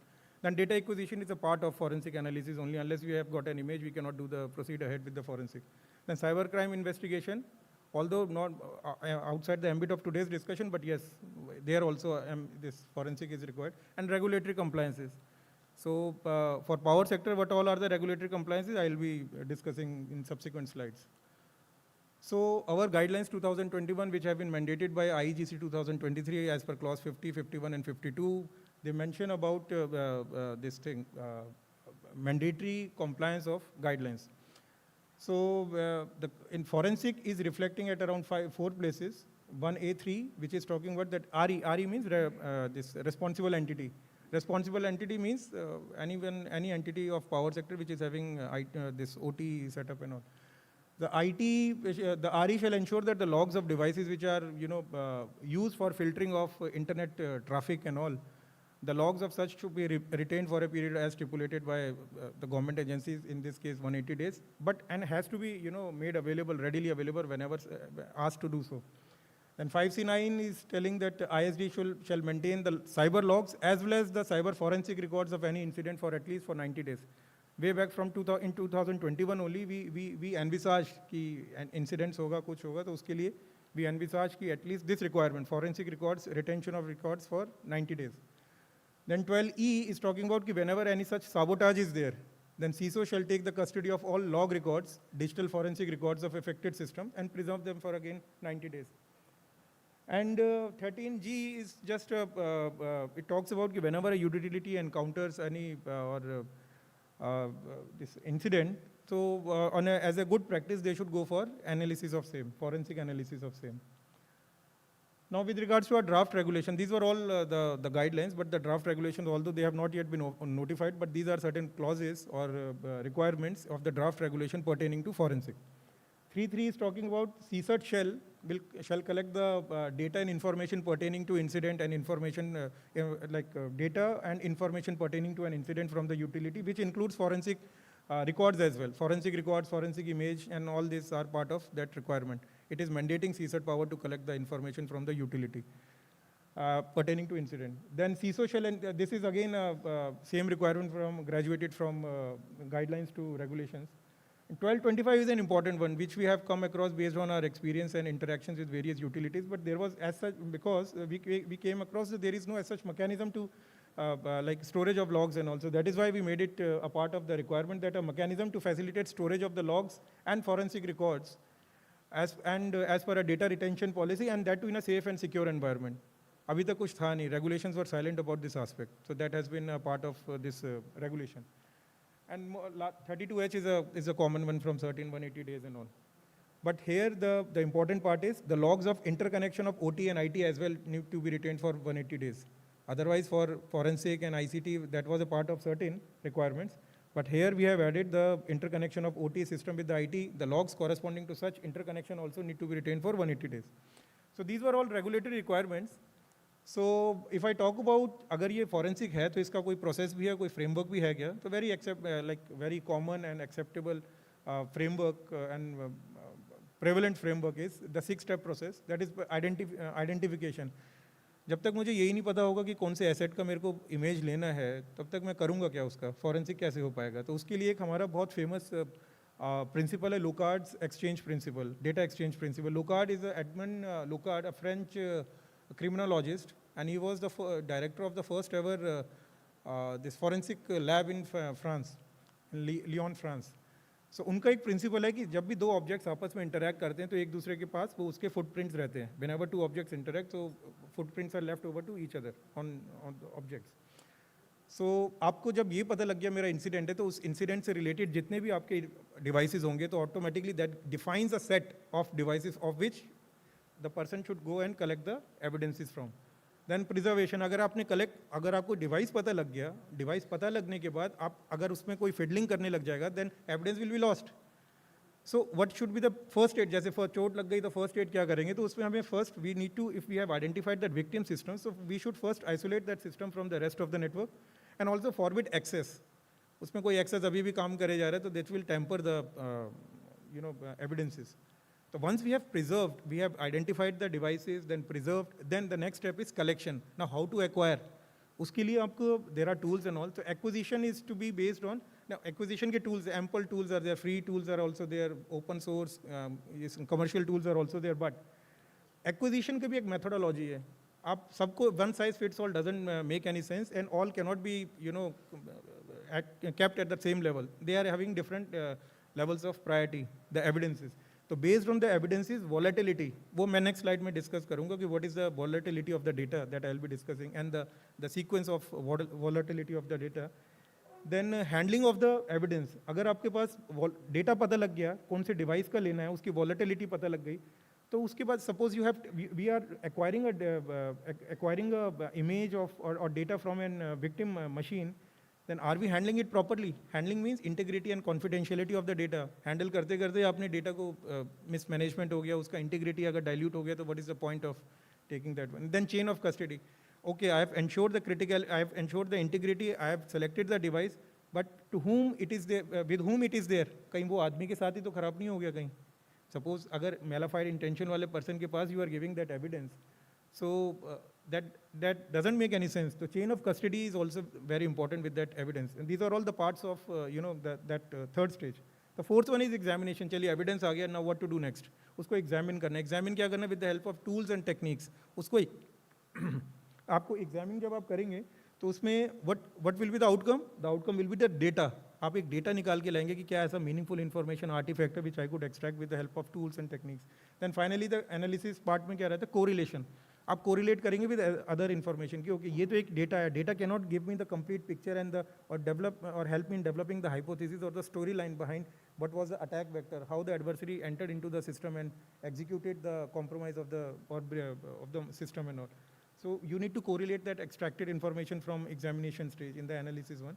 And presentation means everything needs to be presented well understood, like in a data extracted जो है attack vector, everything should be clear. But important point is in an unbiased way, the report is to be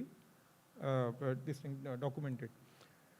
So अभी हम CSIRT-Power पे थोड़ा graduate करते हैं sir. तो why forensic at CSIRT-Power? Because in CSIRT-Power, if an incident is analyzed, so it helps in it helps in identifying the root cause of the incident, It helps in the, identifying the adversary and its attack tactics, and also determines the number of, it helps in determining the number of devices which got infected, and the type of devices, server है, workstation है, the firewall है, and perimeter devices कैसा है, तो वो मतलब CSIRT-Power के पास आएगा, तो we conduct such analysis, and this will help in understanding of these areas. And the lessons from such analysis will be, will help in strengthening of the posture and of the utility and cyber, and that too of the power sector, as well as these inputs. What we are doing now, what we are pondering now, these inputs, what we are taking, and we are making it a part of, customized cyber security training programs which CSIRT-Power, along with the stakeholders, we are taking up. So in those trainings also, we are including such areas कि okay, ये वाला area जो है user का problematic रहा, that is why the attack could take place, and hence this should be a part of the curriculum or the module of the training. So criteria, अगर एक incident हमें पता लग गया, not every incident qualifies for its analysis. So there is a criteria which we have developed. So any public interfacing systems of the critical system, the critical IT or OT, they do qualify for analysis. Then compromise of IT systems which are interconnected with the OT1, incidents in the applications which are associated with the financial transactions pertaining to the power sector. जैसे हमारा US unified accounting system अभी आ रहा है, और हर NRPC का, हर SRP, मतलब हर RPC का एक अपना अकाउंटिंग सिस्टम है. तो अगर सपोज वो फाइनेंशियल ट्रांजैक्शन वाला एप्लीकेशन भी अगर हो जाता है, तो that also is within the ambit of this analysis. Then establish malicious communication, outbound communication अगर जा रहा है, तो that is also qualified. And but very important point is the last one, other than web based browser. अगर कोई user deliberately browser के through अगर कोई मैलिशियस डोमेन में जा रहा है, C2 सर्वर में जाता है, दैट डजंट क्वालिफाई. बट अगर किसी पेलोड के थ्रू अगर डेटा एक्सफिल्ट्रेशन हो रहा है एंड C2 सर्वर से कमांड एंड कंट्रोल सर्वर के साथ अगर कम्युनिकेशन एस्टैब्लिश हो रहा है, then this qualifies for forensic analysis. Browser से तो कोई भी कुछ चला जाएगा, that doesn't like it is not humanly possible to identify such cases. Then an incident which is establishing and agar suppose koi malware campaign against an organization, so we have set a limit of around 10 computers or so simultaneous, or around that same time, if around 10 or so number of computers get compromised, so that also qualifies for forensic analysis. So CSIRT-Power का capabilities क्या है? चलिए ये तो समझ में आ गया कि हमारा क्राइटेरिया क्या है, क्या क्वालिफाई करेगा, पर हमारी कैपेबिलिटी भी है कि नहीं. So we are having a dedicated facility which is isolated from the network, and none of the 4 servers are there, and none of them are assigned with IP addresses and all. And they are FredX servers, and no IPs are assigned to them, and we are doing analysis with the help of open source as well as commercial tools. The open source include, Autopsy and all, and commercial tools are also there. So based on using them, we are doing the imaging, the analysis, memory analysis, as well as the disk analysis, and also incident and response activities are being performed by us regularly using those tools. Plus we are having trained manpower. Manpower has been hired, hired from the market as well. And the CPES officers also there, and CPSU officers are also there, and who are having experience both of the domain as well as of the cyber security area. So this is a mixed, the manpower, mixed type of manpower deployed currently at CSIRT-Power. And moreover, we are having, the very important fact is the chain of custody, because chain of custody gives an assurance to the utility कि भाई मैं आपको sensitive data दे रहा हूँ, I am sending you my image. Are you ensuring that confidentiality of the same image with which I am also ensuring the confidentiality? Is CSIRT-Power also ensuring the same confidentiality? Yes. We are having a SOP for that, and evidence is properly collected, and also the media information exchange protocols are also been established. So we do follow such practice, and in fact registers and all are there, who is taking, with whom the evidence was there, and who is currently took and working on the evidence. That record is maintained. So now how we do it? ठीक है, capability भी आ गई, पर करते कैसे हैं आप? So जैसे मैंने आपको बताया था कि we are having volatility of the data. Data की एक volatility होता है, evidence की एक volatility होता है. तो volatility we follow this IETF RFC 3227, wherein this shows from low to high the volatility. Disk का तीसरे नंबर पर आता है, पर memory remains at number 1 and 2. तो memory का अगर जहाँ पर है, तो हम वही बोलते हैं कि whenever such incident is reported, so we always ask you do not turn it off, at least so that we may have grab an image of the RAM dump we can have. That gives an additional source of information, because disk okay, we can have in later on as well, but memory and all, we generally ask utilities ki at least wait, turn off mat karna, pehle ye karke de do. Hardly it won't take much time. There are free tools are also there. So अभी ये हो गया, तो जब ये तो volatility of the evidence हुआ, but मैं करता कैसे हूँ? तो I have divided this area into three parts. As this again is this again is based on that forensic the steps, digital forensic steps which we just mentioned earlier. The configuration, collection, examination and analysis. In 3 steps में मैंने divide किया the processes or the activities which we follow at CSIRT-Power. Collection includes the collection of the logs. अब logs कौन से devices का होगा? The affected machines, the machine type, मतलब हम operating system, disk image लेते हैं जो भी आपके जो infected रहते हैं उससे related. Then we also collect the configuration details of the machines की IP address क्या है? कौन से what is the functionality of that machine? What actually it was what for it was deployed at the site?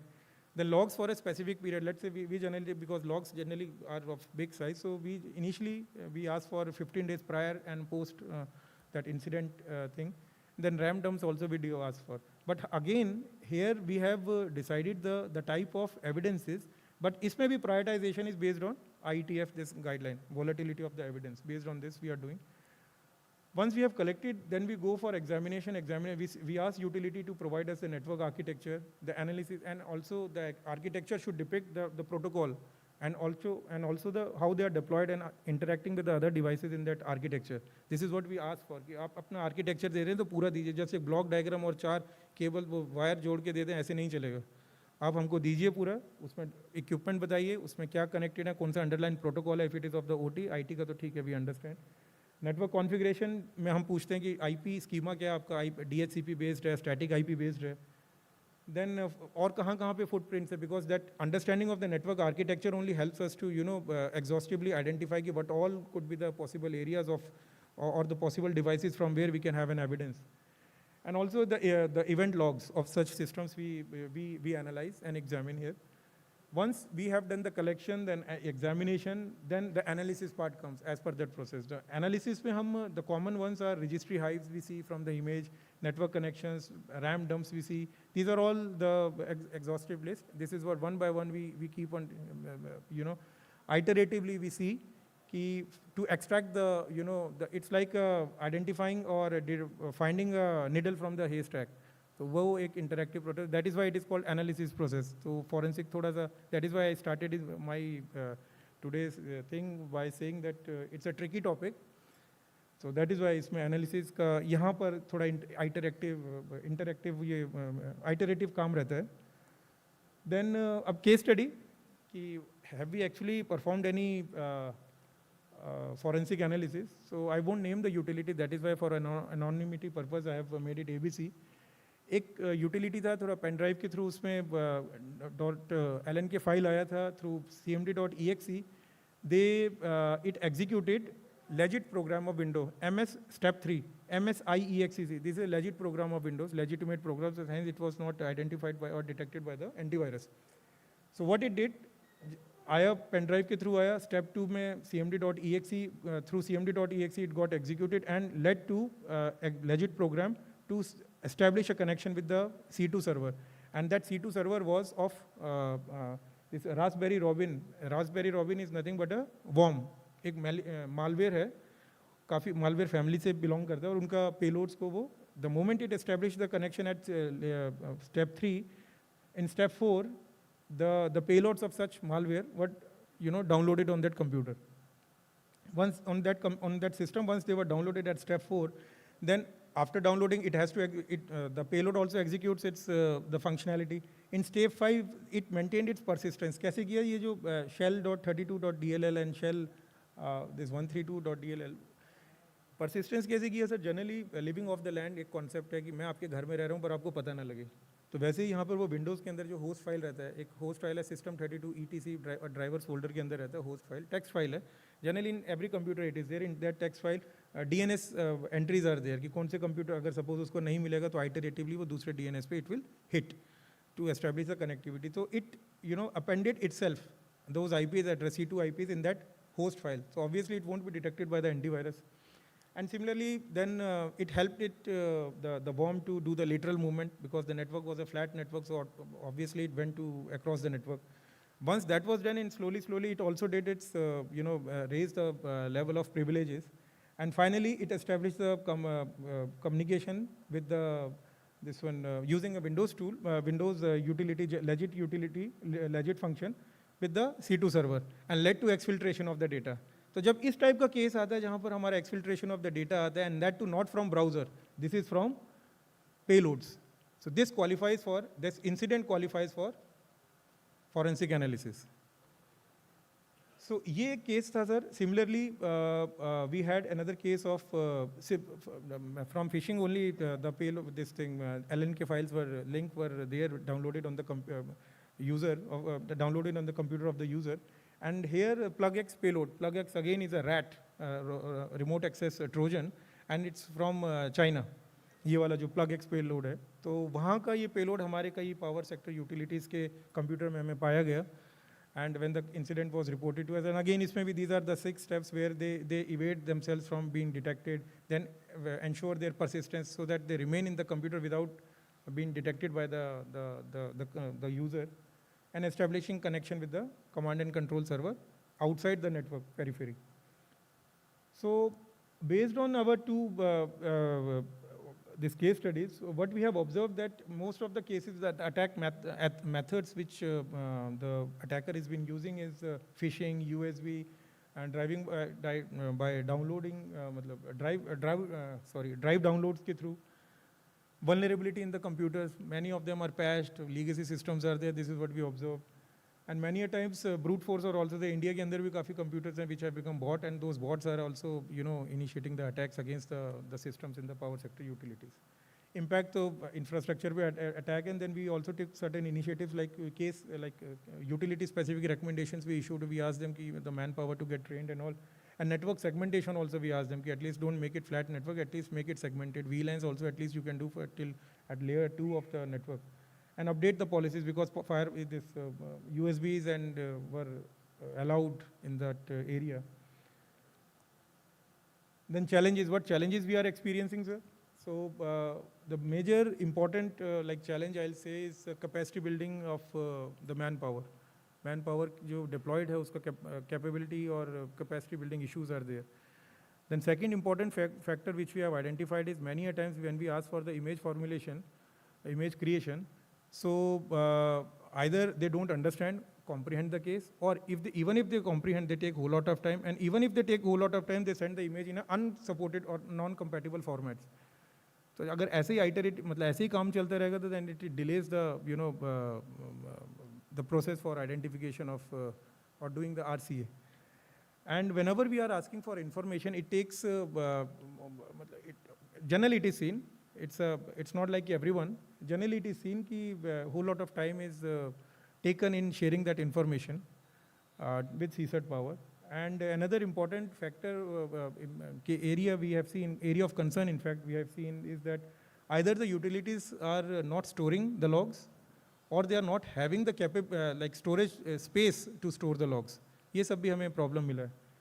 And information जो हमें share होते हैं, let's say logs की बात करें, तो that is also filtered. Many a times we want raw logs. अगर आप मेरे को सारा ये देखें कि connection block वाला आप दे दें, 1 लाख मेरे को logs दे दें, it doesn't serve any purpose to me. I need allow as well as block. I need to see कि कौन सी condition, कौन से rule के through this traffic got allowed, passed through the network, and which condition stopped it from not allowing from that network. So these are certain, areas which we have encountered, practical ones which we are encountering on day-to-day basis, and that is why we are also maturing. We are asking utility कि भाई इस तरीके से आप काम करें जिससे कि collaboratively we can work upon and come to a conclusive, this thing area. Then CSIRT-Power, आप हमसे क्या उम्मीद कर सकते हैं? पहले मैं आपको अपना एरिया बता देता हूँ. But all areas I am doing the forensic analysis. I am into computer forensics, I am into network forensics, I am into database forensics, and email and social media forensics. Little bit I have just started off, and future I envisage to go to do mobile forensics as well. Forensic outcomes अगर आप मेरे पास आते हैं, मैं generally how I am doing as CSIRT-Power, आपको detailed root cause analysis of the incident होगा. आपको utility specific recommendations you will be getting it, which will be helpful to you in strengthening up your posture. Then sector as well as sector specific recommendations also we are issuing, and periodic bulletins which do mention about the IOCs. The IOCs are nothing but the malicious IPs, hash and domains, which we are based on our analysis कि okay rat आया, plug X आया, ये इससे पहले जो मैंने आपको दूसरा बताया, इन सब के जो आए इनके क्या IOCs हैं, क्या चलो let us circulate to our utilities कि okay you can at least block at your perimeter level devices. So based on this we are and this is helping us to also develop our power sector specific intelligence. Threat intel also, it is helping us to develop our intel, and which in turn is useful for our utilities only, sir. And this feedback, the information which we are getting, the bulletins or the data, जो बोलते हैं ना सागर से जो मोती निकाल के ला रहे हैं, वो हमें helpful होता है to that becomes a feedback to that curriculum, the customized capacity building interventions में वो required होता है. तो that overall we are using it, this data, this analysis in multiple areas. And up till now we have done 6 new cases and 2 old cases from CERT-In. CERT-In से हमारे 2 cases आए थे, forward हुए थे for analysis. So we successfully could complete those, close those cases, and 6 from our IR team. Now this is the expectation which you can have from CSIRT-Power. Let me have my expectation from utility. पहला ये कि capacity building पे kindly आप focus करें, एक ही आदमी को बार बार ना भेजें, सारों को भेजें, सबको कैपेसिटी बिल्डिंग करिए. भारत सरकार करा रही है, CSIRT-Power करा रहा है, MOP करा रहा है, RRU करा रहा है, बहुत सारे हमारे स्टेक होल्डर्स हैं जो ट्रेनिंग करा रहे हैं.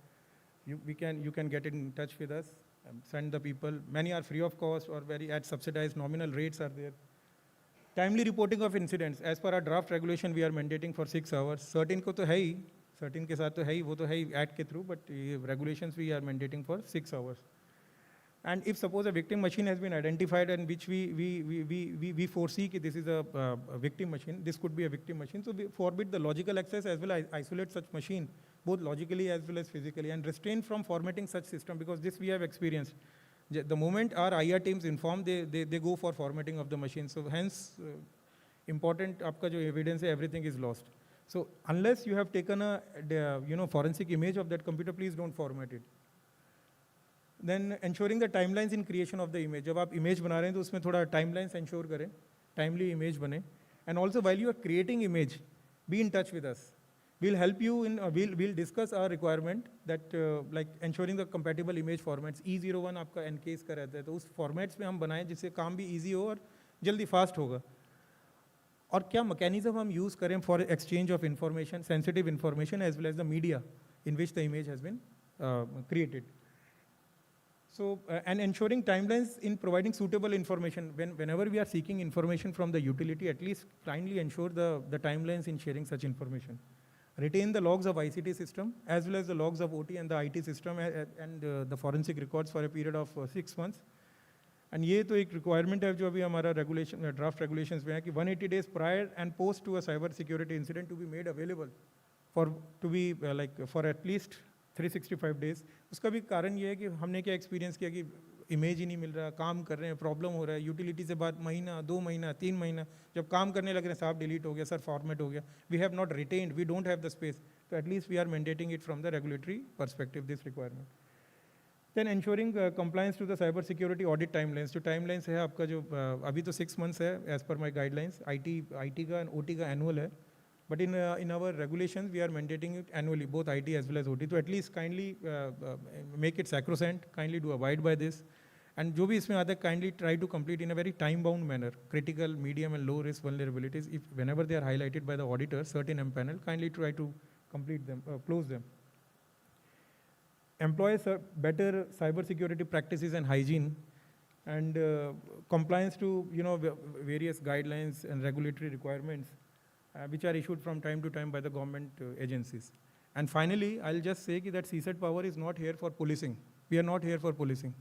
We are here for collaborating. We are here for hand-holding. We are here for developing collective knowledge bank, collective knowledge levels, so as to have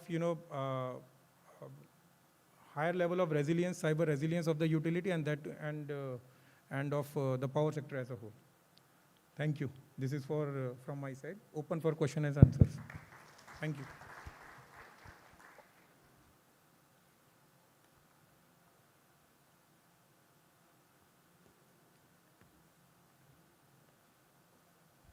आप लोगों की तरफ से questions? Okay,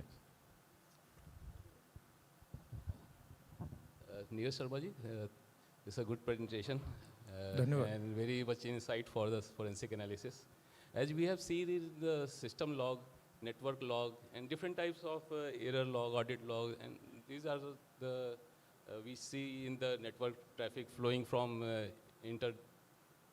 inside network to outside, and that means inbound, outbound traffic. And forensic, how you are segregating the logs in which manner so that we can set one for the network log segregation नहीं, in हमें separate utility way. से जो मिलता है, I'll share with Yes, you. yes, yes. The inside detail I want to know. Okay. actually. That we can details we can discuss subsequently also for the benefit of the time of all.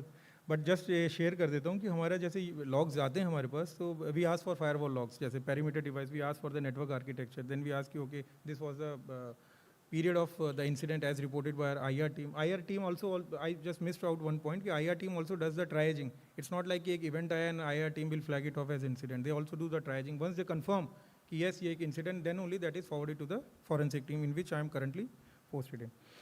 So उसमें हम we ask for कि this is the incident period as informed by the IR team. So you please share with us those logs of that specific period, and we also come to they also seek for the network architecture in a block diagram form because detailed one to we seek.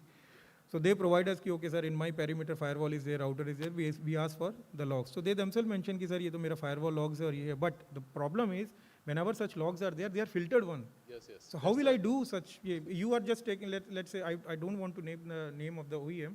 Take the name of the OEM. उसमें क्या है कि वो आपके जो create reports share कर दे रहे. I don't want reports. I want raw जो traffic जा रहा है वो share करिए. Because मैंने आपसे क्या बोला? We are not here for policing. Yes, yes. We are not here for policing. हम utilities के पास जा रहे हैं. I'm going to SLDC. कितना हम वो कर रहे हैं? Assessment कर रहे हैं. We are making visits and all. We are. It's a confidence building measure. आप ऐसा मत समझिए. साथ मिलके काम करना आगे बढ़ाना है power sector That को. means during the incident time only, you need inbound, outbound traffic log. Right. And you segregate in the such a way so that Right. forensic analysis and all those. बिल्कुल हम यही देखते हैं कि आपका inbound क्या है, आउटबाउंड क्या है, वो सब देखते हैं. But provided they are provided to us in a raw format, not in this one. वो ठीक नहीं है, उससे कुछ होगा नहीं. Again we keep on doing the correspondence and all. It takes consumes whole lot of time. It's a knowledge based thing to be Right, carried out to share all the Right. all the participants. Thank you very much. Any more questions? Okay. Neeraj Sharma ji, मैं actually पहले भी मैंने आशीष गोयल जी के presentation में भी ये चीज़ बोली थी. हाँ जी. जब लॉग्स इतना इंपॉर्टेंट होने जा रहा है कि सारा forensic and everything we are going to investigate from that, तो हम STQC से या किसी और वेंडर जो हमारे सप्लायर्स हैं हमारे इक्विपमेंट्स के, हम क्यों ना मिलके ये एक स्टैंडर्ड मेथड उसका लॉग का क्रिएट कराने की कोशिश करें, क्योंकि अभी जिससे आपको डाटा निकालने में, फॉरेंसिक निकालने में आपको आसानी रहे, हमको इस पर फोकस करना चाहिए. मुझे लगता है क्योंकि आजकल मैन पावर का एक बहुत बड़ा इशू होता जा रहा है साइट्स पे और प्रोजेक्ट्स पे, और उसमें सिंगल आदमी को मल्टीपल काम करने पड़ते हैं. तो स्टैंडर्डाइज अगर हमको मिलेगा डाटा, रॉ डाटा स्टैंडर्डाइज मिलेगा तो हमको फॉरेंसिक करने में आसानी होगी. ये प्रॉब्लम हम कई बार फेस कर चुके हैं कि लॉग का जो आप बोले ना रिपोर्ट आता है कि अलग अलग फायरवॉल में अलग अलग टूल्स में अलग अलग डाटा अलग तरह से आ रहा है, फिर हमें बोला जाता है कि आपने लॉग प्रॉपर्ली रखा नहीं. तो मैं फिर एक बार रिक्वेस्ट करना चाहूँगा आपके थ्रू कि हमको स्टैंडर्डाइजेशन पर सोचना चाहिए. सर मेरा इसमें एक लिमिटेड सबमिशन रहेगा. फर्स्ट कि logs only give a cue और direction in which I need to proceed further. Exactly. Logs cannot give me the data, extract that. मैं जो आपसे बोला मोती जो मेरे को निकालना है वो log से नहीं मिलेगा. Logs only give me an indication कि okay these could be the probable machines. In machines का मेरे को image लेना है.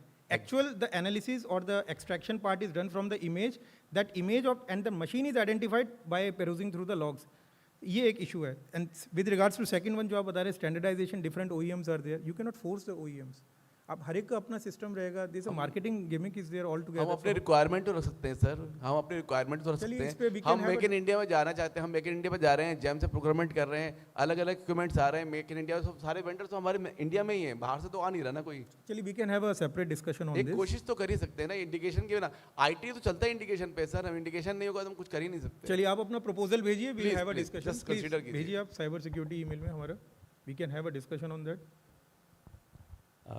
Sir, I'm Prem Prakash Rai from NTPC Jhajjar. Hanji, namaskar. And I look after OT network. And with respect to OT networks upgradation that is being done at a fast pace now, I have a question like from the forensic point of view, when a legacy system is phased out and a new system is installed, in that case, there are so much of data which is lying in the old system, which is very crucial with respect to forensic analysis, or if it gets in some wrong hands, can be used adversely against any of the utility. So do we have any guideline, any procedure or any set method of if you want to I got the point. Is phase this out the only that one? asset? Is this the only one or any other? Yeah, this is the only one, sir. So देखिए इसमें If मैं you are scrapping it, how to do it? बिल्कुल इसमें दो areas हैं. First of all, आपने पहले पूछा कि is there any regulatory requirement or guidelines are there or not? Yes, it is there. I'm not carrying my laptop. Otherwise, I would have shown you. In our guidelines, legacy article number 9, legacy system article number 9, guidelines 2021. It is well articulated. It is giving a direction to the utility to at least prepare a plan, replacement plan of the legacy system. Until they are not replaced, at least you have some deploy certain countermeasures to ensure the cyber security of such system. Countermeasure मतलब जब आपके पास neither you are getting patches, neither you are getting support, end of life हो गया है, नया system आने में it's not like a cup and plate you go from the market and purchase it. It takes time for replacement also. So till that time you deploy the countermeasures. This is one. So it is well articulated in our guidelines, and moreover in regulations also it is there. This is one. Secondly, with regards to आप बता रहे हैं कि ये scrapping the old system. हैं? Scrapping the old system. हाँ, scrapping the old system. देखिए, power sector is heavily dependent upon OEMs. And if I am very blunt, if I may be very blunt, they are all foreign-based OEMs. Different devices are having different requirements. So आप just एक requirement बोल सकते हैं कि ऐसा होगा, but again you are dependent upon the OEM. तो OEM ही बताएगा कि आप just उसको ये force कर सकते हैं. We have asked them in our regulation also. We have asked them कि till your contractual period आप उसको recovery mechanism और अगर कोई suppose कोई ऐसा contingency measure आ जाता है तो you should support the utility. This much we can control. But अगर आप ये बोलें कि अगर because every device is having different mechanism to even extract the logs. My question is on a different line, sir. Like say if a server is there, the server may have some IP addresses and then networking, like what is the default gateway, all those information. Then the server is having hard disk, which hard disk may contain the engineering database, some historical data, etc. Right. So do we have some procedure like, yes, we shall remove all the IP addresses, we shall kind of shred the hard drives, if SSD, we shall degauss it. So is there any standard procedure that any of the utility shall follow, bare minimum standard procedure? No, this much you have to follow. No, as such, there is no the standard which has been formulated. It's a very good advice or very good suggestion from your side. You can send a proposal, we can work on, and it will be helpful for all of us. But the biggest problem with this one is, first you need to have a list of all the equipment list. Equipment list ke basis pe you can have a procedure which can, cover the requirements of all such legacy devices. So wo isme catch ye hai, but it is very much possible, but currently it is not there. But in our regulation, in our guidelines as well as this regulation, they are talking about the replacement plan aap banaiye. Why I discuss it, sir? Because for me also and many of the sites, other sites that I know where systems have been upgraded, the old systems are lying in our custody, and we are in a problem like how to dispose it, because we know that we are in critical sector and data is critical for the operation, and if goes in the wrong hands can result into something not good. So we have a question like whether we shall go for some contract where certain regulations would be there that the party who is getting this asset has to give us and certify like, okay, I shredded the hard drive, I removed all the information. That will be part of your contractual requirement, but with regards to regulatory requirements, the onus of retaining that data and not exposing the legacy system to cyber thing lies with you only. Now, how you do it through contractual requirements and all, as such, कोई procedure तो नहीं है अभी. Okay. Thank you. Thank you very much. Any more questions?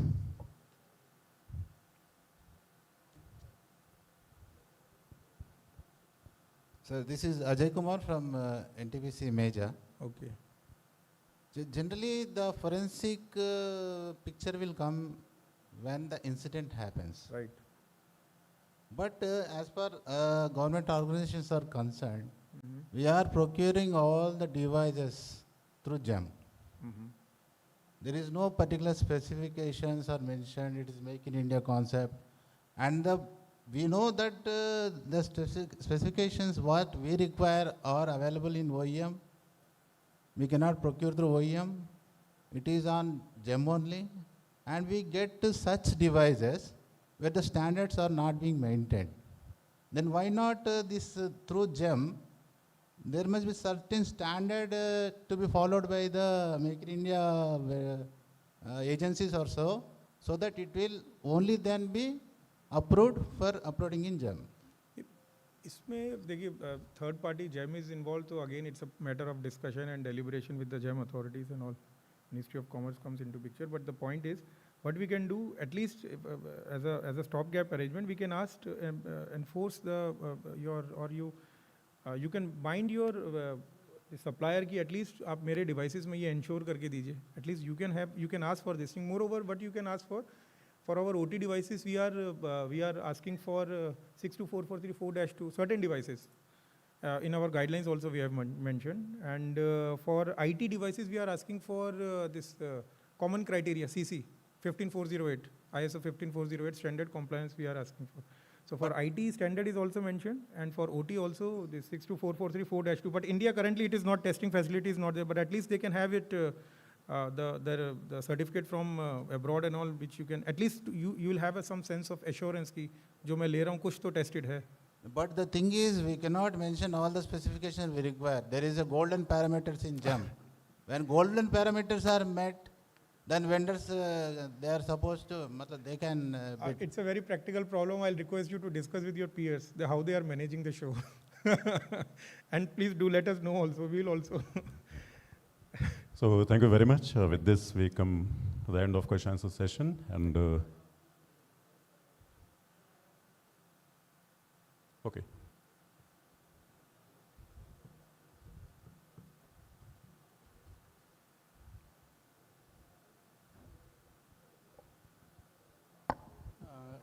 Good evening, everyone. This is Mohit Jain. Neeraj, my question is regarding the threat intel IOCs, right? So normally, utilities or the entities which are managed by power sector get weekly feeds, IOCs, malicious URLs, and what happens that whatever the parameter devices or other devices wherein we block those IOCs, URL, malicious hash and all, they have some certain limits, and practically we have seen this challenge that after some time we are not able to add further more malicious, then we go back to our EDR, XDR, OEM saying that whether they are incorporated in there. So this is a cumbersome case. So can't CSIRT-Power do something like wherein since you have that Intel platform with you, we have heard CSK in earlier sessions, so wherein a platform can be given to all power sector, wherein we can integrate with your platform so that we need not to manually add those IOCs there, and then the cumbersome process of adding, deleting, right, checking their position for malicious to proof positive, false negative, right? That way that can be handled.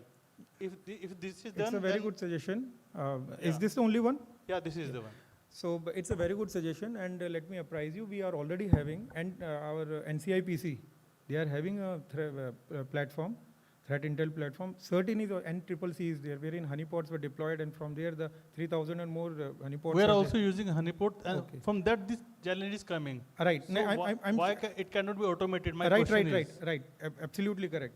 It was developed from by CDAC Mohali and then handed over to CERT-in for deployment purpose, pan India and all. So this we have also encountered, although intelligence is there, but now how to automate and integrate with the devices and all, that is a challenge that we have also apprised to them, and certainly since it is their baby, then CERT-in will be the right agency to reply. But yes, we have also apprised them, because not only with you, our utilities, the big, the bada Maharatnas, they are also facing, because whole lot of devices are there and networks are there, they are also encountering the similar issues. We have asked CERT-in also, we have discussed with them. So ये automation का issue तो है अभी, but yes, we are having our threat intel platforms are there, our utilities are integrated with. Okay. Okay. Thank you. Thank you. Thank you very much. We can take this last question, I think. Hello. Sir, I am Madin from UPRNL. I have a question that do you have any guideline for cloud service provider, whether they are complying with the cyber security guidelines? And is there any checking mechanism also available or not? I couldn't get your question. Could you please come up? Sir, my question is there any guideline for cloud service provider who are providing the cloud services like data center or DR, whether they are complying with the cyber security guidelines, and is there periodic checks are carried out or not? Already those are there, been issued by certain METI, are there, guidelines are already there.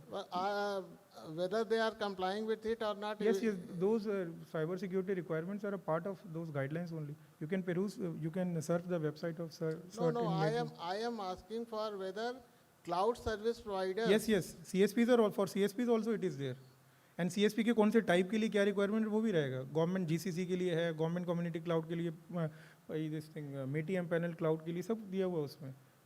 Everything is there. You kindly go through the website of METI and you will come to know. मेरा सवाल ये है कि वो compliance उनका check होता है कि नहीं? वो compliance जो आपके गाइडलाइंस हैं उसको कंप्लाई कर रहे हैं कि नहीं? हाँ, वो आप ऑडिट का पार्ट रहेगा.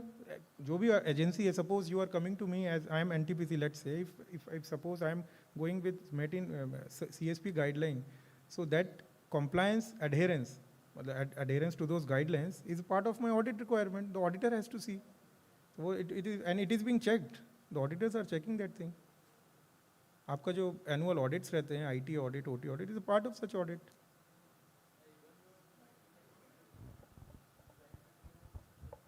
Yes.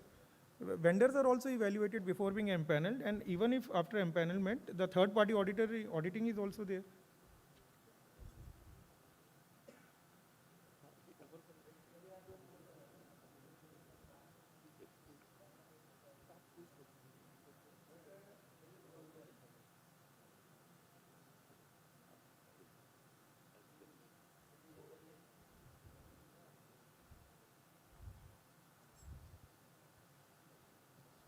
So thank you very much. Please be on stage for a couple of minutes. ये जो सेशन अभी आपके सामने चल रहा था, ये यहीं पे वाइंड अप करते हैं हम. मैं प्लीज़ इनवाइट मिस्टर KS निर्वाण, AGM NTPC, to come on the stage, ताकि हम प्रेजेंटर नीरज शर्मा साहब को और जो हमारे सेशन चेयर हैं हम उनको मोमेंटो प्रेजेंट कर सकें.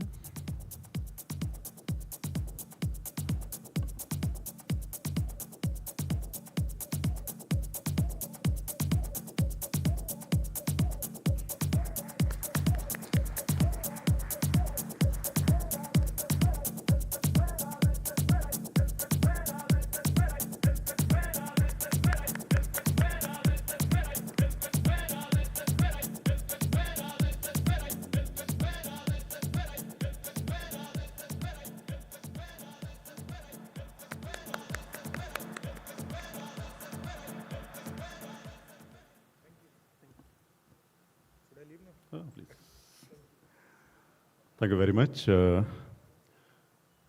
हम मॉर्निंग सेशन के बाद से लगातार आपके सामने प्रेजेंटेशंस रख रहे हैं. क्वेश्चन आंसर्स चल रहे हैं. मेरे ख्याल से आपके लिए वो मोनोटोनस ना हो, इसलिए let us give a change. आप लोगों की नॉलेज टेस्ट करते हैं. Let's play a quiz. मैं आमंत्रित करना चाहूँगा आशीष गोयल साहब को. प्लीज़ वो स्टेज पर आने का कष्ट करें और इस सेशन को कंडक्ट करने का भी कष्ट करें.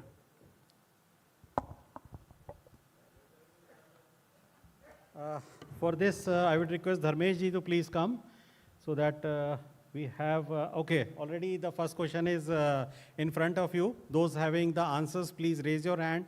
And I request Dharmesh ji कि आप देखिएगा कि कौन इसको आंसर कर रहा है. और तो we have some, okay, so I think the question, I will read out MITRE attack framework. Tactics for which east-west traffic to be monitored. The options are there in front of you. Anybody from the audience? Sir, Dharmesh ji.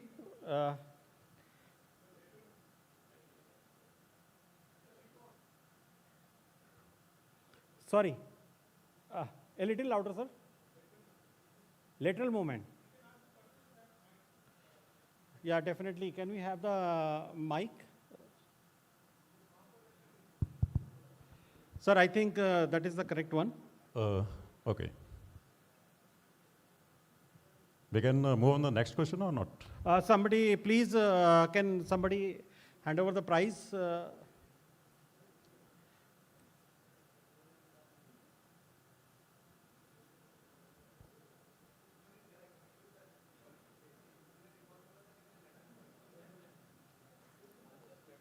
नहीं, answer lateral movement है. I think that answer came from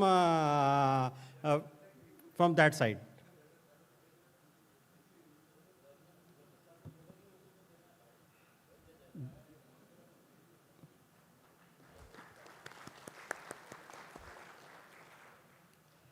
Can we move to next question, please?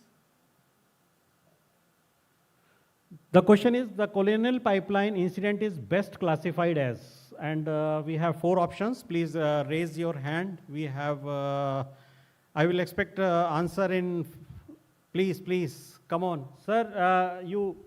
A state-sponsored supply chain attack. Dharmesh ji, please.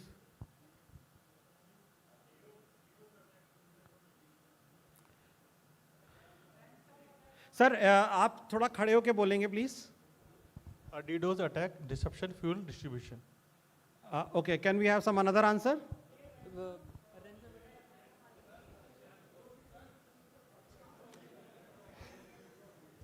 Sir, a ransom attack on IT system causing OT shutdown as a precaution. दरवेश जी, कौन किसने दिया answer आप बताएंगे sir please. Sir please अपना नाम बताइएगा. Deepak Soni, Deputy General Manager, Delhi Transco. Sir, answer is B. Ransom attack on IT system. Yeah, the correct answer is B. Please. मैं प्लीज रिक्वेस्ट आप लोग हाथ उठाइए क्योंकि अगर सारे लोग एक साथ बोलेंगे तो ये So the next होगा. question is, which malware family was primarily associated with the 2015 Ukraine grid attack?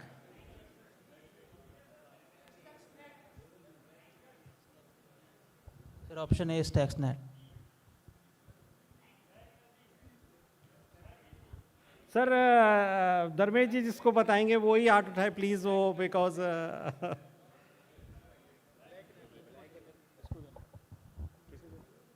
Black energy, C.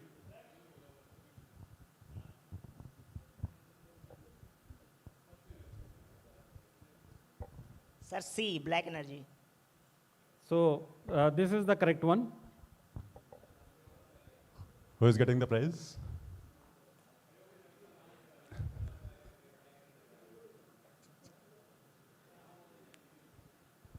Sir, Kalpanath Verma, UP Arminal, Lucknow.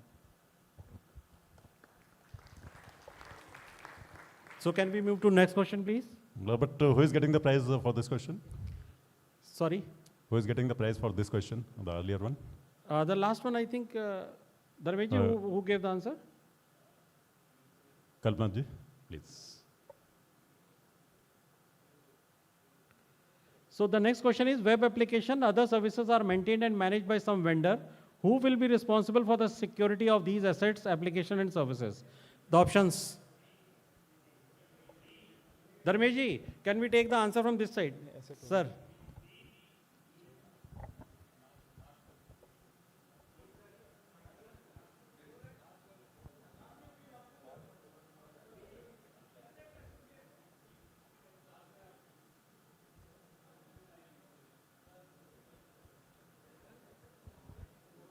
Sir, the answer is B. Sorry, answer is B. Yes, sir. Okay, anybody disagreeing to this answer?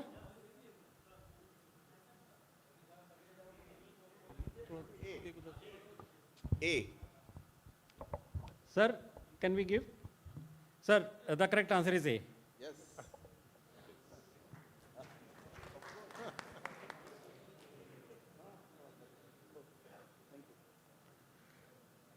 So the best practice. Sir, please, sir, I'll request all the participants out there, kindly don't reply to this. Raise your hand. The moderator will ask you to stand up and reply. Sir, the correct answer is B. So, I think the sessions are getting really fruitful, that we are getting the answers. So now we are moving to the next session, and after that also we will have some questions for you. Thank you.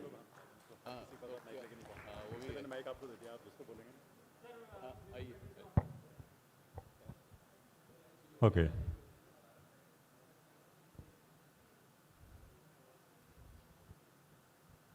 So that was just for a change.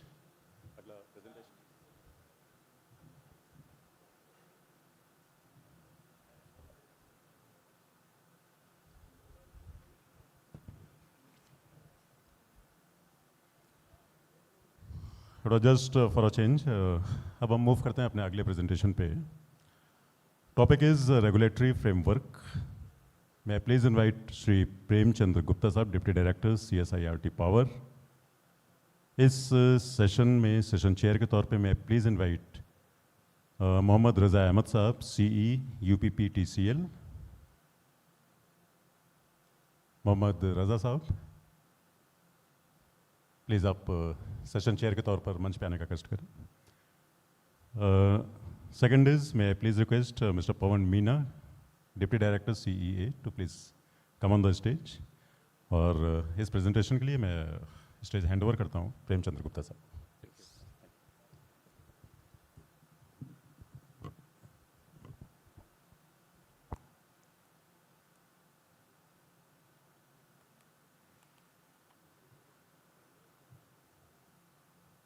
So good afternoon to all of you, and welcome you all to be present here. Our topic is Cyber Security Regulatory Framework. I am PC Gupta, working as Deputy Director in CSIRT-Power. Now the agenda of this PPT is, first we will go through what are the agencies operating in our ecosystems, in Indian ecosystems, then why we needed these regulations or guidelines. Then I will try to find out all those requirements, why we needed these guidelines and regulations. Then we will try to map these requirements to our regulations that is in the draft stage now. Then we will compare guidelines versus regulations. So this is all our agenda. Now, what Indian ecosystems, what are the agencies are operating in the Indian ecosystems? Now, as you are already aware that CERT is operating, and it is as a national nodal agency that is working to identify those cyber incidents and working as a node agency, and it is set up under the Section 70B of IT Act, and we requires to report any cyber incident to be reported to the CERT within 6 hours. Now the another agency that is working here, the NTPC, it is set up under the Act 78 of the Section 70A of IT Act 2000. And this agency is responsible for all the incidents which is happening related to the CII. And if any incident is happening related to the CII, any cyber incidents, then it need to be reported to the NTPC within 24 hours. Now the other agencies also, like in the cyber domain, like NSCS, IB, MHA, all those also working. Now the fourth one is the CSIRT-Power. That is the one of the type of the sector-specific organizations that was needed for the power sectors. And this is also a nodal agency that is dealing with the cyber security of the power sectors. And it is set up at the CA and functioning as the extended arm of the CERT. And it was established by the MOP order dated 5th April 2023. And here also, if any cyber incident related in the power sector is happening, that is also being reported, need to be reported to the CSIRT-Power within 6 hours.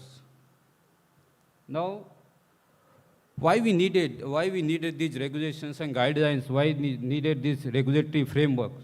So these are our areas that need to be addressed, that we have identified. Some of the areas are listed here, that first of all, we need to strengthen our regulatory frameworks. Then we need to have a compliance with the governance risks and compliances that we need to follow. Now we need to create the cybersecurity awareness. So, and another thing is we should have a good secure cyber ecosystem in our country. Now another one is we should have the protections and resilience of the CII. CII is the very most important things. So critical information system is most important. So we need to protect it, and we should have resilience about the cyber incidents. Now we need to create some mechanisms. To create some mechanisms to get some early warnings to any cyber incidents, and we need to respond those cyber incidents. So we should have, this is also one of the requirements need. Now we should have ensuring the remote operations. Nowadays we need, in our OT operations, we needed remote operations and remote access. So this is also become very much vulnerable. Remote access and remote operation is very much vulnerable. So we need to also we have some solutions how to do the remote operations and remote access. Now we should have some mechanisms between the interactions between the IT and OT system, because sometimes we needed the interactions between the IT and OT systems, so we should have, but through the IT systems, most of the threat vectors are entering to the OT system. So we should have some mechanism how to isolate, how to make it air gap between the IT and OT environments. So this is also one of the requirements that need to be have some solutions. Now we should have some phasing out of the legacy systems. As we have discussed, legacy system has been most of the challenging to the cyber incidents, because most of the, they are not having some updated solutions, recent solutions. So they are very much vulnerable for the cyber incidents. Now the another one is, we should have the API, we are using web applications API, so they are having the publications, they are also having very much vulnerable. So we should have some mechanism to have the solution for this. Now, biggest challenge is the, nowadays the supply chain risks are very much important, so we need to have some solutions for this also. So these are the areas that we have needed, why we needed the regulatory framework. These were the areas that we need to be focused, and we should have the solutions for this. That's why we come up with the guidelines and the regulations. Now you all already aware that the guidelines has already been published in October 2021. The scope of the guidelines were the OEMs, IT and hardware, OEMs, vendors, service providers. So these were all the responsible entities which are having this OEM, these were the scopes of these guidelines. And some people were thinking that the guidelines is just advisory in nature, but it is not like that. It is not advisory things. In IEGC 2023, if you go by the CRC that has been published, if you go through, you will see that guidelines of the CA, cyber security guidelines, has been mandated. So it is not advisory in nature, it is mandatory to follow. Now these are the structures of our guidelines. It is having 14 articles, and some of the articles already been covered by my colleagues, Neeraj Sharma, and I'm not going through all those guidelines because my focus is main on the regulations. So these are the broader pictures of the guidelines. Now this is the draft cyber security regulations that is now in the final stage. Very soon it is going to be published. So this is the scope of the regulations. The scope of the guidelines was limited, but here we have increased the scopes and applicability of these regulations. Here we are covering the PSU, Secretariat, and all the entities which are working under the Ministry of Power, Government of India, power exchanges, and all existing upcoming IT and OT infrastructure. So our scopes and applicability has been increased here in the regulations as compared to the guidelines. Now this is the broader structure of our regulation. It is having 10 chapters, 22 clauses, and around 3 schedules. This is the enforcement timelines. It will be come into the force after 6 months of the publications in the official gazettes. But we are giving some exemption in some of the clauses, 716, 725, 32, 81, 83, and 9. It will be come into the effect through the separate authority orders. And these are the clauses that is describing. 716 is related to the certification, because in certification it may require some more time. So after the deliberations which will happen with the authority, then authority will take the call, and it will come into the effect when authority will come up with the order. Now these are the requirements that we have identified. We are trying to map these requirements in our regulations. First, we have identified the requirements, what are those requirements. Then we are trying to incorporate those requirements in our regulations. So first was the requirement was to have in the power sector, there was no any regulatory body, especially in the power sector. So there was a need to have one regulatory body in terms of the cyber security. So we set up the CSIRT-Power, and functioning of the CSIRT-Powers, others, is already has been covered in our previous session. So I'm not going to take in detail in that. Now, there is another requirement is GRC related requirements, governance, risk, and the compliance related requirements. In that, there is some requirement that entities shall designate a regular employee at the level of senior management at the CISO and alternate CISO. So if the CISO and alternate CISO should be at the senior management level, so that they can go and talk to their head of the entity, other things, to address their cyber security concerns. Now we have incorporated that the CISO and alternate CISO shall be the citizens of India. They should have at least 15 years of direct experiences. And so there is some observation that SLDC, the part of the parent holding company, they are not having the separate CISO. So we are recommending that they should have, for SLDC, there should be some separate CISO. CISO should report to the head of entity, because we cannot allow them to report to inferiors, because as we know that cyber security is very challenging. So if they are reporting direct to the head of entity, then if any challenges are coming, that can be sorted out very easy manners if they are reporting to the head of entity. And we are trying to ring fence the role of the CISO, because we do cyber security in the challenging field, so we don't want them to be engaged with any other task. If there is a CISO, then he should be only looking after the roles in the cyber security domains only. That's why we are ring fencing the roles of the CISO. And REs are established dedicated IST headed by CISO. So we are recommending that RE means responsible entity. Here we are calling the responsible entity which are having the OT networks. So that entity we are calling as a responsible entity. Now every responsible entity should have ISD that should be headed by CISO, because most of the RE don't have, I think, dedicated ISD. Very few of them are having. So there is a need of having the one dedicated ISD that should be headed by the CISO within India.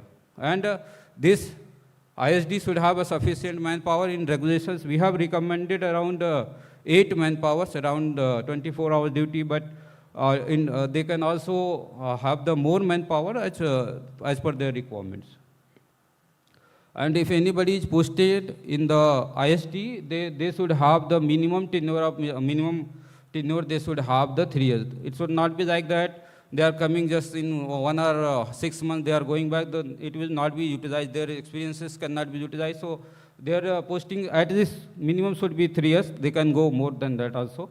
So these requirements we are incorporating in the R7, R18 and R9 of our regulations. If you go in details, we have given each requirements, we have specified what are those requirements needed. So now the next one is, again the GRC, we should have self. Here we have incorporated one of the clause that they should conduct a self-audit. And they should self-audit, you are doing the audit by yourselves, then you are submitting to your report to the CISO MOP. This is the regulations. You have to go the clause by clause, and you will have to do the self-audit whether you are able to comply with all those clauses or not. That the report you have to prepare, and that report had to be sent to the CISO MOP by 30th June of in the next financial year. Now, there should be cyber security policy. You have to prepare some cyber security policy, and that need to be approved and reviewed by your head or board of the entity. There should be the procedure to identify the systems, classify the system. We see critical systems are very much important. So you should have some mechanism to identify those systems which are the critical systems. So you have to identify what are the critical systems are there in your organizations, and definitions of the critical systems is also given in our regulations. How you will identify those critical systems. And the CIN protection system, it should not be discoverable on our public platforms, because it will become very much vulnerable if it is available on your public, if it is discoverable on the public platforms. So it should not be discoverable until unless it is approved by your head or entity. Then you should also have your one of the data retention policy. It is very much important. You should have the data retention policy. You have to make a document in which you will intensify that what are those data that will be retained, and what should be the durations of the data to be retained. So there should be one data retention policy, and you should have the personal risk assessment of the person engaged in OM of the critical system. So there is insider threats also. Always in the cyber security domain, it is not only external threat, there is insider threats also. So you should have your personal risk assessment. Based on that, whosoever is engaged in the operational maintenance of the critical systems. And after having the audit findings, your CISO should report these audit findings, and in that audit, you might be having some critical high-risk vulnerabilities that need to be closed, and we have given the timeline of closing these vulnerabilities, high-risk and medium-risk vulnerabilities. We have given the timelines in our regulations also. When it will be published, you will come to know that exact timelines. So within that timeline, those vulnerabilities which has been identified that need to be closed. Now, the third requirements we have identified in our cybersecurity domain, we should have some capacity building, because capacity building is also one of the challenges. Many organizations don't have the cybersecurity experts. All are in the power sector domain, so having basically electrical engineers, they are not having some capacity. So we should also build the capacity. So we should have awareness. We should have to create the awareness. So in that sections, we are recommending that you should conduct the cyber security awareness program at least once in every 6 months. And whatever the manpower you are deploying in your ISD, they should go a cyber security training course at least 5 man days in a financial year. This is the at least, you can go more than that also. So, and all the personals engaged in this IT and OT systems shall mandatory undergo courses. We are, as you know, we have frequently we are going through we are organizing the training programs like IIT Kanpur and RRU. So we should also come forward and have the training program, participate in our training program also. And manpower deploying the ISD to have the budget, whatever the, whosoever is posted in the ISD, they should have budget certifications in the domain of the cyber security. So we are recommending to have the persons whosoever in the ISD, they should have some certification program also. So these requirements we are covering in R7, R8, these regulations.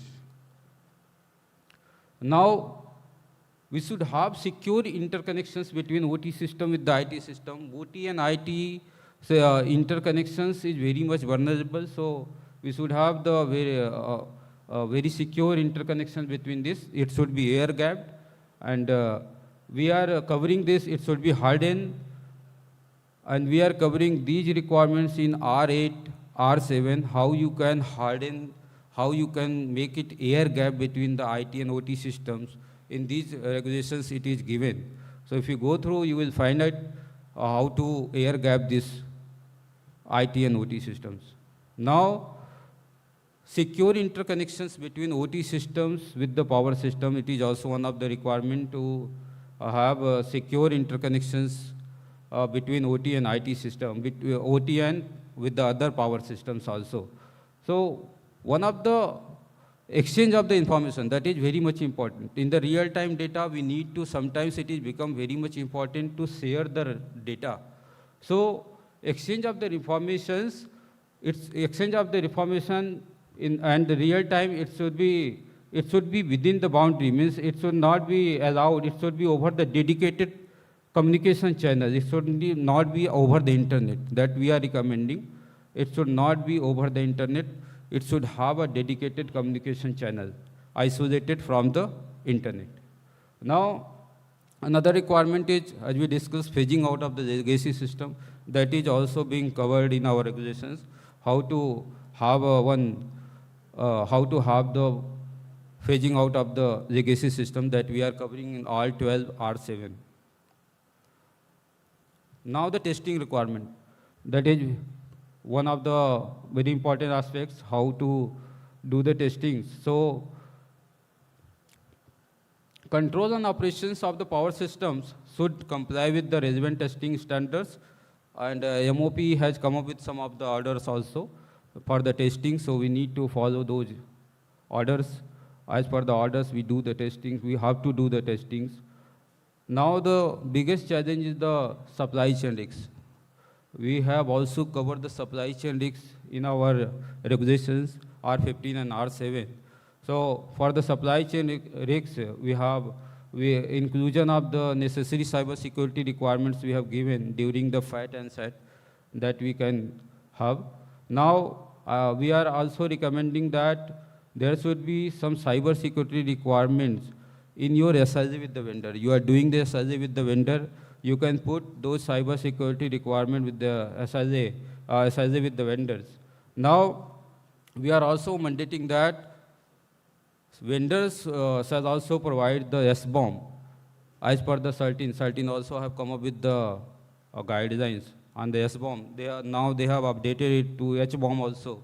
So the vendors shall provide this software bills of materials as per the CERT-In. Now,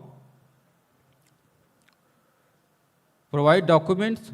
Vendors shall also provide document and tested procedure as well as the recovery program to the entity for the restorations of the systems. Because sometimes vendors don't provide the documents. So we have also come up with some of the clauses that will mandate the vendors to comply all those cyber security requirements. Now the certifications and cyber security audit. Compliance with and acquire ISO IEC 27001 certifications. Ensure that the cyber security audit, including BAPT, is also being carried out prior to the critical system. If you have any critical systems, make sure prior to the commissioning, all the cyber security audit, including BAPT, is done. Unless until it is not done, you should not allow for the commissioning. Now, if auditor is submitting the auditor is doing audit our systems, then it should submit our audit closure reports within 8 months of the commencement of the audit. And here we have put the conditions also. There are no 4 consecutive certificates audit should not be carried out by the auditing agency. It has been observed that the same agency is doing the audit again and again for over the years, but that creates some of the challenges also, because the same agency cannot give the perfect audit. So we have put some conditions here also that not more than 4 we are not allowing. If any agency has done the 4 consecutive audits, you are not going to allow the same agency for the audit purpose. And for cyber security audit, we are just only allowing 3. 3 consecutive audits cannot be done by the same agencies for the cyber security audits.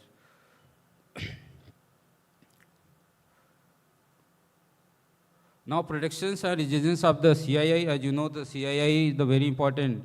So, whenever you are approaching for the CII to be declared by the NCIPC, after declarations by the NCIPC, you need to approach to your state governments for the notifications. So we have put some conditions, 16 days.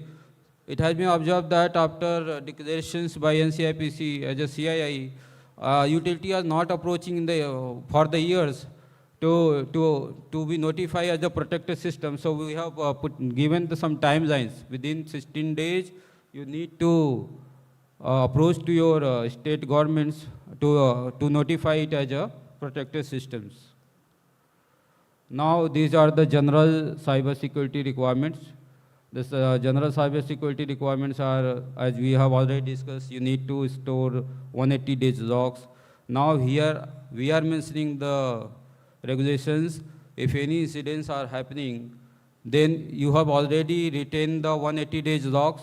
After the incidents has happened, you need to again, the date of happening of the incidents, for the next 180 days also you need to retain that logs, because maybe during the analysis we needed more logs. If you are only maintaining the 180 days logs, some of the logs, suppose during the analysis we took 1 or 2 or 3 months, then our logs may be not retrievable. So we are recommending 365 days logs if any incident is happening. And there should be two backup data should be retained. Last two backup data should be there. And there should be cyber security audits, last 3 audits you need to retain. And remote access, we are not assigning for the general purpose. Some of the utility, they are just, vendors are taking their passwords and other things. They are just logging from the other sites. They are trying to access the system. So that becomes very much vulnerable. So we are not allowing those remote access. We are just only allowing the remote access for the troubleshooting and emergency requirements only. And in some of the remote operations, if you are wanted to do the OT operations in the OT, remote operation in the OT, you have to take the procedure, you have to take the permission from your head of entity, then only you can allow the remote operations in the OT system. And before allowing to the remote operations, you have to do the risk assessment. After doing the risk assessments only, you can go for the remote operations. Now this is the miscellaneous, and if anybody is not complying with these regulations, then under section 146, our CISO may recommend the proceedings under section 146 of Electricity Act 2003. So in case of the cybersecurity breach, any entities has inquired the matter, initiate proceedings against the such vendors. Here, we are very much dependent upon the vendors. Sometimes if any cyber incident is happening, they may not be cooperating. So some vendors may not be cooperating, may not be providing such information which is required for the analysis, other thing. So we have put up some clause also here. Then you can also initiate the disciplinary proceedings against the vendor if they are not cooperating. Now, here one of the clause we have added here, CISO MOP may ask the audit closure reports. So CISO MOP randomly for the any entity, he can ask the audit closure report. And if he is not satisfied with your audit closure report, he may appoint any third party auditor.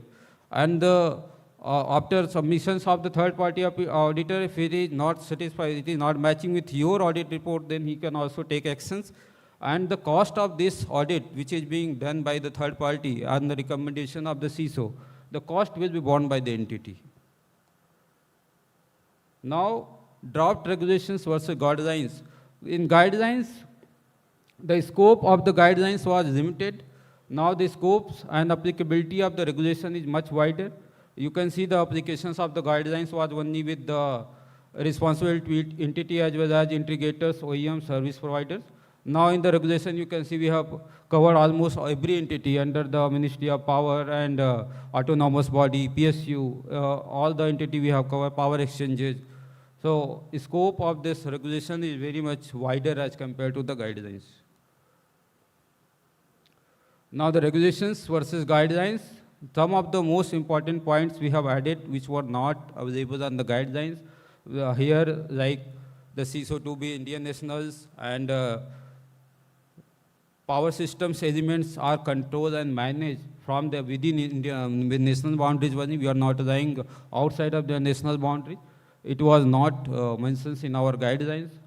So Here we are also mandating how to secure our IT, OT and OT with the power systems interconnections.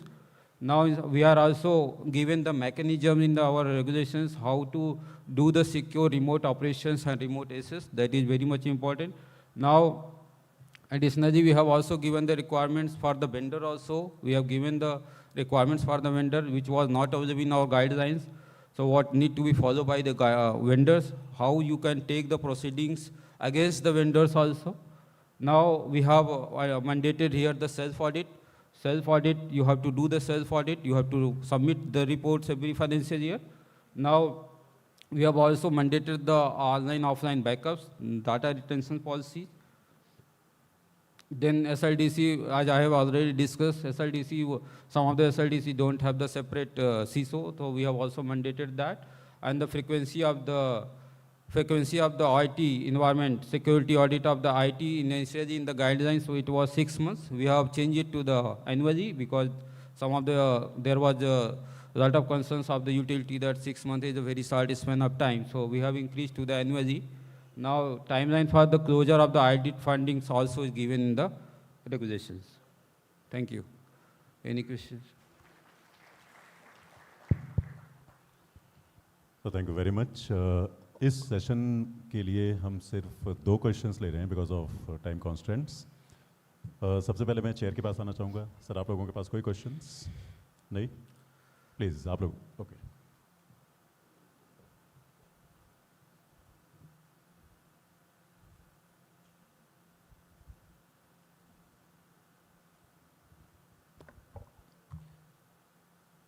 Good afternoon, sir. Sir, this is Amit from JKPTCL. Sir, what would be the role of artificial intelligence in cybersecurity in power systems sector? And are there any AI tools certified by CERT-In or CSIRT-Power for securing data of our systems so that machines and humans could go hand in hand? What is the role of the AI in the power sector? Yes, no, sir. Can you please repeat your question? Yes, sir. What would be the role of artificial intelligence in cybersecurity in power sector? Or, and are there any AI tools certified by CERT-In or CSIRT-Power for securing data of our systems so that machines and humans could go hand in hand? Okay, we have not recommended any AI tools for the security of the data till now. We don't rely on, till now, Indian ecosystems, in the Indian government systems, we are not relying on the AI, but in the present cyber security solutions, they are incorporating some AI tools, but that depends upon which vendor you are employing. Some of the vendors are coming up with the AI tools for the cyber security. So it depends upon which vendor you are employing for the cyber security in your organizations. Depends. There is no separate guidelines or any things are for the AI in the power sectors. What Gupta ji just said, actually already in the SIEM solutions which are implied in next generation, which are implemented in next generation SIEM solutions, as per our PSDF funding across the SLDCs and other GENCOs and all. So the next generation SIEM solution are equipped with AI tools and all. Moreover, this next generation firewalls are also having this AI related intelligence. Models are being developed and are being used extensively. So ये तो role है. Plus customized solutions are also being made by using AI. So we cannot deny the importance of AI and use of AI in the across the power sector. But अगर आप ये बोलें as such any tool which has been recommended by CSIRT-Power, no. As such, neither it is within our mandate. Thank you. One last question. Anyone? Okay.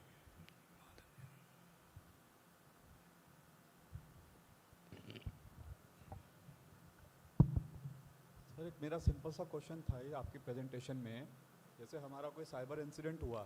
Not audible. Yes.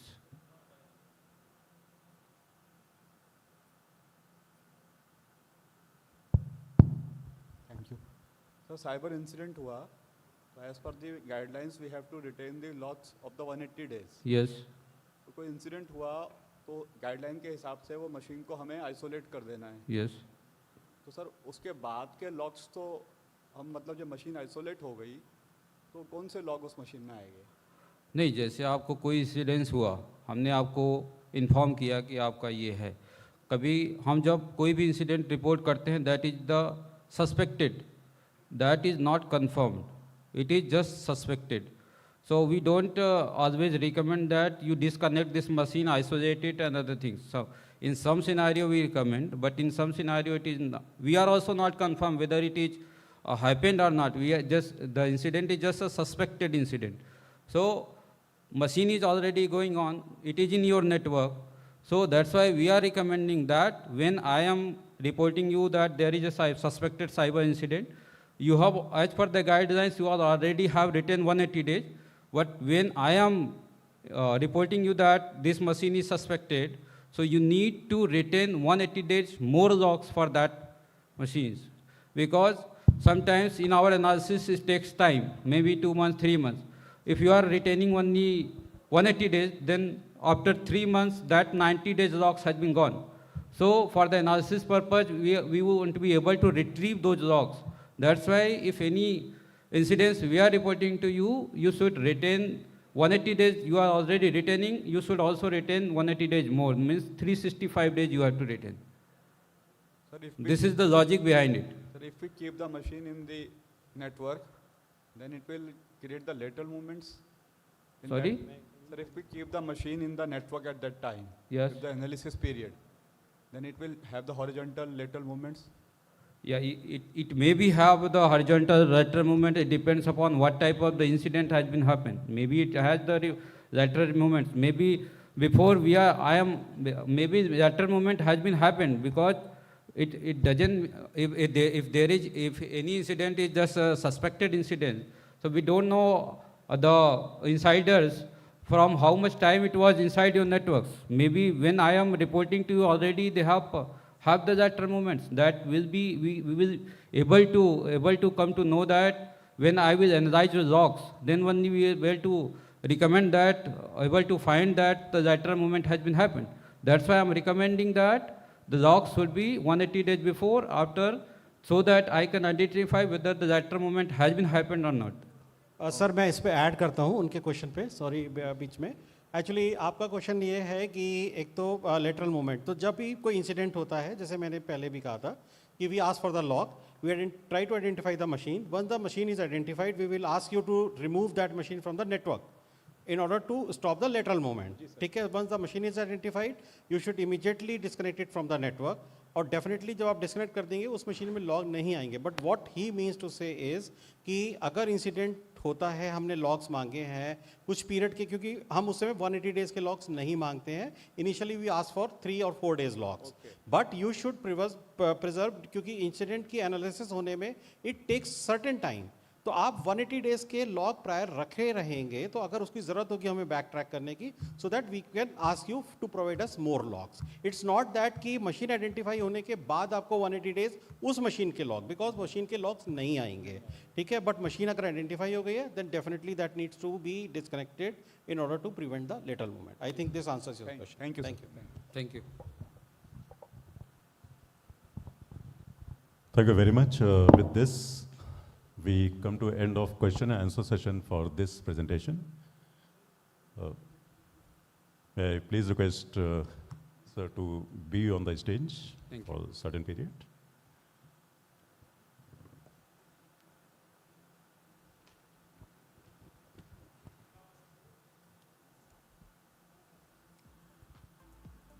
मैं निवेदन करूंगा जितेंद्र सिंह साहब से, DGM NTPC, to please come on the stage.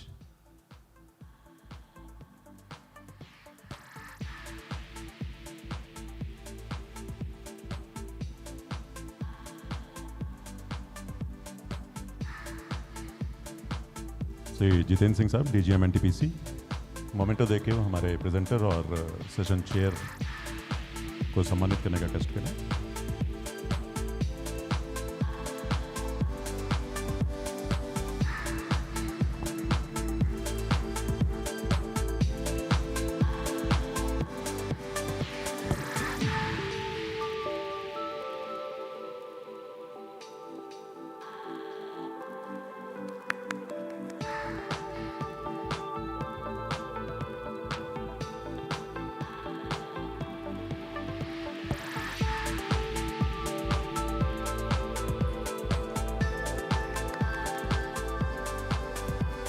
So thank you very much, कृपया अपना स्थान ग्रहण कर लें।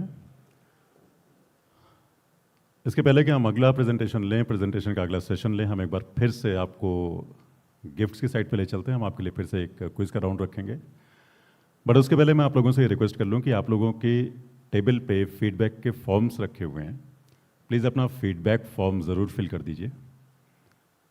मैं रिपीट कर रहा हूँ, आप लोगों के टेबल्स पे फीडबैक के फॉर्म रखे हुए हैं, प्लीज़ फीडबैक फॉर्म्स ज़रूर फिल कर दीजिए। इसके बाद मैं आशीष गोयल साहब को इनवाइट करना चाहूँगा for next round of quiz.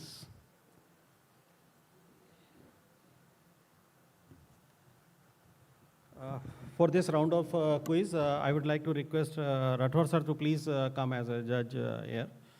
Sir, please.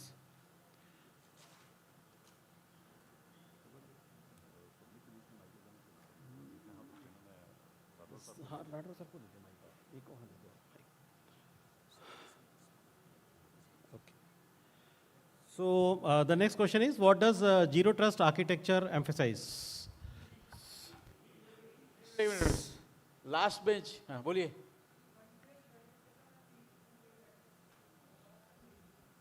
Yes, sir. हाँ, correct answer madam.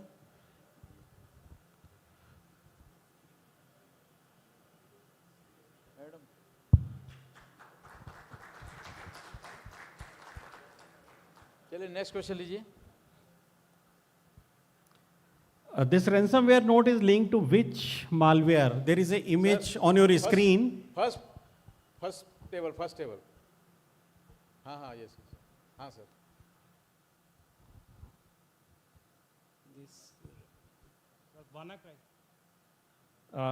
Yes, the correct answer is WannaCry. Madam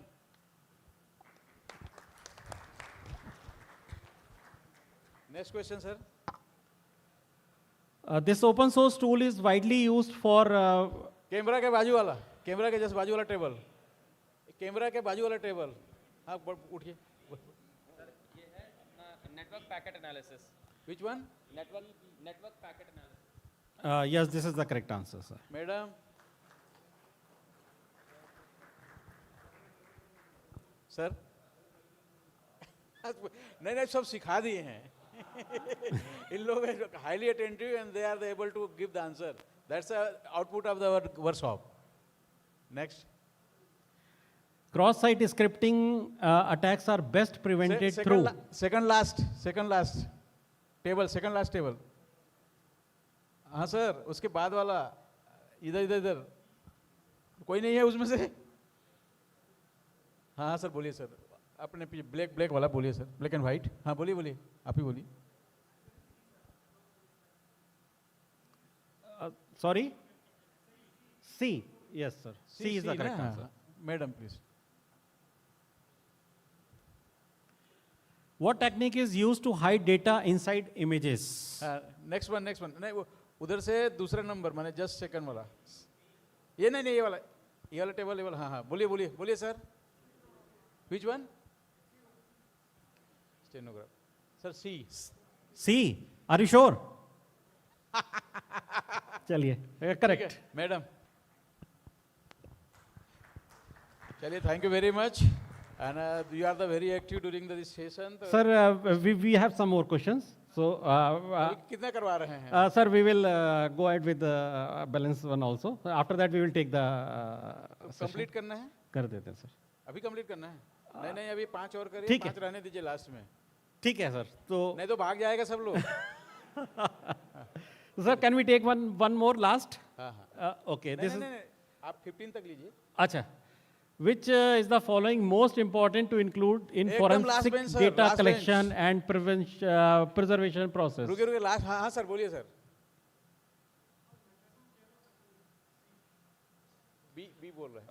We want some more answers. एक मिनट, उसी टेबल में और कोई है? नहीं बोलिए। Last table. हाँ सर बोलिए ना। यस बोलिए सर बोलिए। व्हाइट। हाँ बोलिए sir. Which second? B is the correct one, sir. B बोल रहे हैं? Yeah, B. हाँ उनको दीजिए मैडम लास्ट में। The correct answer is preserving data integrity. ठीक है चलिए। मैडम किधर दे दिया आपने? अरे उधर देना, उनको दीजिए दूसरा, उधर उधर उधर दीजिए, उधर और एक दे दीजिए, उनको दे दीजिए, कोई बात नहीं, उनको दीजिए। वो अगले बार से आंसर भी नहीं देंगे। 12 number. Which of the following is best way to mitigate the impact of ransomware attacks? Last एकदम, हाँ कॉर्नर, हाँ बोलिए सर बोलिए। नहीं एक मिनट, लास्ट लास्ट बी क्या हुआ? हाँ हाँ sir, D is the correct one, sir. D is the correct sir. Madam वो एकदम लास्ट में खड़े हो जाइए आप, नहीं तो कोई दूसरा ले जाएगा।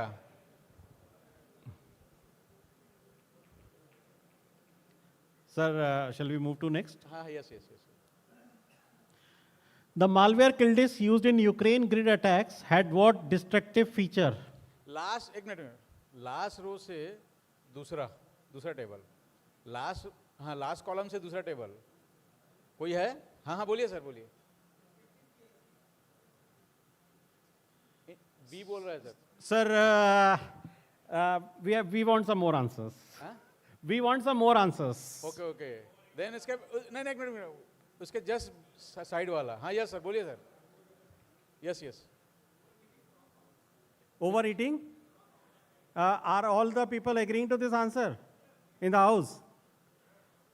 Yes. So I think इस क्वेश्चन के लिए फिर प्राइस सर नहीं देना पड़ेगा। अरे अरे आप सारा आंसर ABCD बता देंगे तो फिर तो गड़बड़ा जाएगा भाई। बताइए सर बताइए।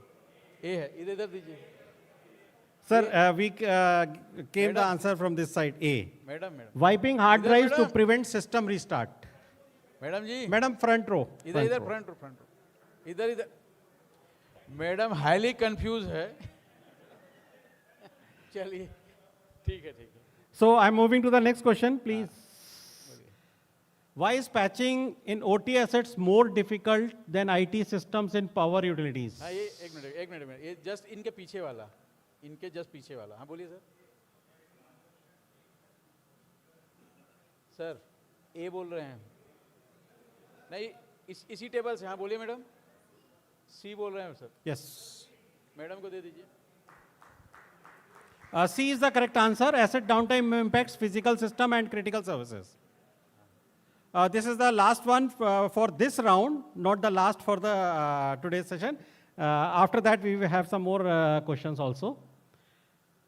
Which of the following is a Stuxnet? नहीं, एकदम लास्ट है ना। नहीं सर, अभिषेक सर आपके बाजू वाला, हाँ बोलिए। अरे पहले खड़े होइए। D Delhi Warm. Yes. अच्छा हाँ ठीक। That is the correct answer. दे दीजिए उनको।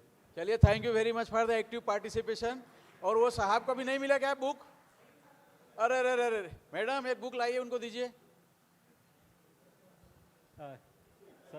बुक है क्या पता नहीं मुझे, I don't know, but it seems like a book.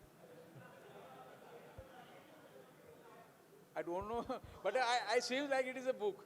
Okay. Thank you very. उनको अभिषेक वो हो गया, उसके बाद भी एक दे दीजिए। हो गया दोनों को। Thank you very much. अभी 5 क्वेश्चन और बचा है।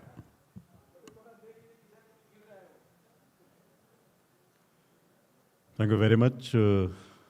This was a good round because पहले राउंड में शायद क्वेश्चंस कहाँ से लिए जाएं उसमें कन्फ्यूजन था। इस राउंड में इनाम कहाँ दिया जाए उसमें कन्फ्यूजन था। So let's move on. अगला राउंड हमारा फिर से प्रेजेंटेशन है एक, और topic is identification of CII। मैं आमंत्रित करना चाहूँगा श्री गणेश साहू साहब को, director NTPC for this presentation. और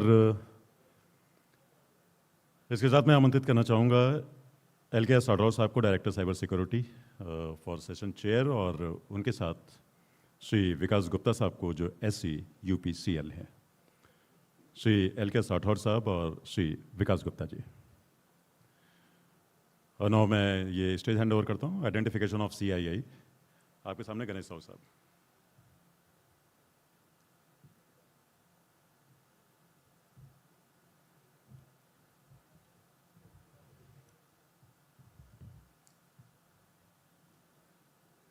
ये वाला ये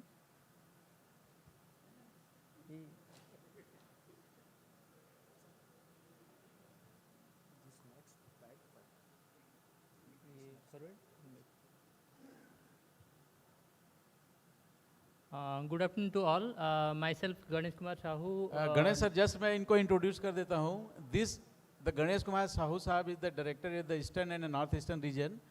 They are the looking after the NCIPC, means the critical information infrastructure. All the protective system is looked after by him only, and he is the very prominent speakers. So I welcome you, sir, and you will start. Please complete that within the 20 minutes only. All we have right. the 20 minutes. Okay. And then we have to also complete by the 5 o'clock so that the people can be enjoy the other part of the life. Thank you so much for introduction, sir. So at the outset, I would like to thank CSIRT-Power for inviting me for this workshop.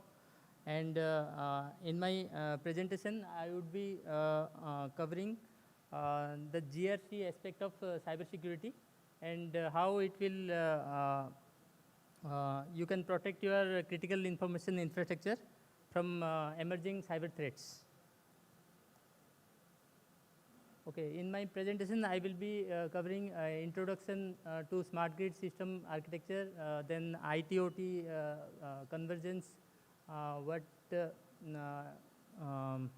risk it would have, and thereafter cybersecurity objectives and requirements, how we can go for risk assessment, and what are the strengths, weaknesses, and opportunities and threats to these modernized digitized systems, and how we can go for this governance, risk, and compliance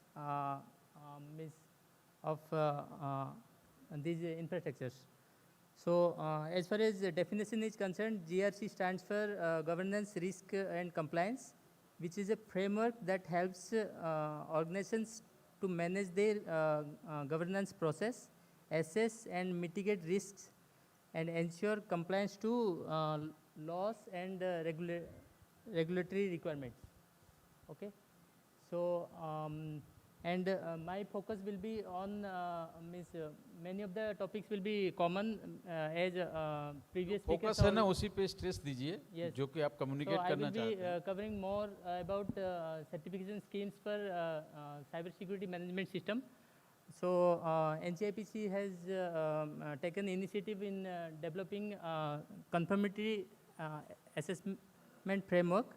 So I will be focusing on that in this presentation, and how you can go about cybersecurity posture assessments of your own, as well as how you can safeguard our organizations from cyber threats. Okay, this is the modern ICT infrastructure look like. As there is a IT/OT integration, from there you can see IT CIS, customer information system, is connected to your OMS, outage management system, and that is also connected with your SCADA, and these field devices and all these sensor parameters are going into your SCADA, and there is a IT/OT conversation there. And nowadays, due to smart grid, AMI system is also integrated with your SCADA. So with the integration of this IT/OT integration, there is a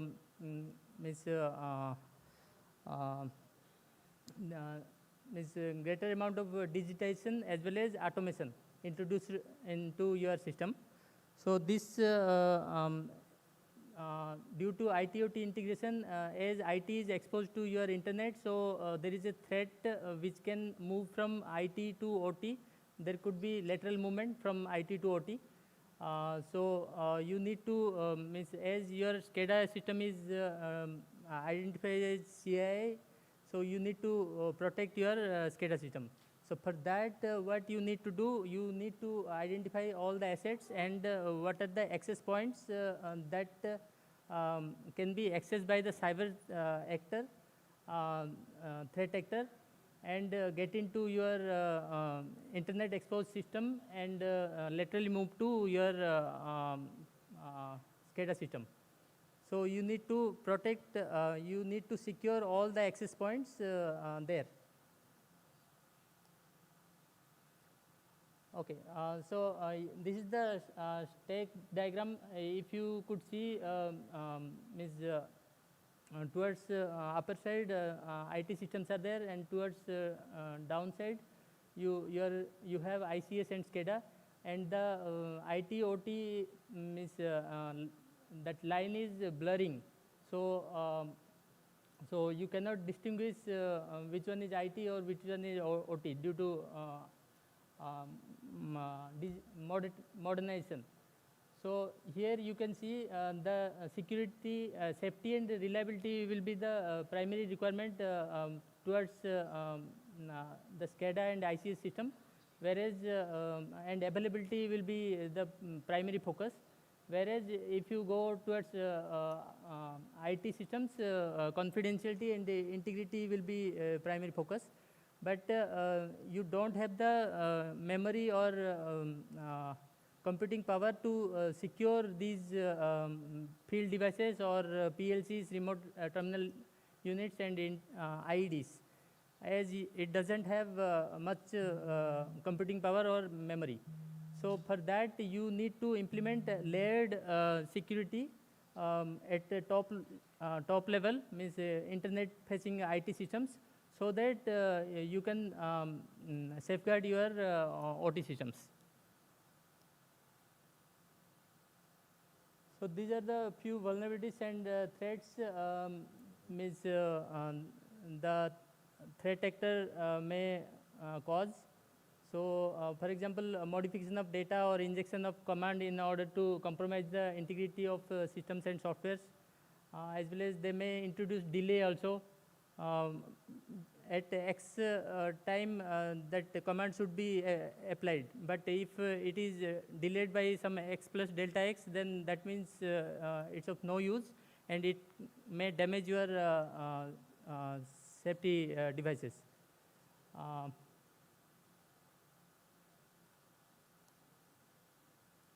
So this is the primary requirement: availability, integrity, and confidentiality.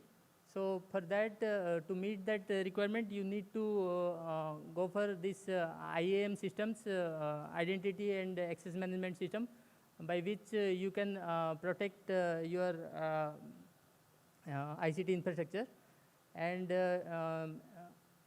in case of smart grid, you need to protect the data also, consumer data. So privacy has to be protected. So let me go to risk assessment.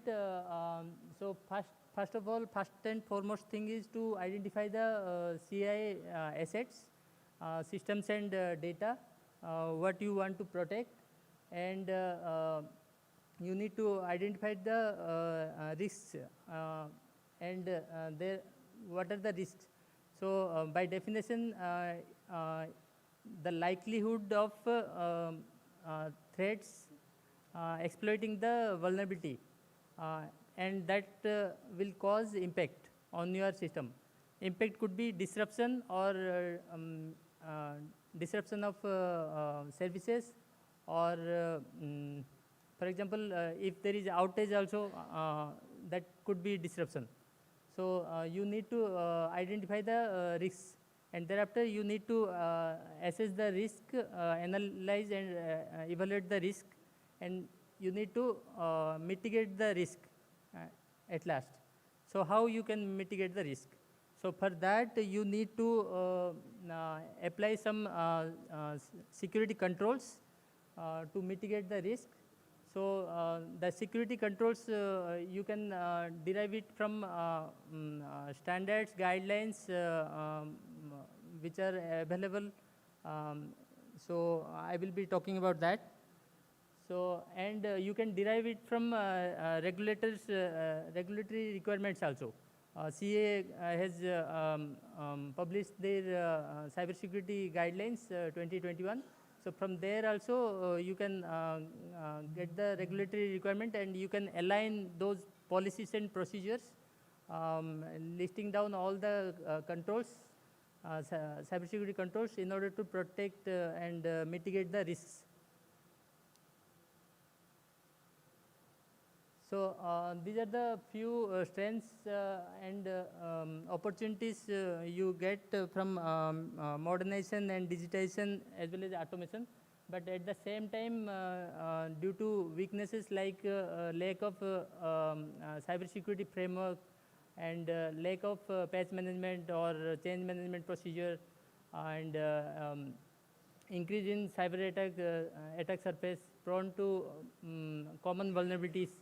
So these and the lack of cybersecurity awareness, these could lead to some incident.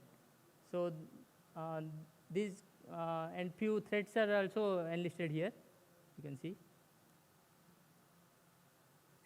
So there are many standards and guidelines, regulations are in our ecosystem, and you can adopt these standards, guidelines and regulations in order to frame your policies and procedure documents.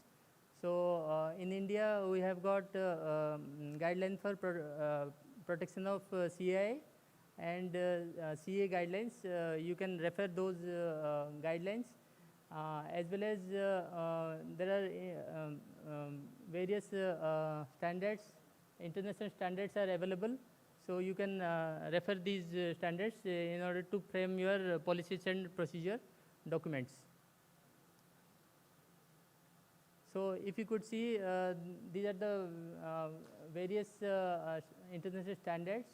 So for a smart grid system, if you could see in the third row, NIST IR 7628 is there. You can go through that, and that will be much help for you.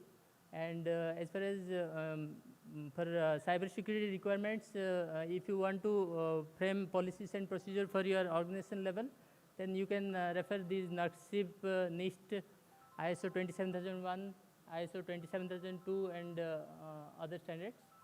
And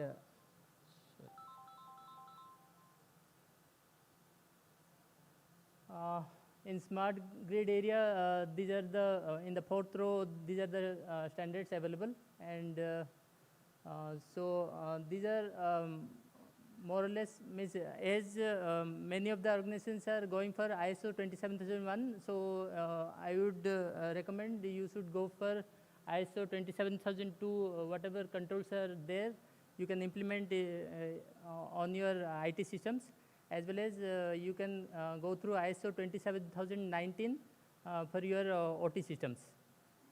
So that is aligned to ISO 27001. So that will be a okay. So in a nutshell, I would be, I will. Sir, last 5 minutes.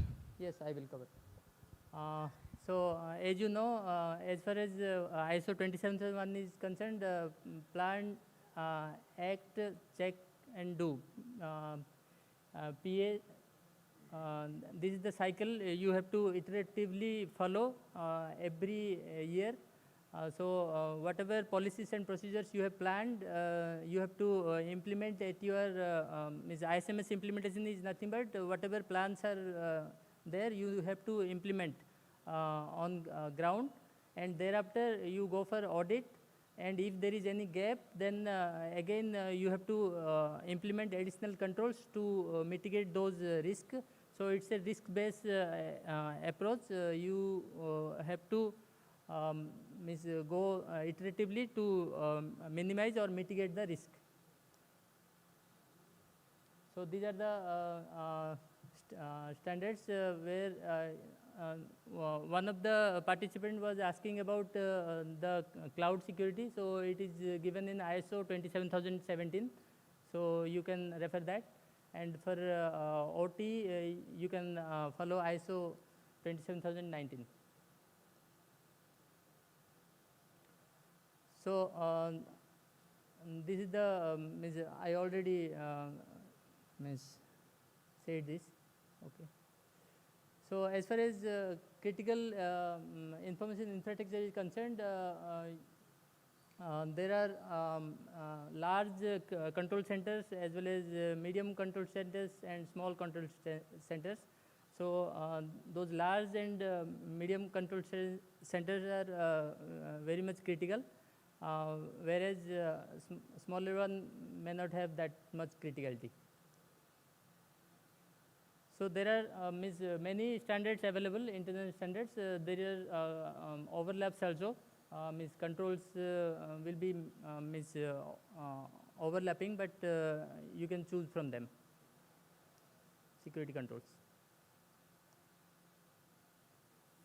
Okay. So why we need information security audit? So for that, first of all, you need to frame your information security policy, and thereafter whether that information security policy is implemented on ground or not, these auditors will be checking. Okay, so you can go for internal IS audit or third-party IS audit, and on the basis of their audit findings, gaps, whatever recommendations they are giving, you need to implement. So you have to comply with the requirements.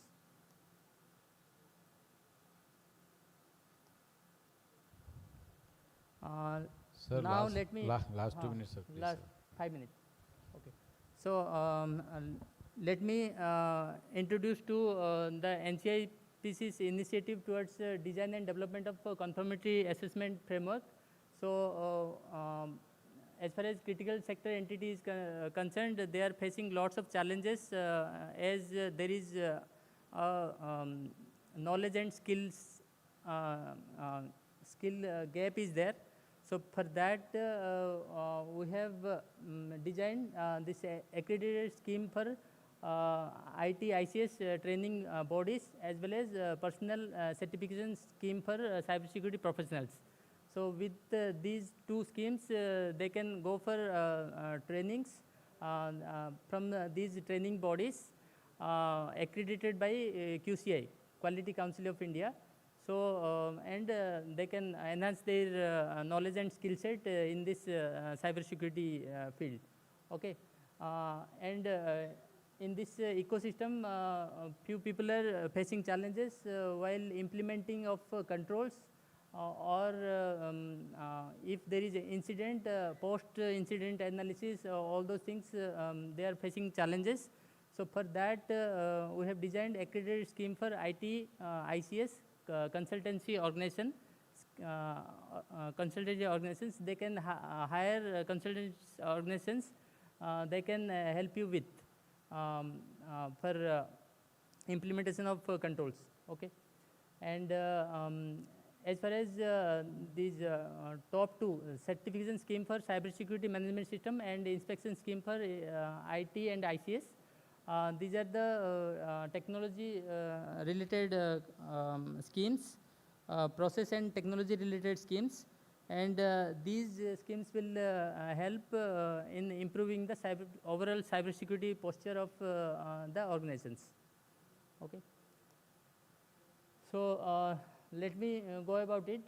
So there are for cybersecurity management system, there are 3 level of certification are available: level 1, level 2, level 3. For level 1, the basic technical criteria has to be met. So for that, we have referred this ISO 27001. So ISMS, if you have implemented ISMS, well and good. And on top of that, if another 5 number of additional controls, if you implement, you will get this CSMS level 1 certification. Okay. So as far as level 2 is concerned, supplementary technical criteria is specified. So there you will get the OT specific controls which are derived from ISO 27019 and IC 62443. So these OT specific controls you need to apply onto your OT environment in order to secure your ICS or SCADA environment. So these are the additional controls you have to apply, 34 number of controls. Sir. So with that, and one more slide, that's all. And there is a CSMS level 3 certification is also available, which is derived from IEC 62443, which is OT specific security from NIST standard. So these security controls you need to apply onto your ICS environment to reduce the risk or mitigate the risk. Okay, so how you can go about this CSMS certification audit? So, whatever controls you have implemented, you have to enlist whether you have to assess your risk first of all. After assessing your risk, for that, what are the controls you have to choose? You have to choose those controls and enlist in your SOA document, statement of applicability document. So these statement of applicability documents will be the reference document for auditor, cybersecurity, information security auditor, whoever is coming. So on that basis, they will check whether those controls are implemented on ground or not. If those are not implemented on ground, they will not give certification. If they are implemented, they will give certification. This is the process. So for level 1, level 2, level 3, level 1 is sector agnostic. It is applicable for all sectors. But level 2 and level 3 is designed for only power sector. So means how it will be useful, you please go through these documents.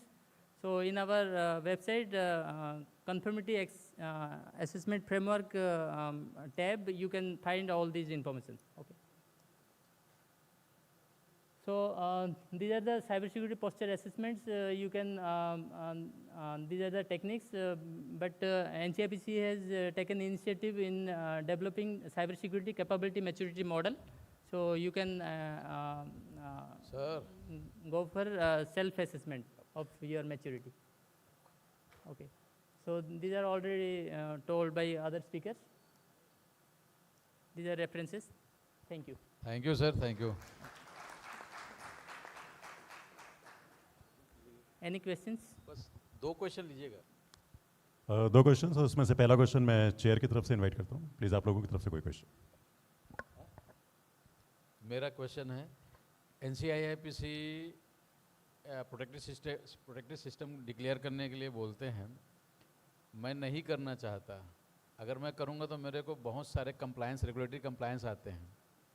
तो what are the माने mandate so that the NCIPC can enforce, you have to do this work. Basically, I am the one utility. I don't want to the CII. If I will be the CII, there are so many compliances has to be there. I don't want the CII.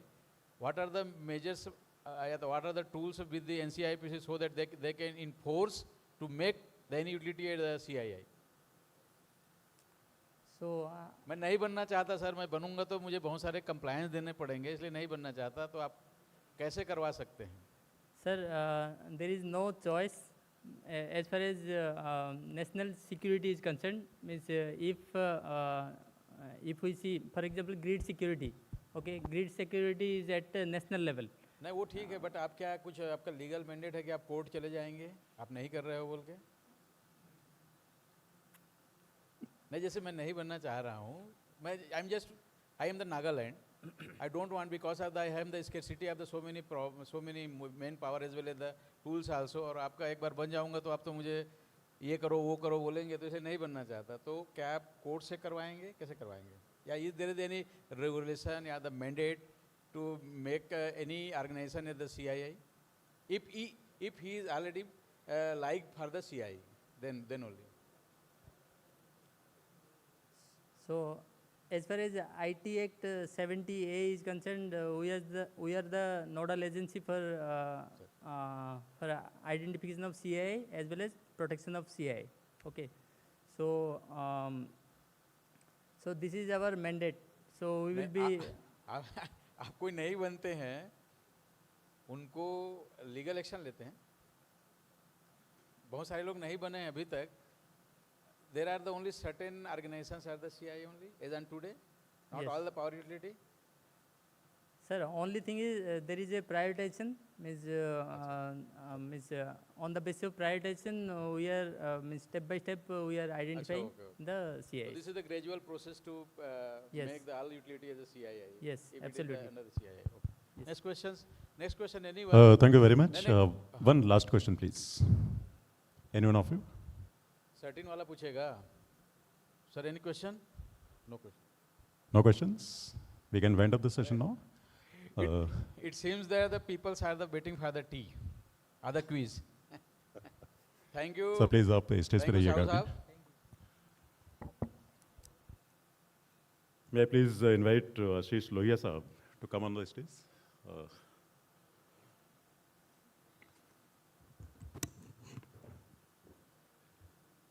मैं लोहिया साहब से अनुरोध करूंगा कृपया memento present करके हमारे presenter और session chair को सम्मानित करें.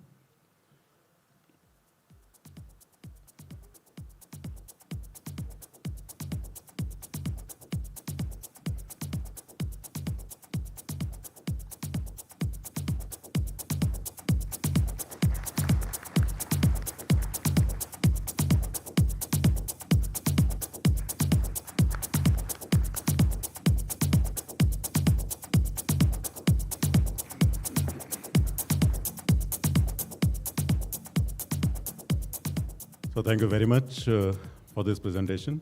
और इसके बाद एक बार फिर से the last round of quiz. We hope जिनके पास गिफ्ट अभी तक नहीं पहुंचा उनके पास इस बार पहुंचेगा.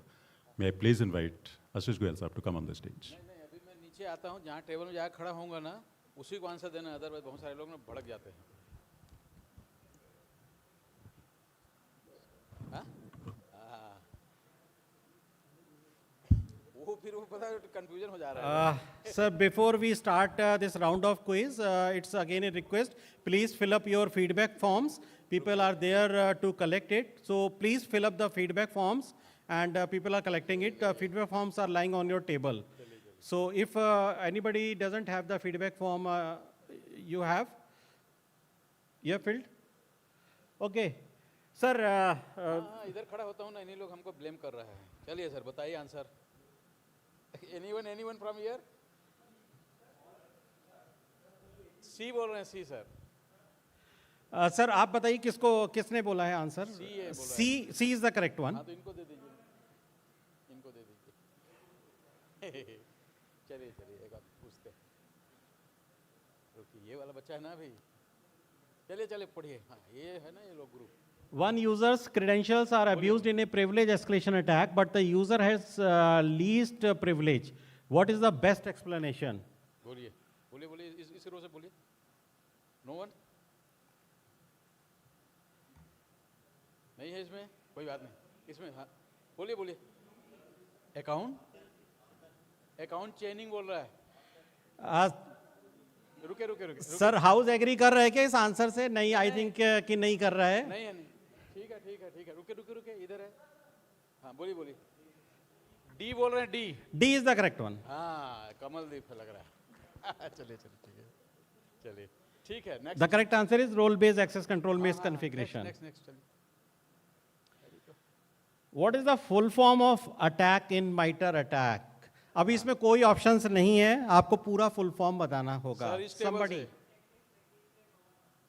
कोई नहीं है ये वाले टेबल से. अरे डेंजर क्वेश्चन पूछ दिया लग रहा है यार. ये टेबल भी नहीं है. ये टेबल. अरे ये रियल टेस्ट है यार. सर थोड़ा जल्दी करिए, चैट जीपीटी नहीं करना है. Advisory tactic techniques and common knowledge. Yes, great.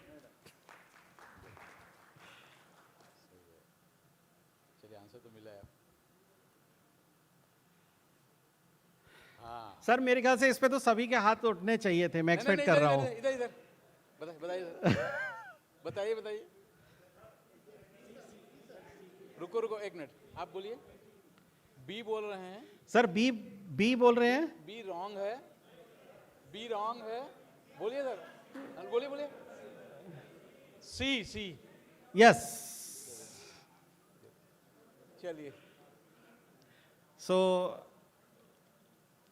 चलिए चलिए, is 0-day vulnerability refers to हाँ इधर से रुकिए रुकिए, सीजीएम साहब से पूछने दीजिए सर, आंसर कौन सा है सर? आप क्या बोल रहे हैं? बी बोल रहे हैं, बी B. हाँ. Yes. Great. Thank you very much. Thank you, sir. So now this comes to end of the quiz round.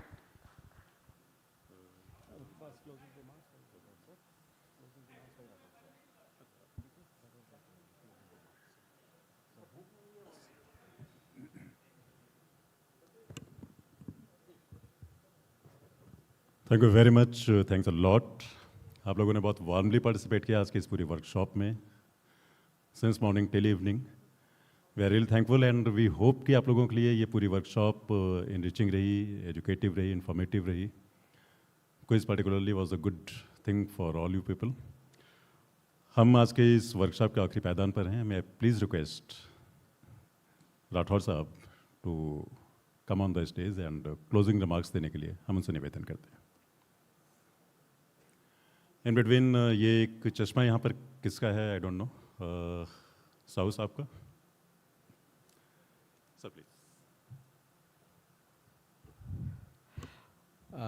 Respected participants, basically today's workshop is the really active workshop, and in my opinion, some of the knowledge has transferred. Even the 20 to 25% knowledge is if transferred to our audience, it is a great success for this workshop. The presence of the Honorable ACS Sahab, the Chairman UPPCL, the senior dignitaries, Rishika Madam, Manoj Agarwal Sahab, and the other dignitaries, this definitely impart the successfulness of this whole workshop. I really happy that the peoples are the active till the last second of the workshop. In my opinion, the next workshop will be maybe at this Simla after the 6 months, means the April, because that is the round only. So the regional workshop may be after 6 months only. So we will plan and again invite the you peoples. Please try to bring the junior people also, so that the cyber resilience can be achieved by our whole sector. Thanks to the one and all. Thanks, and thanks to the NTPC who are organizing this workshop. I again thanks to our back-end team who are making this workshop and this beautiful environment here for conducting this workshop.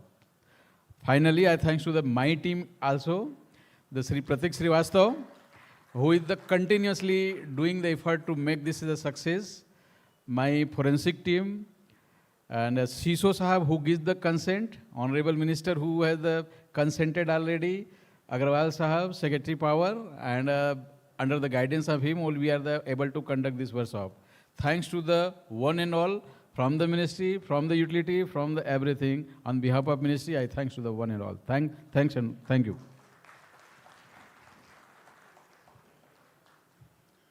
So thank you very much.